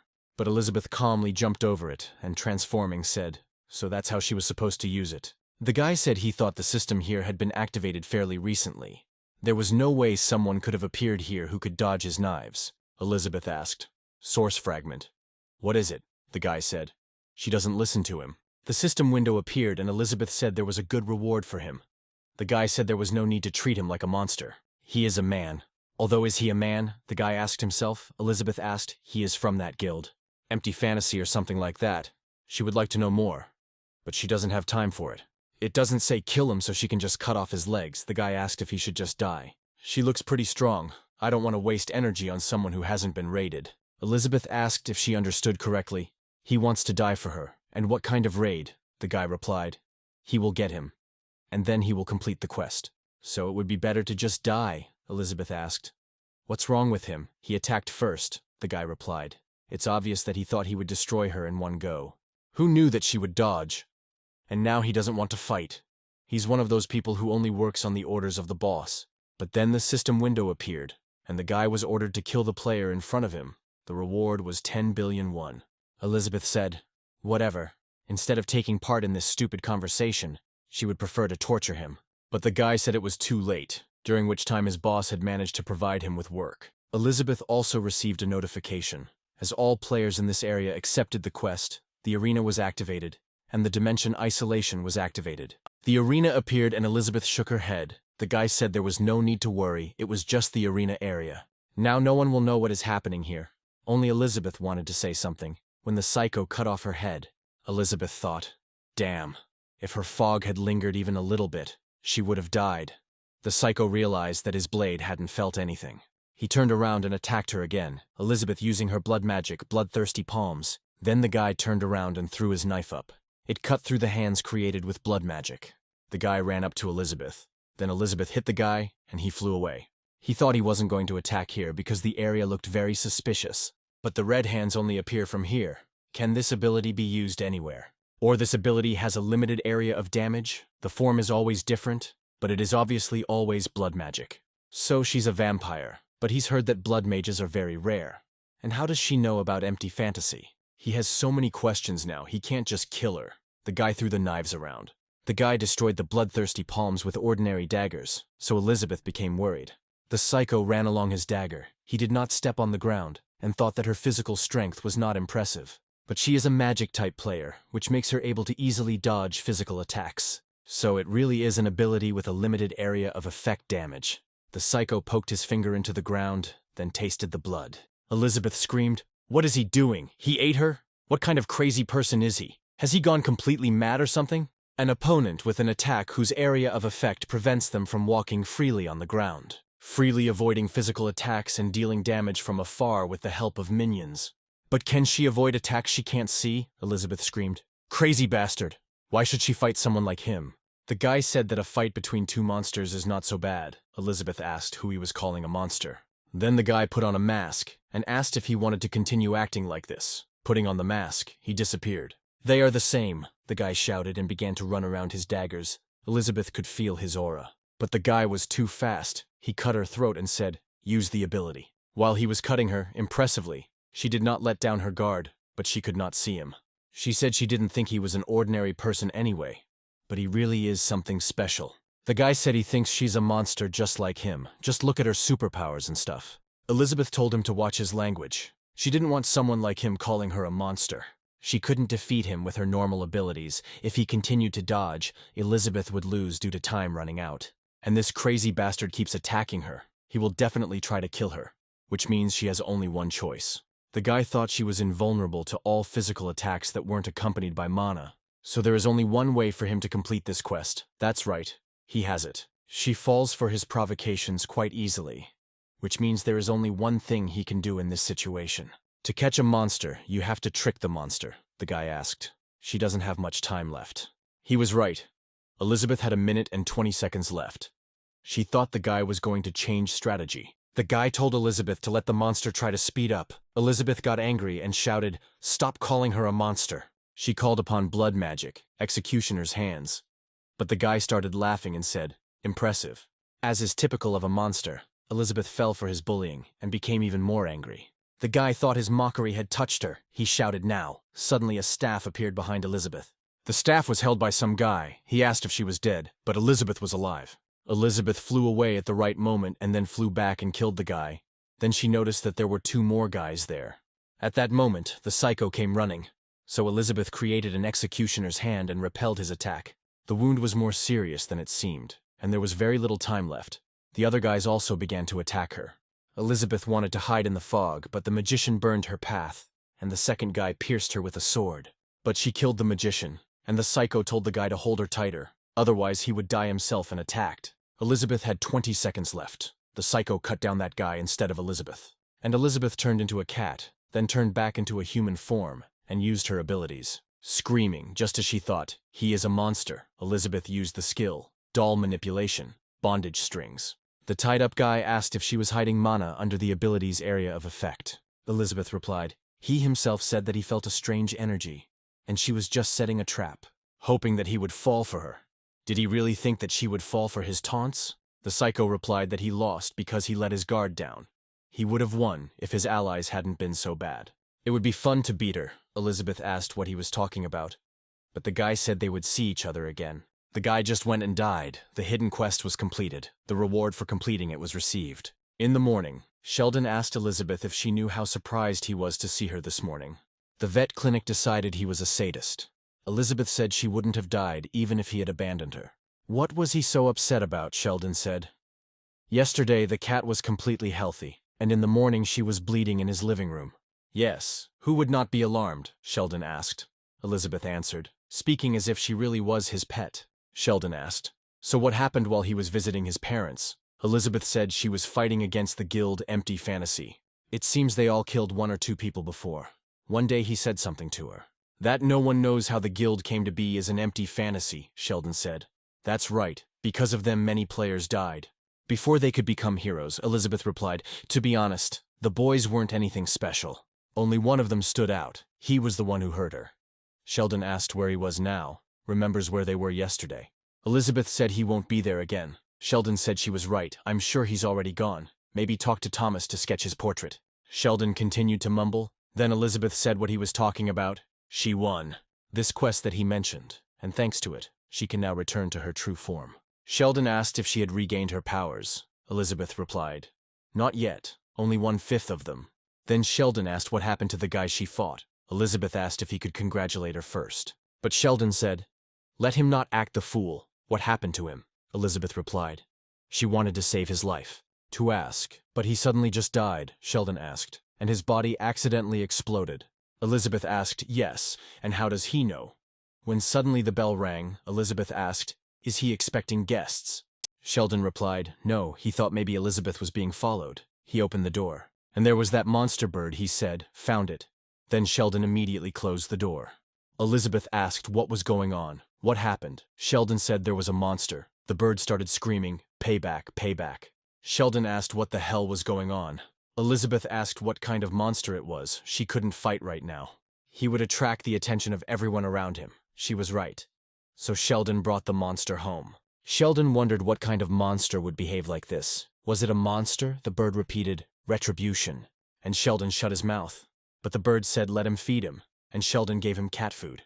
Sheldon said awkwardly, "He doesn't have any food since he just got back here. He bought it for her." But apparently she had decided to give up the food. Elizabeth asked if he thought she would eat it.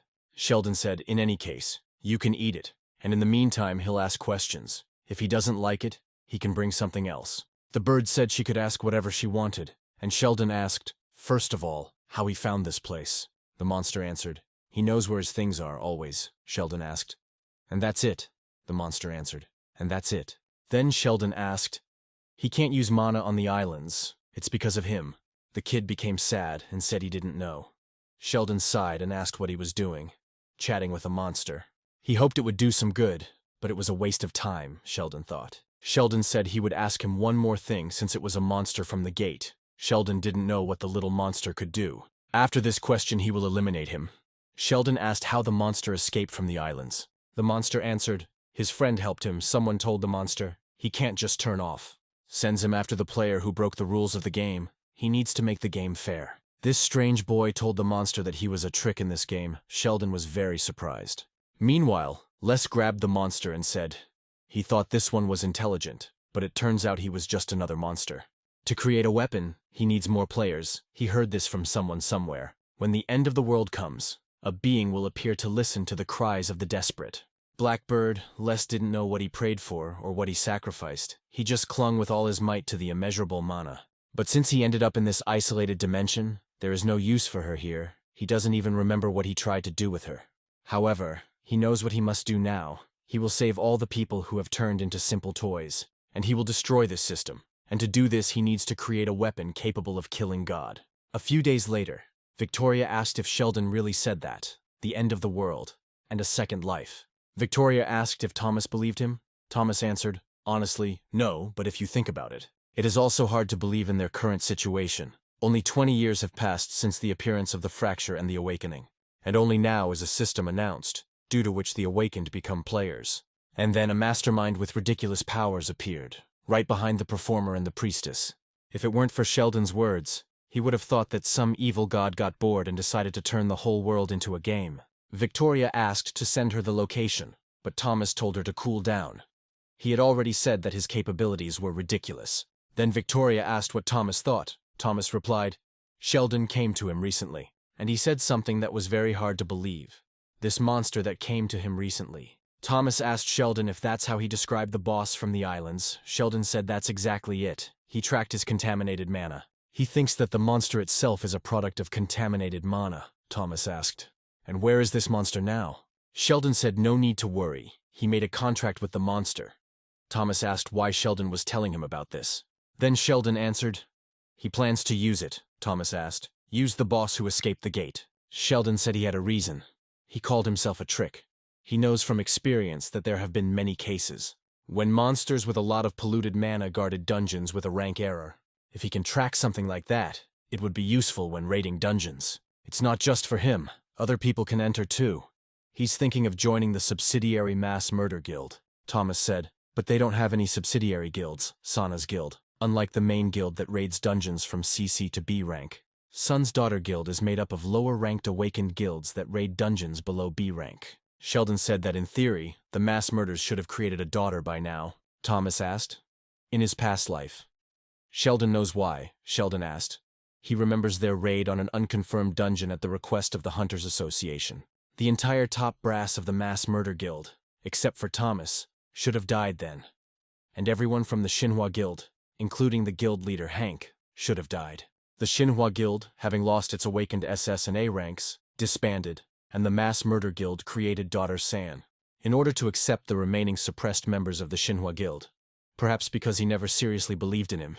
He never even thought about it. Thomas thought, he said, so Sheldon wants the Sana Guild to start winning victories and raising the heroes of the future. Sheldon said, Thomas is quick on the uptake, Thomas asked. Then he can ask one question, what happened to him in his past life? And Sheldon calmly replied, Thomas died. 3 months later, his body was found in broad daylight. With her throat cut, as if the awakened SS ranked nothing, Victoria asked if it was true. Thomas answered, yes. In his past life, the criminal was never found. Then, as if he was just waiting for the question, Sheldon said he had prepared something that would repel the attack and handed him a gift. They don't have to worry about maintenance costs now. Thomas has a sword forged from chilled materials, designed specifically to contain the user's mana burst, Sheldon said when they met. He considered why his weapons broke so easily. It wasn't because of a lack of durability, it was because it couldn't withstand the flow of his mana. The Leviathan he used in the dungeon last time was created using contaminated mana. He has little mana, so he was unable to create a weapon of a higher rank, but it should be able to withstand the maximum mana surge at least 3 times. Thomas asked if he was grateful for that, but Sheldon always tries to win over hero candidates by creating weapons for them. Sheldon replied that he was the creator of the weapon. Thomas said that was all he wanted to tell her. Sheldon also said that he might soon ask her for a favor. Victoria said, a favor to someone who came from the future, understood, but he should have told about it earlier. After all, she's going on a business trip again. And Thomas knows that SS rank healers are a great rarity throughout the world. Thomas said there was nothing he could do about it. He should focus on San's subsidiary guild for now. A few days later, Rank B Ranger Jake commented on the strange balance. He heard that the daughter of the mass murder guild was conducting tests, so he was hoping for something worthwhile. But here there is only a B rank assassin and a D rank support, Dean said. Well, they are a new guild, and he temporarily came to help from the main one. The guy pushed Jake and said, stop getting in the way, let him go, and if he doesn't like it, let him get lost. This is what the C-rank mage Cedric said, Dean told Sheldon. He came because Sheldon asked for help. But should they really go on a dungeon raid with these 2 guys? Sheldon asked. Is there a problem? Dean asked. Sheldon thinks there's no problem. They look like they're about to fight, and they just met. One of them is a ranger, but he has a tank outfit, and the mage has a sword. Is that right? Sheldon replied. They have equipment that suits their abilities, but the monsters have already snuck up on them. And the guys continued to argue. Jake shouted why he was snapping. Cedric said that he was just annoyed that Jake was whining and complaining. He demanded to see the guild's registration documents, wanted to talk to the guild leader, found out if the dungeon was safe. Enough already. Jake asked, and Cedric thought it was weird. He doesn't have any special abilities, but the job site messaged him first. While they were arguing, the monster attacked them, but Sheldon created a huge shield and protected them. Then Sheldon came up to them and said there were 3 reasons why he invited them to the guild. First of all, the guys are poor, which means they will join the guild for money and without explanation. And secondly, they will make an ideal tandem. And thirdly, if they are ordered, they will carry out the order without further ado. Sheldon remembered his past. Cedric asked if the heroes needed to get there. They would need to get through a crowd of monsters. There, seriously, Cedric asked. Jake said, it's just like telling them to die outright. The guys looked at each other and then said, well, if that's what it takes, they'll do it. That's the only thing they can do. Sheldon convinced the boys, as they were convinced, that as long as he was here, they would not die in this place. So from this moment on, he begins to test them, let them fight monsters. Humanoid monster. Danger level D, however, there is a condition to use this weapon, Sheldon added. The boys shouted, is he kidding me? Is it a bat and a rocket? But the monster began to attack. Then Jake asked, okay, what should they do? Sheldon replied, first check the object's ability. An object's ability. It can change the direction of a flying object after it is hit. The ability can only be used on spherical objects. Heavy Strike Rank B. when attacking an object increases the strength of the strike and the damage dealt. Jake asked if weapons had abilities, but he didn't have any balls. Sheldon said he could make them.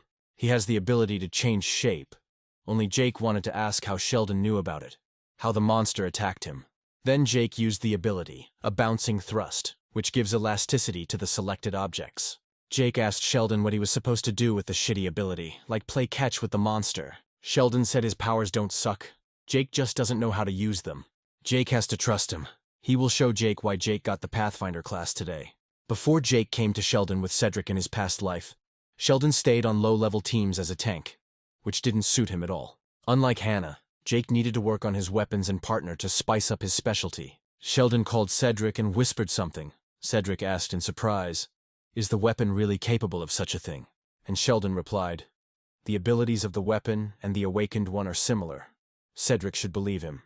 Suddenly screams were heard and the boys turned around. Dean shouted, "These are Naga warriors, monsters, danger level C.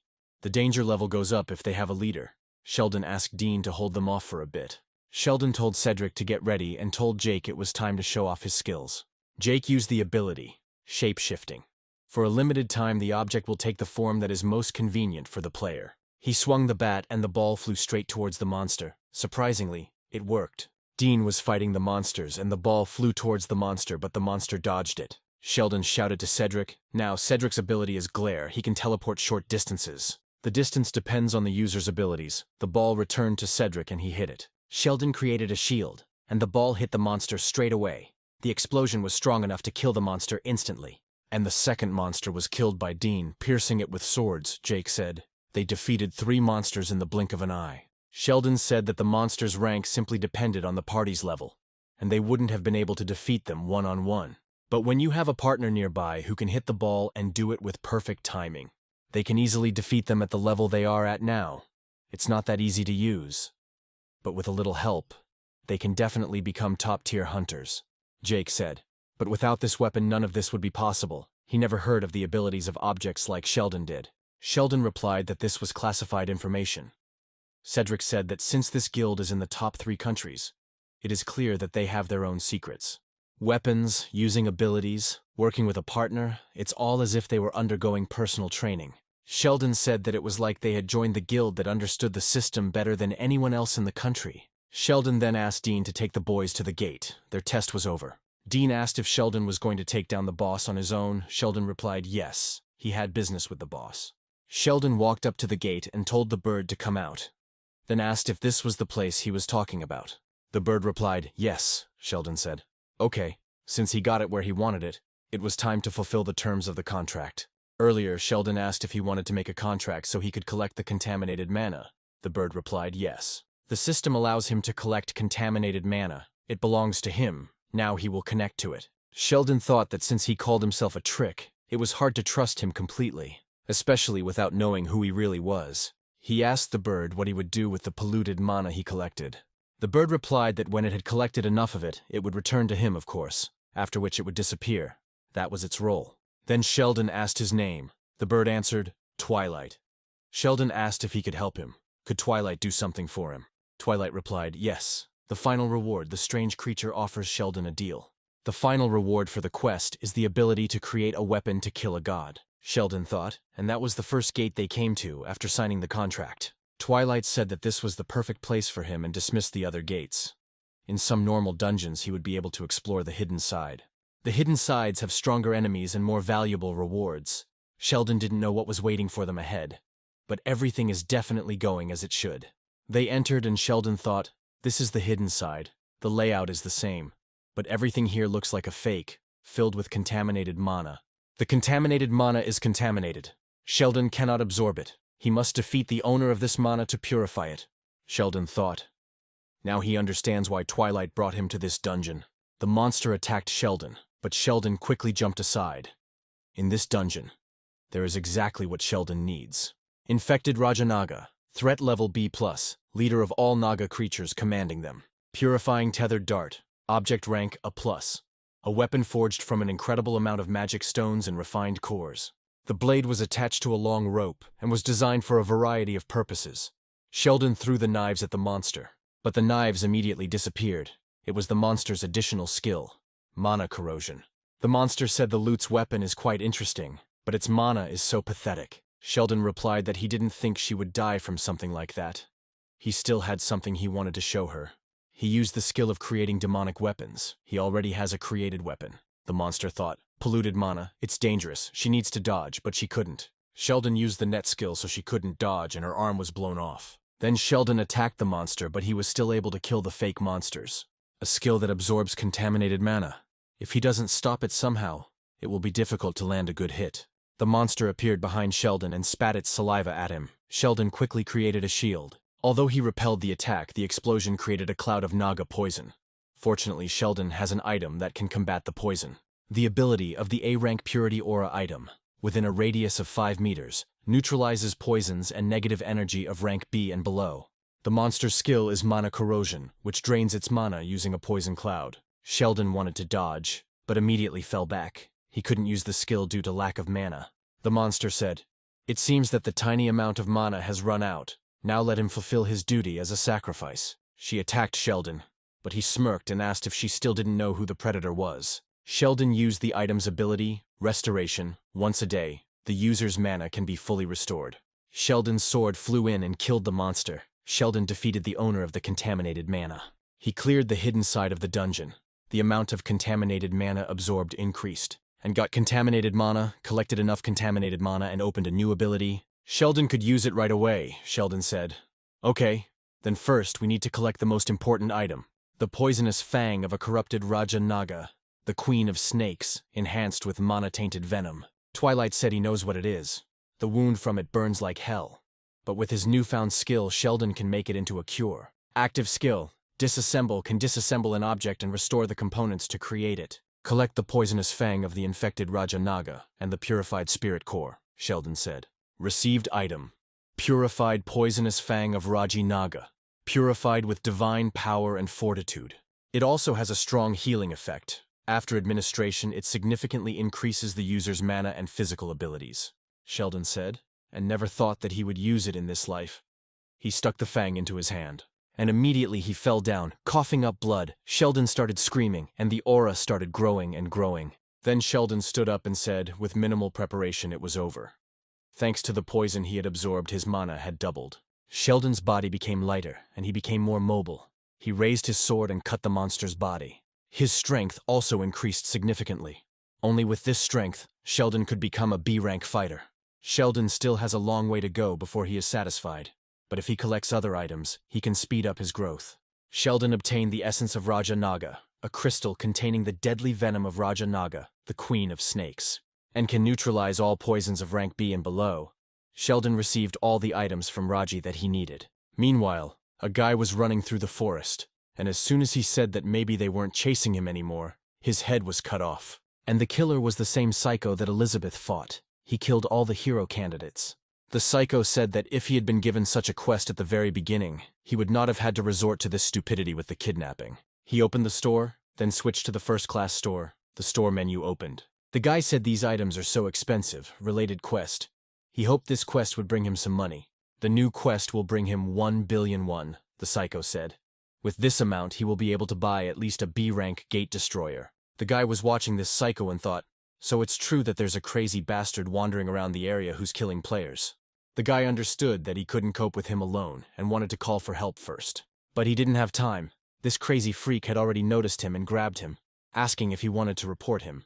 The psycho immediately cut his head off and said, "That's great. Now it's time for some money." Thomas called Sheldon and said there was a problem. Sheldon asked what happened. A guild member who observed some of the hero candidates at Sheldon's request was just found dead, as was the candidate he was monitoring, Thomas said. Sheldon said that around this time in his past life, similar murders and disappearances also occurred. The Hunters Association knew that conflicts were brewing between the Awakened and the townspeople, so they tried to keep everything secret for as long as possible. Thomas said it wasn't much different from what's going on now, with the news not really talking about victims and crime scenes being processed too quickly. Sheldon said the Hunters Association wouldn't help for now. Thomas said that meant they would have to solve the problems on their own from the guild's perspective for now. And Sheldon replied, since they know about the criminals' further actions, they need to protect them. Somewhere around this time a big event happened. If they protect the target of this event, the criminal will come looking for them. They must prepare for what is coming and carefully work out the protection of this person. This time he will go personally. Thomas said he will go too. But Sheldon said no, Thomas has to do something for him. So he was returning home, and from the roof of the building a guy was watching her. He drove around the corner. Then she said, "Let him go out." He was already following her from work. He wanted to say something. Asked Soki. Then the vice president of the Mass Murder Guild came out and asked how she knew. Sohee said it would be strange not to know when someone suspicious was following her. She was sure this wasn't a declaration of war. So what did the Mass Murder Guild want from her? Sohee asked. The deputy said that since it had come to this, he would simply say that he had orders to protect her. Soki asked from whom, when suddenly the dog began to bark loudly, and the psycho jumped out of the alley. But the deputy managed to run and protect Soki, but that psycho was very strong. And the shield broke, and the psycho said, "What a pity. He could have handled it in one move. But why does he have the feeling that small fry have been pestering him too often lately?" The deputy asked if Sohee could escape. Sohee replied no, he could catch up with her. Then the deputy used the skill, Stone Skin, and asked her to wait a little. He ran at the psycho, but the guy attacked him faster and flew up to Sohee. He was already getting ready to kill her. But at that moment a shield appeared in front of her. The guy's sword got stuck in the shield, and then the guy was attacked. The guy asked where these weird bastards come from. Sheldon replied that it was none of his business. Because he's going to die here today, Sheldon created a bunch of swords and sent them towards the psycho. The guy wasn't worried. He thought it was a summoner, but he had never seen players before who could summon weapons like that. With enough concentration he can dodge it, but this attack is really dangerous.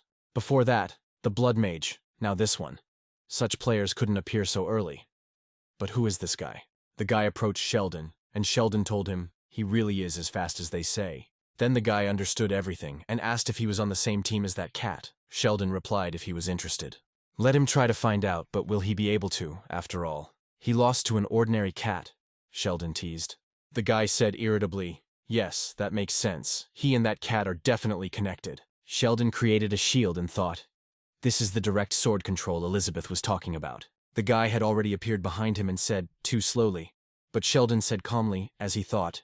His attack patterns were simple, Sheldon thought. The grenades exploded and the guy was temporarily blinded. Sheldon gathered mana and attacked the guy, but the psycho realized that something was coming and repelled the attack. The psycho shouted, even if he couldn't see, he could still fight such a lonely bastard. Sheldon asked who said he was lonely, so he used her skill, Connection with the Beast. This skill enhances a target that meets the conditions by channeling mana. The enhancement occurs upon request in communication. The higher the power, the higher the price. The monster attacked the guy, and Sheldon created knives and stabbed them into him. The guy pushed the dog away from him. His vision was returning, and he decided that now he could easily defeat them. But then the system window appeared, and the guy was told that he was poisoned by the poison of Raja Naga. His physical abilities were greatly reduced. Sheldon immediately attacked him with his huge sword, but the guy was able to dodge it. But Sheldon created swords in an instant, striking precisely from the guy's blind spots with the weapons he summoned. Sheldon asked the guy if he was still able to dodge in this state. The guy was no longer there. He jumped on Sheldon from the other side and asked if he could answer this. He used the basic technique, the second sword form, the path of the ghost killer, and attacked Sohee. Sheldon ran towards Sohee with all his might and quickly created shields. Sohee asked Sheldon in surprise, was he able to repel the attack? However, Sheldon spent almost all of his mana to reflect just one of his direct attacks. By this time, the poison should have spread completely throughout the body. The last technique must be used correctly. But who is he? The guy moves as if he knows his next move, as if he has a strategy against him, the guy thought. He can't lose to such a bastard who has only been playing for a few months. The guy ran to Sheldon, but Sheldon used his communication skill and cut off his hand. He fell, and Sheldon said the guy can't use mana anymore because of the poison, and the skill of intentionally dying for the sake of escape would no longer work. So Sohee called Sheldon. She thanked Sheldon for his help and said that this was a very confusing situation for her. Sheldon said he would explain everything later. Suddenly the guy noticed a butterfly flying towards him and thought it was her. While Sohee was saying that they needed to contact Hank first, Sheldon was saying that he would call an ambulance for the deputy. Suddenly they heard an explosion. The butterfly flew up to the guy, exploded, and he disappeared. The guy woke up in a completely different place. The girl told him it was horrible how he looked. The psycho shouted, "Shut up, he didn't need her help." The girl said, "Don't be so angry about your loss. Empty pride won't change anything, and he can't do anything well after being reborn." The psycho asked what brought her here. The girl asked if he was blind or something. She came to help him. Then the guy asked, "Since she was here, it means someone summoned her, didn't they?" The girl replied, "Yes. One of the guild members is an empty fantasy. Already completed the quest on his orders. Unlike him, available from the very beginning of the game, she is a boss level from the middle." The guy replied, "Yes, let her be proud that she is an average boss. This world is complete crap, so what difference does it make?" The girl said, "Well, he's the same as always, doing some kind of nonsense and not caring about the rules of the game. She can help. It's the B-rank gate destroyer she recently bought. Let her take it." The guy asked what the catch was. The girl replied, "He is very impatient, even though he hangs around here again and again, screwing up. But doesn't he think that he should at least fulfill the minimum of his duties? He only has one chance to be reborn, so he has no choice," the guy replied. "You have to be careful. This world is different." Hank ran as fast as he could, and noticing Sohee called her, and she calmly greeted him.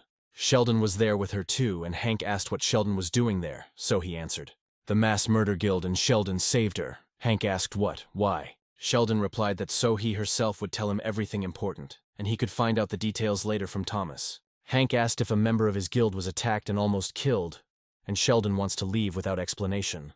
Sheldon said even if he explained everything, Hank wouldn't believe him right now. Hank replied that it was up to him to decide. Let him explain how Sheldon knew that Sohee would be attacked. Sohee's dog jumped on Hank and he said, "He's talking." Sohee replied, "How many times do you have to tell him that he shouldn't frown like that? When he talks to other people, he will be considered a bandit. It is obvious that the mass murders were independently investigated. Recent deaths and disappearances," Sheldon says, "he may already know a little about from the Henmu Guildmaster." Sheldon said he doesn't know exactly who the attacker was, but there's a chance they might come after her again. So let's take care of her safety so that she doesn't end up in the same dangerous situation as today. Because of what happened today, Sohee will have to lend him her abilities when he asks for it. Hank asked angrily who decided this. Sohee said it was her. Sheldon helped her, so it was the least she could do. Sheldon said he had done everything he had to, so he was leaving, but Hank called him. And he said he imagines what Sheldon thinks of him. A thug who relies only on his own strength and doesn't care about other people. But he will still say that he owes it, thank you, for saving the life of a member of his guild. Hank's unexpected generosity must have surprised Sheldon. He shook his hand and said, "You're welcome." Sheldon came out and called Elizabeth. She asked what was going on, calling him to such a place. He showed the photo and asked if she knew what it was in the photo. Elizabeth asked where he took the photo. It's blood magic, but he only knows one blood mage who can use Scarlet's flowers. Isabella, a vampire who studied blood magic under the same mentor as her. Sheldon asked if she meant that Isabella, like her, was a player from other worlds. Elizabeth replied that anything was possible. Then Sheldon thought, maybe she was on the same level as Elizabeth before the sealing. It would be difficult to fight them at his current level. His mana is currently too low for such a battle. If he hadn't leveled up, he wouldn't have been able to repel his attacks, so he needed to figure this out. There is something that no one knows yet, but a new type of dungeon has appeared throughout the country. Hidden dungeons where you can find special relics if you pass the challenges. A spatial crack, usually only hero candidates are able to enter it. But he has a key that can open everything, so he will use it. Sheldon woke up Twilight and asked him to open the door. The bird made a crack, and Sheldon entered the dungeon. The main goal is to get the relic by passing the first test, defeating the guards. Player intrusion detected. Guards wake up. Suddenly someone said, "There is no place for a malicious intruder here. He has no rights, so he will pay with his life for this." Sheldon was attacked by the black tiger of the cursed forest. Sheldon created a sword from contaminated mana and said there was no point in wasting time on the gate guard. He killed one tiger, and 2 more tigers would immediately appear if the black tiger received a certain amount of damage. It will disintegrate into smaller forms. It has only one basic form, but its copies are just as physically real. The best way to understand which of them is the basic form is to just see the slightest differences in habits and attack. Sheldon said, but he didn't have to do that. He created a bunch of knives and killed the tigers, one by one. And in the end, a small tiger cub attacked Sheldon. Sheldon easily brushed it off. Then the kitten said, "No need. If you go here, you can go to the next level." Sheldon moved on to the next test room. Once he passes the second test, the crack dungeon will be cleared. Side quest, Spatial Crack. Take Relic's main goal. To get the relic you need to pass the second test, defeating the guards. The doppelganger, a monster that appears in hidden dungeons and less frequently in normal ones, used the grid skill. Sheldon thought, he's just like in the memories of their past life. Then it's even easier to deal with him now. Their skills and physical abilities are equal, meaning it will be a battle of attrition. Although there is something that the double cannot repeat, Sheldon created Fragrak, a passive skill, combat skill. Sheldon cut the double into 2 parts. Sheldon took out the dagger of Raja Naga. He will poison the right target. The double was re-glued together, and now all of his skills have increased by 150%. He created a similar weapon and attacked Sheldon. But this did not frighten our hero in any way. The characteristics of the double's physical abilities have increased, but that's all. Without skill, the double can only swing the sword randomly, which will not help him. That's why Sheldon didn't worry. He calmly ran up to him and attacked him. So the double lost his weapon. It fell next to Sheldon, and a pleased Sheldon said, "What's wrong? He's shaking so much. Is there really some problem?" The double created a series of daggers, and he threw them at Sheldon, but that didn't work either. Sheldon calmly brushed off all the knives, and the double's position was unenviable. All his mana was depleted due to Raji's poison, and he could not use his skills. Sheldon said it seemed like the poison had spread completely. He used a special blade when the doppelganger was going back. The dagger inside the double awakened, and Sheldon used it to drag the double back and forth. Then he dragged the double to himself and cut it down. The side quest was completed. Sheldon received a skill enhancement scroll for defeating himself. Sheldon took the scroll. The scroll had several skills: creation, connection, rent, and world grid. Sheldon chose creation.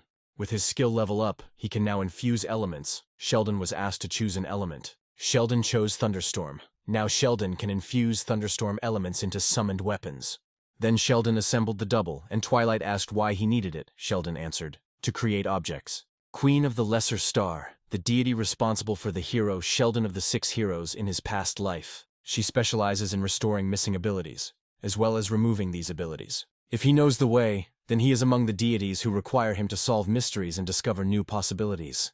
It is not that difficult to meet her, and there are no rank restrictions to become a hero. And since you can use special items to reduce the difficulty of heroic trials, she's the perfect deity for Sheldon now.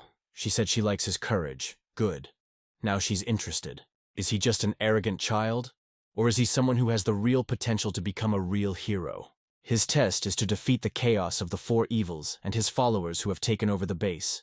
Let him show her what he is capable of. Nati, a beast-like monster with great strength and a huge body, does not have high intelligence. Sheldon approached them, and they asked who he was. Came to go further. Came alone. And Sheldon replied, "Yes, so let them go away if they don't want to die." The monsters looked at each other and said, "A strange guy, arrogant," and attacked Sheldon. Then Sheldon used the skill creation. He created the shield, the Devil Mask Protector. The created shield in the shape of a goblin contains the spirit of a goblin. The Devil Mask's ability to exorcise ghosts was activated. Nati noticed that the mask was watching them and trembled in fear. Suddenly, mummies ran out of the building screaming, "The intruder is here. He smells blood. The gate guards are wounded." But before they could reach them, Sheldon used the world grid skill and killed the mummies. Then a mummy came out with a staff and Sheldon said, "Found, monster magician," and grabbed him by the face. The item skill is Do Rights.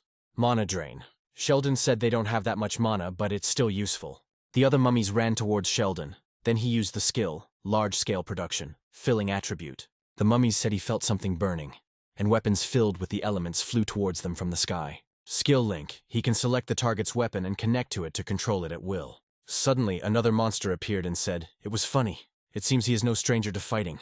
It seems that for the first time in a long time, he will be able to enjoy hunting. The monster. The 4 evils. Chaos." Sheldon said he was going hunting too. The monster said for the player, "It's not hunting, it's suffering." He used the skill, Curse, Master Yomi. It will attack everyone except the one who has the seal of the master. Sheldon thought it was a trick of the test boss. Logically, he should fight both Chaos and Yomi at the same time. But with this trick, it's like there's no such thing. He used the protector and the mask started fighting Yomi. The monster asked. He took out an item that could resist Yoma. Even such strange talents can impress. But he still had it in his hands, the monster declared. And he didn't hesitate and began to attack Sheldon. Sheldon parried the attack and ran to the side, but Sheldon's hands were shaking. The monster said. The guy reflected the sword strike in the air. "His sword skill is incredible. Let him show more." Having finished speaking, the monster attacked Sheldon again, but Sheldon blocked this attack too. Sheldon thought, even with the debuff, the difference in strength is big. Even though it reflects his attacks, he still takes damage. The monster used the skill again, this time the Soul Curse skill. They flew towards Sheldon. But Sheldon quickly used his World Grid skill and killed every soul with daggers. The monster thought, the guy is using the daggers he summoned earlier. as if the guy knew what he would do. Then Sheldon used the filling attribute skill and attacked the monster. This time he was able to get the monster. The monster took out Sheldon's sword and asked what now. Sheldon replied that he had to finish him off. Touching it, Sheldon used the item's skill, Proper Rights, activating the skill Master Yome. Yome's Echo Curse fills the space. If he doesn't repel Yome's attack within 60 seconds, his soul will be absorbed and become a part of Yome. Chaos pulled out Sheldon's sword and attacked him with it, then used the skill, Curse, Master. But Sheldon used the World Stack skill, and his sword flew up and cut off both of the monster's arms. Then the monster got angry and screamed, he thinks he can change things just by taking control of Yome. Attacking him, he shouted, he will simply kill him in the specified time and crush Yome. There are about 50 seconds left, so we need to hold out by any means possible. The monster attacked Sheldon, then used the charm skill, Dark Gravity. Then Sheldon summoned the Devil Mask Protector, and the Protector attacked the monster. However, the monster used the charm skill and created a tiger, but Sheldon immediately created a huge shield to reflect its attack. The monster ran towards Sheldon, then Sheldon grabbed it with chains and struck it with lightning. There were 35 seconds left, but the monster could not calm down. He broke the chains. Then the monster used the skill Kara, Shockwave, and attacked Sheldon. Sheldon barely managed to dodge this attack. The monster has no control over its strength at all. He was alarmed. There were 25 seconds left. The monster attacked Sheldon again, screaming, "Let him die quickly!" Because he is now without Yome. In order to use the curse skill, the monster gave up his own leg. There's only a little bit left, under the influence of a curse that can't be avoided. All skills that require mana are unavailable for an hour. The monster shouted to Sheldon that it was all over now, and he ran towards Sheldon with his mouth open. At this moment, Sheldon used the Summon Familiar skill. He spent the contaminated mana. Elizabeth told the monster she wouldn't allow it. How dare the monster try to kill her master? The monster bit off those 2 arms. But then Elizabeth created several arms at once and grabbed him. But the monster said that even if he died, he would take it with him, and he began to create a shockwave again. Sheldon said, "It was a mistake. From the very beginning, only the monster was supposed to die." At that moment, Yomi attacked the monster. Time was up. Yomi began to absorb the victim. The monster screamed, "He cannot die at the hands of the bastard who served him." The monster died and Sheldon took his item. The item's functions will be adjusted to the player. In his past life, he was unable to obtain this due to Yome's humiliation. So this is unexpected loot. Sheldon praised Elizabeth for a job well done. She replied that she had done nothing. Then they went to the Queen to get the benefits of the first hero. The Queen said she would take this into account. She thought he was just an impudent upstart. But she was wrong. For an ordinary C rank, this was impressive. As if he knew all his moves in advance, Sheldon replied. He simply applied his knowledge, the Queen said. But he could not get this information anywhere. "Is he trying to fool her?" the Queen asked. Sheldon replied, "No way." Then she asked, "So there is something about him that she does not know." Sheldon asked what she meant. The Queen touched him and saw his eyes glowing. She thought, now she understands. She misjudged him from the beginning. He is the one who has already been chosen by a more powerful deity. Her decision is just a step in his plan, the Queen told Sheldon. He has proven his right to be a hero. As the deity responsible for heroes, she names him Hero Sheldon. And so Sheldon has completed the quest of the hero's journey. So now Sheldon must receive the reward that is his right, said the Queen. Sheldon's bow. A bow given by the sky god to his children. All attacks from this bow will be converted into a holy attribute that adds 150 penetration damage. He will often use Sheldon's bow now, but here is the true reward. The seed of the azure flower. The seed can be grown in the heavenly gardens and contains an incredible amount of mana. Sheldon was pleased. He thought he needed to keep a good eye on it until the sprout appeared. The Queen said she would send him wherever he wanted. Sheldon thanked her and said, "There is a place where he needs to return quickly," the Queen asked. "Is there someone waiting there?" Sheldon replied, "Not quite, but they would need his help. There should be complete chaos outside around this time." Another crack appeared and a strange monster came out of it. People started filming it on their phones. Then the system windows appeared. Suddenly the angel said, "They came here to deliver invitations. Only those who are fit will be able to respond to the invitation, meaning that those who are unfit will be immediately excluded." The monster started catching people. Then the guys ran screaming, but the angel's arms were quite long. At that moment, Thomas came running. He cut off one of the angel's hands and saved the girl. He asked the girl to run away. He remembered what Sheldon said about the monster that appeared when the rift began to glow. Now Thomas believed Sheldon's words. Without thinking twice, Thomas ran towards the monster. But as soon as Thomas approached him, the angel used the skill, Bone Spear, and Thomas jumped back. At the same second, the angel used the skill Bone Explosion, and the bones exploded. It would be difficult to break through his defense with an average emission. The angel used another skill, Bone Shard, and sharp bones flew at Thomas. Then Thomas used his explosion skill and destroyed all the bones, then quickly ran towards the monster. Shouting, "Now everything will be different," he used the explosion skill, Maximum Emission, hoping to break the monster's barrier. The barrier was destroyed and the monster was defeated, Thomas said, stronger than he thought. A monster of at least A rank. Without the weapon Sheldon gave him, it would be difficult. There could be more like it. First, he has to evacuate the residence. Thomas walked forward, completely unaware that the monster had risen and was heading towards him, but the monster didn't have time to do anything. The arrow pierced him before he could reach Thomas. Thomas turned around and Sheldon said, "The angels of death have the ability to resurrect. If they weren't immediately burned or a divine attack was used, it was close. Great job." Thanks to Thomas, the quest was launched without casualties. The hero Sheldon defeated the monster and received the Black Key. Thomas received a notification. The main quest is a world disaster, the Night of the Dead. An infinite number of the dead will fall into the real world. As time goes on, the difficulty of the event will increase. And if the quest is not completed within 7 days, the world will forever plunge into the Night of the Dead. Sheldon explained that this is a quest for all players. When the hero appears, if you prepare well, then everything will not be as difficult as he sees it. The guy also received a notification. He asked what was going on in this world. It hadn't even been half a year since the system was activated. But a hero has already appeared, and this hero is that same bastard support guy. The guy was looking at Sheldon's photo, and he thought that he had not just surpassed him as an ordinary C-rank player, he knew about empty fantasy, and had already achieved the status of a hero. It is as if he acts because he knows everything in advance, and if so, he must know what is necessary for an easy victory over the world disaster. He decided to buy a spatial crack generator. If Sheldon knows where to go, he will go there and wait for him. Sheldon was in the Fanatics Temple. A bunch of fanatics attacked Sheldon at once, but he easily dealt with them. By killing everyone with just one skill, Sheldon received another item, the Vampire Cup.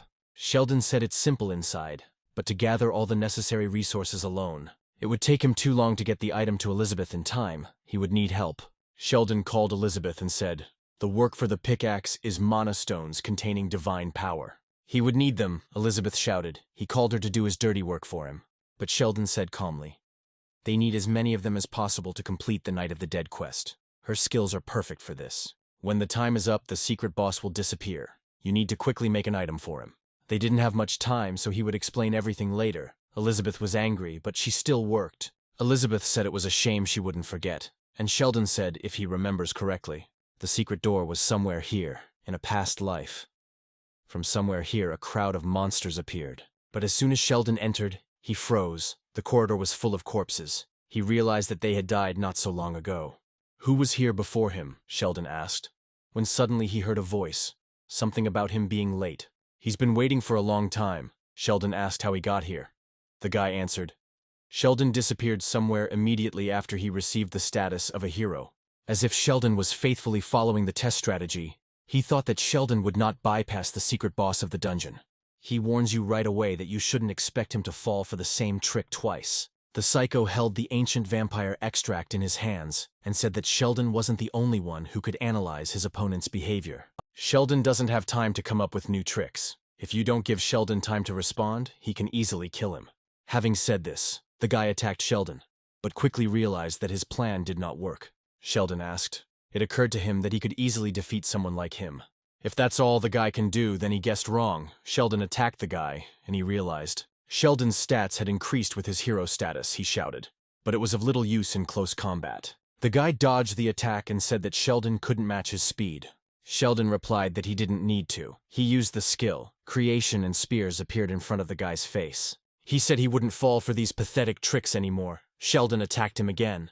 But the guy wasn't going to give up so easily. He continued to attack Sheldon.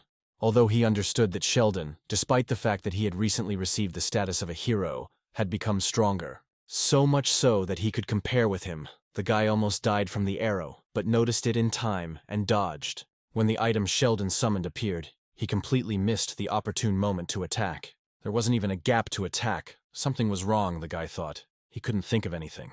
Sword art that makes maximum use of speed is similar to one technique he knows, the boy said. The sword flew towards the guy, but Sheldon himself was not there, and all because Sheldon used the item skill. Proper rights. Copying the opponent's skills, the guy ordered, "Take these dirty hands away from him."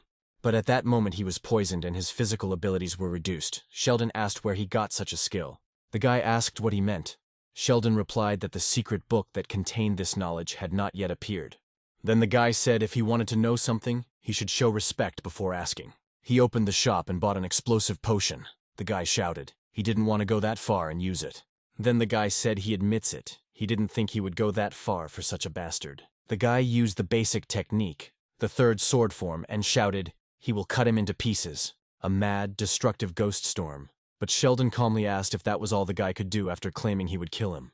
If a guy couldn't use even half a skill correctly, there was no point in raising his stats. It may look like a chaotic storm, but this attack has clear rules and specific sword strikes within. If you know the trajectory of the swords and respond accordingly, this big storm is very easy to destroy. Sheldon threw punches and the guy took a lot of damage. Sheldon told him to give up. "There's no one here to kill with him," the guy shouted. "It can't end like this." As soon as the guy raised the knife, Sheldon cut off his hand. It was a blade that cuts through space. Apparently he wanted to escape, Sheldon asked. He didn't have any more lives left. The guy grinned. And he said, and he thought Sheldon knew everything. Sheldon told him that if he wanted to live, he had to answer his questions. But the guy laughed and said, "There is no such choice for those whose souls were taken as collateral." Given the way Sheldon speaks, Sheldon doesn't know anything specific about them. Sheldon asked what he meant. The guy said they were bastards who became monsters for the sake of survival. They all betrayed the players in their own worlds. And they brought destruction here. They will soon see other bastards. While they are preparing, his comrades are not sitting still either. Soon he will find out what he means. He finished, and Sheldon killed the guy, then went to Elizabeth. She was still unhappy. Sheldon asked if she had already gotten everything. Elizabeth answered. He forces her, the elder vampire, to do the dirty work while he hunts in peace. He has no idea how horrible and humiliating it was. Sheldon used a hidden item, an ancient vampire extract, which increased the quality of the created item, Elizabeth said. Even if she was a familiar, if he continued to treat her like this. Before she could finish speaking, Sheldon handed her something and Elizabeth asked what it was. Sheldon replied that it would help her improve her stats without any restorative fragments. I just thought that in the future, he would often need her help. The Stone of the Saints can be obtained in other temples. But it can only be found in this dungeon, Elizabeth asked. He came here for her, thank you. After eating the reward, she increased her characteristics, Elizabeth said. There is definitely an effect. Probably the restorative fragment has a similar effect. Elizabeth asked if she could have more. Sheldon replied, "No. Ability-enhancing items are unique. But don't worry. Even after this, you will have enough strength for further actions." Elizabeth asked if he was going to make her work more. Sheldon ignored her displeasure, and he said, in any case, they did everything in this dungeon, even got unexpected loot. It's time to go to the Dungeon of the World Disaster. Meanwhile, another crack has appeared in the world. Sheldon said that now we need to find Thomas. He promised to provide him with guild materials, so they can find everything they need. But Sheldon froze when he saw that the world was in complete chaos. Sheldon didn't expect that the disaster had already been activated. 6 hours had already passed. The countdown had begun. As soon as Sheldon went into the dungeon to farm the Saint Stone, other disasters occurred. The whole world was in complete chaos. Sheldon wondered why things were happening now that were supposed to happen only in 2 years. Dean called Sheldon, and Sheldon asked how he found it. Dean replied that the head of the guild told him. He was waiting for him to escort him. Sheldon asked where Thomas was. Dean replied he was waiting for him. But about 3 hours ago he left with people from the Shinhwa Guild. Since people are in danger, he wanted to somehow deal with the giant. Dean asked what was wrong. Sheldon replied that they couldn't defeat the giant right now. And even if they could defeat him, it wouldn't be the end. Sheldon couldn't get through to Thomas. Then he remembered the twins' rings and decided that if he had the ring on him now, he would be able to contact him. Those who wear the rings are linked and can, by mutual consent, communicate telepathically. Hank asked what was wrong, but Thomas asked him to wait. He asked Sheldon what happened. Sheldon said to come back immediately. They can't beat the giant at their current level. Thomas said he came all the way to get Sheldon to turn him back. The smoke from that giant is spreading more. Sheldon replied that there was nothing they could do about it now. He was just a vessel spreading smoke. The problem was somewhere else. Hank asked again what happened. Thomas replied they were going back. Then Hank asked what Thomas was saying. He came because Thomas said he needed his help. And now he's trying to take it all back. Thomas replied that it was not his decision, but Sheldon's. Thomas asked Sheldon what they should do now. Sheldon replied that they needed to head to the nearest station now before he used the ring's teleporter. He'll look into the mass murder guild, what he asked for earlier. Is it still in the guild? Sheldon asked. Thomas replied, yes. He would wait at the station nearby, Sheldon told Dean. It was time to go to the mass murder guild. They started running and Sheldon asked and Dean made his way through the mess on his own. Dean replied, yes, because in the guild only he knows him, and only he can move unnoticed. Sheldon stopped the guys and Dean said that's why he should have come alone when they saw the bodies. After the quest and the giant appeared, a group of awakened hunters appeared. They apparently sucked the blood of their hunters, as if they were some kind of vampires. Elizabeth saw the bite. I immediately realized it was Isabel. She nodded to Sheldon and he told Dean they could be nearby. We need to hurry. Suddenly the boys were attacked. Sheldon quickly created a shield to protect Dean. But Dean shouted, watch out! A huge vampire appeared behind Sheldon and he asked. Reflected. Impressive. The vampire attacked Sheldon, but he created a shield, but the blow was too strong. He wanted to attack Sheldon again, but Elizabeth arrived and moved the guy out of the way. She said how dare a low-level vampire attempt on her master's life. But behind her, another vampire appeared. But Elizabeth managed to use the skill. Fog and the vampire cut through the ordinary fog. There was another vampire sitting on top, she shouted at them. They are idiots. Let them deal with them normally. Dean asked if it was them, but they were fighting another vampire. Sheldon replied it was his familiar. He would later explain that Dean should take care of the mage on the roof of the building, and he would take care of the rest. Sheldon attacked the vampire thinking something was wrong. They are bad at fighting, but their strength and agility are at least B or A rank. Their ability characteristics do not stack. The vampire mage used a spell. But Dean was no longer there, and as soon as she asked where he had gone, Dean appeared behind her. The vampire was defeated, and Sheldon said that the physical strength of these guys was absurdly great compared to their abilities. Elizabeth said it was because of vampire abilities. They can absorb part of someone else's abilities with blood. This is the work of Isabel. Dean came back and said it looks like they got the criminals involved in attacking people, that vampire upstairs. He once saw her on the internet. She is a criminal, accused of murder. She escaped from prison. Sheldon thought that the awakened who were of questionable use were turned into vampires and released into the wild. Suddenly, Dean received a call from Haley, who said they had a problem. Strange awakened beings had appeared and attacked the guild. Suddenly, voices were heard nearby. Someone said, "It seems there are still hunters left who can be reached, as good as they were in combat." She expected more from representatives of one of the 3 greatest guilds in the nation. "But there are only rats here," the second one said. "You can't talk about people like that. Otherwise, it turns out that they feed on rats." The guys hurried to the guild, and when they entered the building, they saw this chaos. Dean shouted, "Who is capable of this?" Sheldon said they all have vampire bite marks, but he doesn't see Haley here. Dean said when the guild leader left with the other guild members. She said she forgot something and went upstairs. Sheldon suggested that we split up and look for her. That was the most important thing now. Elizabeth would start from the first floor and go up. If it encounters an enemy, the path will not engage in combat but simply return to it. Dean will start from the middle floor before going higher, and he will inspect the topmost floor where the guild leader's office is located. Sheldon stood up and the vampires were there. They asked if this was the one the woman called, if he didn't look too strong.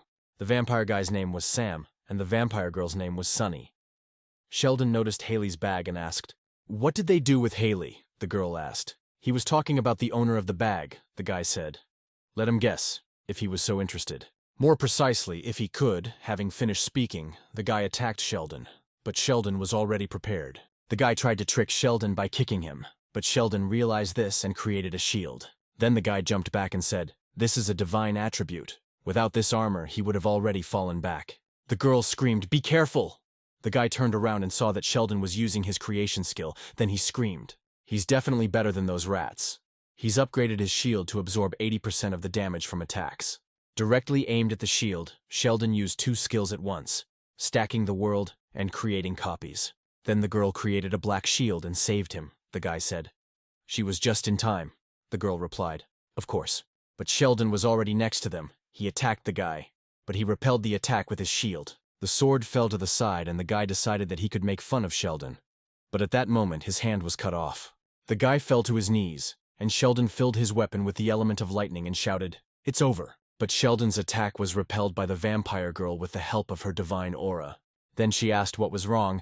The guy decided that she was only capable of being a support. She hit Sheldon, and he jumped back. The guy said he was really fun to be with. That's why it's fun and exciting to hunt, and it's unlike anything he's encountered before. Sheldon thought that body regeneration was also a feature that everyone got when they became a vampire. He needs a more powerful divine attribute to break through their shields and stop the regeneration.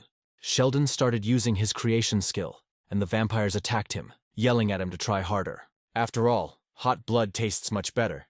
But the vampires were only able to hit Sheldon's shield. Sheldon used the materials to create weapons. Behind the vampire, someone shouted. Let them try to reflect this too. The vampires decided that Sheldon was on the other side and turned around. The girl said that these arrows wouldn't do anything to them, even though they had nowhere to run. Sheldon asked if they really thought that was it. Sheldon's bow appeared from above, and Sheldon shot the guy using the great arrow of the saint. The girl created a black shield, but Sheldon calmly destroyed her shield with one swing of his sword. He then asked, it wasn't a divine attack, so she should have recovered quickly like this. Let him answer his questions, Sheldon ordered, as suddenly the boys ran with Haley. Sheldon said they found her. Dean said she was a few floors down. Elizabeth said for some reason they just tied her up. And they didn't drink her blood, Sheldon said. They needed her alive. They wanted to get the guild's items and materials. They were supposed to deliver them to Isabel for becoming vampires. Dean asked how Sheldon knew about it. Sheldon looked at his bloody shirt and remembered the vampire corpses and said, they don't want to know. Suddenly Thomas contacted him. Sheldon asked what happened. Thomas said, suddenly there were vampires everywhere. Let him go to the appointed place right now. Thomas did not finish, because the ring had used up its ability. Thomas and Hank killed vampires, of which there was a deliberate number. Hank asked where they were coming from. Thomas said although they weren't too strong, there were too many of them. They didn't gather by chance. They are deliberately hunting them. The world is already plunged into chaos. Who did this too? Isabel asked. Small army, and it's already hard for them to defeat her. She expected more from the awakened SS rank. But they are much weaker than she imagined. It seems that it will not be difficult at all. Hank asked if she was their boss. Thomas tried to stop him, but Hank didn't listen to him. He shouted, such things stop with the murder of the leader. Isabel grinned and said, with his strength. Hank froze. Then he exploded. A huge color appeared from his back. It was Isabel's blood magic. Isabel walked up to him and said that running headlong into an opponent whose abilities he didn't know would lead to this. No technology, no plans. She brought a crowd of vampires here, because they are awakened SS rank. But without that guy, the players of this world have no chance to progress, Thomas thought. She knows about Sheldon. Isabel said, okay, it's his turn. She'll play with him a little bit, and then make him a vampire to use as her subordinate. Thomas laughed and said he didn't think it was such a good plan, but Isabel asked in what sense. As Hank hit her with his huge fists, he then said that monsters need to understand their limits when it comes to showing leniency to humans. She didn't think he would attack her without a plan, Isabel said. He survived it, amazingly. Apparently, he has some skills that reduce the damage received. Isabel used blood magic. A feast of butterflies. They were amazed by the skills. Butterfly feast, the skill limits vision and breathing. It also reduces the power of attack skills by 30%, Hank shouted. And what's the point of using such a smokescreen? He hit the curtain, but nothing happened. Thomas said he didn't think half-strength attacks were any good. Let him take the wounded and the guild members inside the veil and get out of here, Hank shouted. There is no way out. How should he get out? And why is Thomas offering this to him anyway? Thomas replied. He will open the way. Thomas used the skill, maximum emission, and broke the curtain. He shouted to Hank to hurry up. Everything will be restored soon. Hank asked what Thomas will do. Thomas said there is a way for him. But if they stay here, they will simply disappear. Then Isabel appeared and asked who said that she would let him go. Then Thomas blocked her path with a wall of fire and shouted to Hank, faster! Hank ran out of the curtain in displeasure. Isabel calmly cut through the wall of fire and said how sweet it was. But it didn't change anything. She's ready to see what he's got in store, Thomas said. She's so excited he won't disappoint her. Thomas used the skill body enhancement Blazing Tyrant and said happily, this is the first time he has used a CC rank skill. Meanwhile, in the guild, Dean asked if they shouldn't rush to save the guildmaster. Sheldon replied that the ring was no longer active, and it was too late to set out now. So he just had to trust Thomas and wait. Dean asked if that same vampire Isabel attacked him. Sheldon replied, no need to worry, he invested well in him. Sheldon called Thomas and asked if he was okay. Thomas replied yes, he was okay and not seriously injured. Suddenly they were attacked by a crowd of vampires, so he could not contact him. Sheldon asked, did he find out who their leader was? Thomas replied, yes, a vampire in a suit. Thanks to the item he gave him, they could stop her without taking serious damage. The double C rank skill book was definitely useful. He tried using it for the first time. but the result was incredible. Sheldon said that double C rank skills are most effective when used by awakened double C rankers. True. For some time Thomas will not be able to use such a skill again, Thomas replied. Exactly. So he will not be able to help with that dungeon. Sheldon said, Okay. Since they won't know when she attacks again, let her return to the guild immediately. Thomas asked if there were that many, Sheldon replied. Of course. Once they started acting, he wouldn't be able to hold them back on his own. Haley said it was an object that the guild leader promised Sheldon. A guild member accidentally received it a few years ago. They didn't think much of it, but that's what the bastards were looking for, Sheldon said. It was a disaster item. Apparently they want the disaster to get worse, Sleeping Gnome Gem. Dean called Sheldon and said, It seems like the black fog has become thicker. Now everything is serious. Quest information updated. It's the first night after the disaster. With the giant's poison increasing, monsters will start appearing all over the world. Dean said it seemed like everyone was going to start fighting each other to get a lot more rewards. Sheldon replied that the chaos was only going to get worse from here on out. Once the monsters start appearing, even defending this place will be difficult. He gave the item to Dean. This is an item that will help him repel the giant's poison. He will make a few more. They need to be placed around the area so that the poison does not get here. Thomas will be back soon. We need a safe base for the guild members, him and other people. Sheldon said he had to move on to another quest, and left with Elizabeth. The goal of the quest is to awaken the Sleeping Gnome Gem. Elizabeth asked if this was the location of the next quest. Sheldon replied, Yes, the territory of the field boss, the Leper Messenger. The Leper Messenger is a field monster who spreads his enchanting requiem by blowing his horn every 3 hours to everyone around him. His peculiarity is that no matter how he dies, he will be resurrected in another place and will still collect souls again. Now is the perfect time to kill him, since it hasn't even been a day yet, meaning not many people have fallen under his spell. Elizabeth said there were too many people here to make such statements. Sheldon replied that something was wrong. Sheldon noticed Hannah among those present and approached her. She noticed and asked what he was doing there. But Sheldon asked, That's what he wanted to ask, Hannah said. She was with the other hunters when the disaster started or whatever that black smoke was. They evacuated people to a safe place, but suddenly some pale-skinned awakened people attacked, and she woke up here. Sheldon asked, So they were deliberately gathered here? They said something, Hannah said. It seems they mentioned some kind of ceremony. Maybe that's why she hears some faint noise from there. Sheldon said they'll go there. If what she said was true, they should know the conditions for the field boss to appear. The guy used the skill, criminal ceremony, and said, It almost worked. As soon as he completes this quest, he will be able to survive the end of the world. But then one of the guards was killed. The guy asked if someone had invaded at such an important moment. He was shot with a divine arrow but survived. Then Sheldon asked if he had already captured the messenger, and already conducting the summoning ceremony. The guy asked what? How did he know who he was anyway? Sheldon said the quest should end with the capture of the messenger, but he killed him, and now he has to look for where he will be reborn.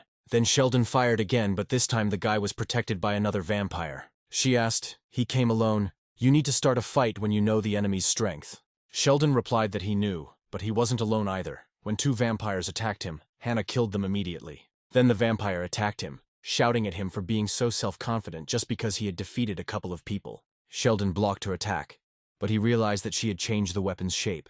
She had experience in aura skills. The vampire jumped over Sheldon and used another skill, lightning strike. But Sheldon managed to use the shield to protect himself from the explosion. Then he attacked her himself. However, the vampire used her electric bait skill and grabbed Sheldon's sword. Sheldon asked when she had time. The vampire ran back and shouted, Now! Then the guy attacked Sheldon, but Hannah said she wouldn't let them do that. She shot the guy with 3 arrows at once. Then Elizabeth used her skill, penetrate her territory, and killed several vampires at once. Hannah went down to Sheldon and said she had already killed the rest outside. Sheldon replied, Good job. Now we need to free the people and get out ourselves. A notification has arrived. The instigator of the ceremony sacrifices himself, increasing the progress of the ceremony. A hidden boss appeared. The quest goal is updated. Awakening the sleeping gem, the guy laughed and said, He won. Then Sheldon shouted to Elizabeth to take Hannah and get out of here, quickly. But a strange man appeared from the gate and ordered to be quiet. He could smell the fresh soul. The hidden boss bishop began to collect souls. He said he hadn't had such a feast for a long time. Sheldon thought, He wants to absorb the victims. He needs to be stopped somehow. He noticed something and smiled. Then he said, That's right. He had forgotten about this method, and ran to the bishop. The monster said he would absorb his soul later. After eating all of it first, Sheldon shouted, "No, he will not consume anyone's souls." Since Sheldon found rare materials in his past life, the second chance bonus was activated. He can create weapons using rare materials. Creation. We use materials to create weapons. The human soul. Now it's his turn to become a victim for his quest, Sheldon said. The monster bishop said, "These souls were sacrificed for the great mission. How dare man make a toy out of them? Arrogant bastard. He will take his soul and play with it to his heart's content. The freak won't even be able to get to hell." Sheldon asked. To play with his soul, he knows. As a creator, it's even somehow offensive for him to hear this. Thanks to the professional influence of the creator, the nature of the materials was transferred to the weapon. Sheldon told the monster to come to him so he could show him what the toy could do. The monster got angry and attacked Sheldon. Item skill. Soul release. All souls will be charged into the weapon, increasing attack power by 150%. Sheldon calmly cut off the monster's attack, but it immediately attacked him, saying, "An interesting ability for such a toy." But Sheldon was no longer there. He attacked the monster with his sword, and the monster said, "This toy is useless." Even if you attack him with it, Sheldon appeared behind the monster and said, "This is not a toy." The souls of the item were channeled into Sheldon's sword. The item will introduce the soul attribute attack. Sheldon cut the monster's head off, but he immediately received a notification. Although the monster boss's body was damaged, it will recover soon. We need to find a way to finally defeat the monster, Sheldon thought. Yes, it was not worth hoping that it would be possible to defeat it so easily. Even with the soul sword, he must find its weakness. Otherwise, he will continue to be reborn. The longer the battle goes on, the weaker Sheldon will be due to the use of mana. To kill him in one fell swoop, you need to drive him into a corner. And forced to reveal his vulnerable spot, the monster laughed and said, "That's why his sword is just a toy.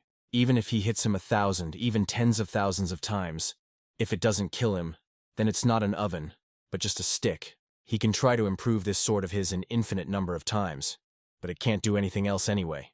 After that, he will make him a toy," Sheldon said. "Let him try." The monster used its skill. The twisted deceased returns the corpse to life. The revived corpses lose their original shape. Turning into something twisted, it attacked Sheldon, with Sheldon barely blocking the attack. The monster laughed and said, "He'll just smear him." Sheldon used the world grid skill. He cut through the twisted souls, but the bishop was already next to him and shouted, "Too late." But the monster didn't even notice that Sheldon used the skill on him. He couldn't attack Sheldon. And Sheldon cut the monster into several pieces, but the monster said he had already told him that it was useless. "His soul is his," the monster shouted, attacking him. Sheldon dodged. Sheldon then used the world grid skill and moved the soul-filled weapons to the specified coordinates. The monster asked Sheldon. He filled the stones with souls and distributed them in the air. Sheldon replied, "Yes, for someone like the bishop that's enough," the monster said. "He's the first one to use souls in this way. Then he will simply go down a different path. The guy cannot even imagine what is hidden here." The monster revealed his soul, falling right into Sheldon's trap. He said his toy couldn't even pierce this barrier. But Sheldon said calmly, he had to make a breach. That was all he had been thinking about from the very beginning. He extracted the scattered souls and created a new weapon, no longer needing to conserve materials or mana. The weapon has been given the lightning attribute, the damage has been increased by 20%, and the weapon's penetration ability has been increased. Sheldon fired and said let him try to block it. The arrow got stuck in the barrier. The monster had just said he saw it. There was little time left. He was almost a corpse, when suddenly an explosion occurred. Sheldon said that when he can't recognize his own strange object, he is lost. He defeated the field boss, the bishop, and Sheldon received 2,000 points towards his contribution to the main quest. By defeating the field boss, Sheldon reduced the Soul Enemy Force's quest progress by 20%. Sheldon asked, "Enemy forces? This is just an empty fantasy." He has never seen such a notification. He approached the vampire and asked what she knew about empty fantasy. The girl only screamed in surprise. A notification came that the poison was gradually dissipating. The girl asked if someone had already defeated the bishop. She just absorbed the field boss's ability. Who defeated him was the A-rank vampire, Sabrina. The guy attacked Sabrina, but the battle failed. She calmly killed him and said that she had to meet him. "Let's get back to our hero," Sheldon asked. "They absorb monsters, and not ordinary ones, but bosses." The girl replied that she was simply hired for becoming a vampire. She doesn't know the exact details, but she had heard that they used it to hunt hunters, Sheldon thought. Before the disaster, a small group had done the same thing. "There is definitely some connection with empty fantasy here," he asked. And what is he going to do now? The girl replied that her contract ends when the boss calls, and since she has not completed the task, she will have to somehow survive on her own. But really, she was going to get out of here and find people to kill Sheldon. Sheldon quickly realized this and said, "Unfortunately, no matter what she wants, she will go back to Isabel." The girl screamed, "She failed the mission. She will be killed if she returns." Sheldon replied, "She is the only survivor of this incident. They might double-check the details, but they won't kill her, and right after that she'll come back with her friends to kill him." Even if she didn't plan anything like that, it doesn't matter at all. Sheldon used the rent skill. An unfair contract, in exchange for him leaving her alive. She will carry out his orders. First, she can't reveal any information about his skills. From now on, she will act as if she has never seen his weapon.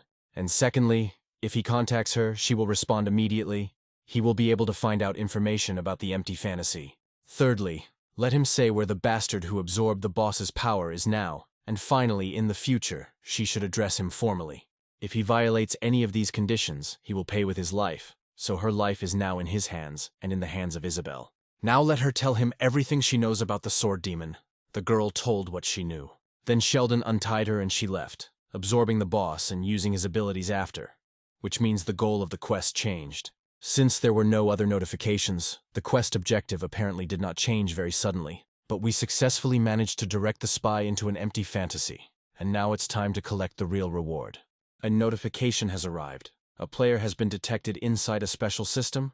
The reward for defeating this boss will be added to the player's level. Sheldon asked, "A special system. Is it about a past life?" Twilight answered. "He feels this thing there. He needs to open it." He received an item, a crystal of polluted mana of a twisted people, for defeating the boss. 1,000 units of contaminated mana is quite a lot. He can restore his reserves with this. The maximum number of attempts to use the skills, collection and disassembly, has been increased to 10, a new skill.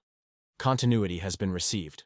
Sheldon asked that the fact that the skill of analysis has become better is great, but what is continuity? With this, Sheldon easily defeats the next boss, the sword demon.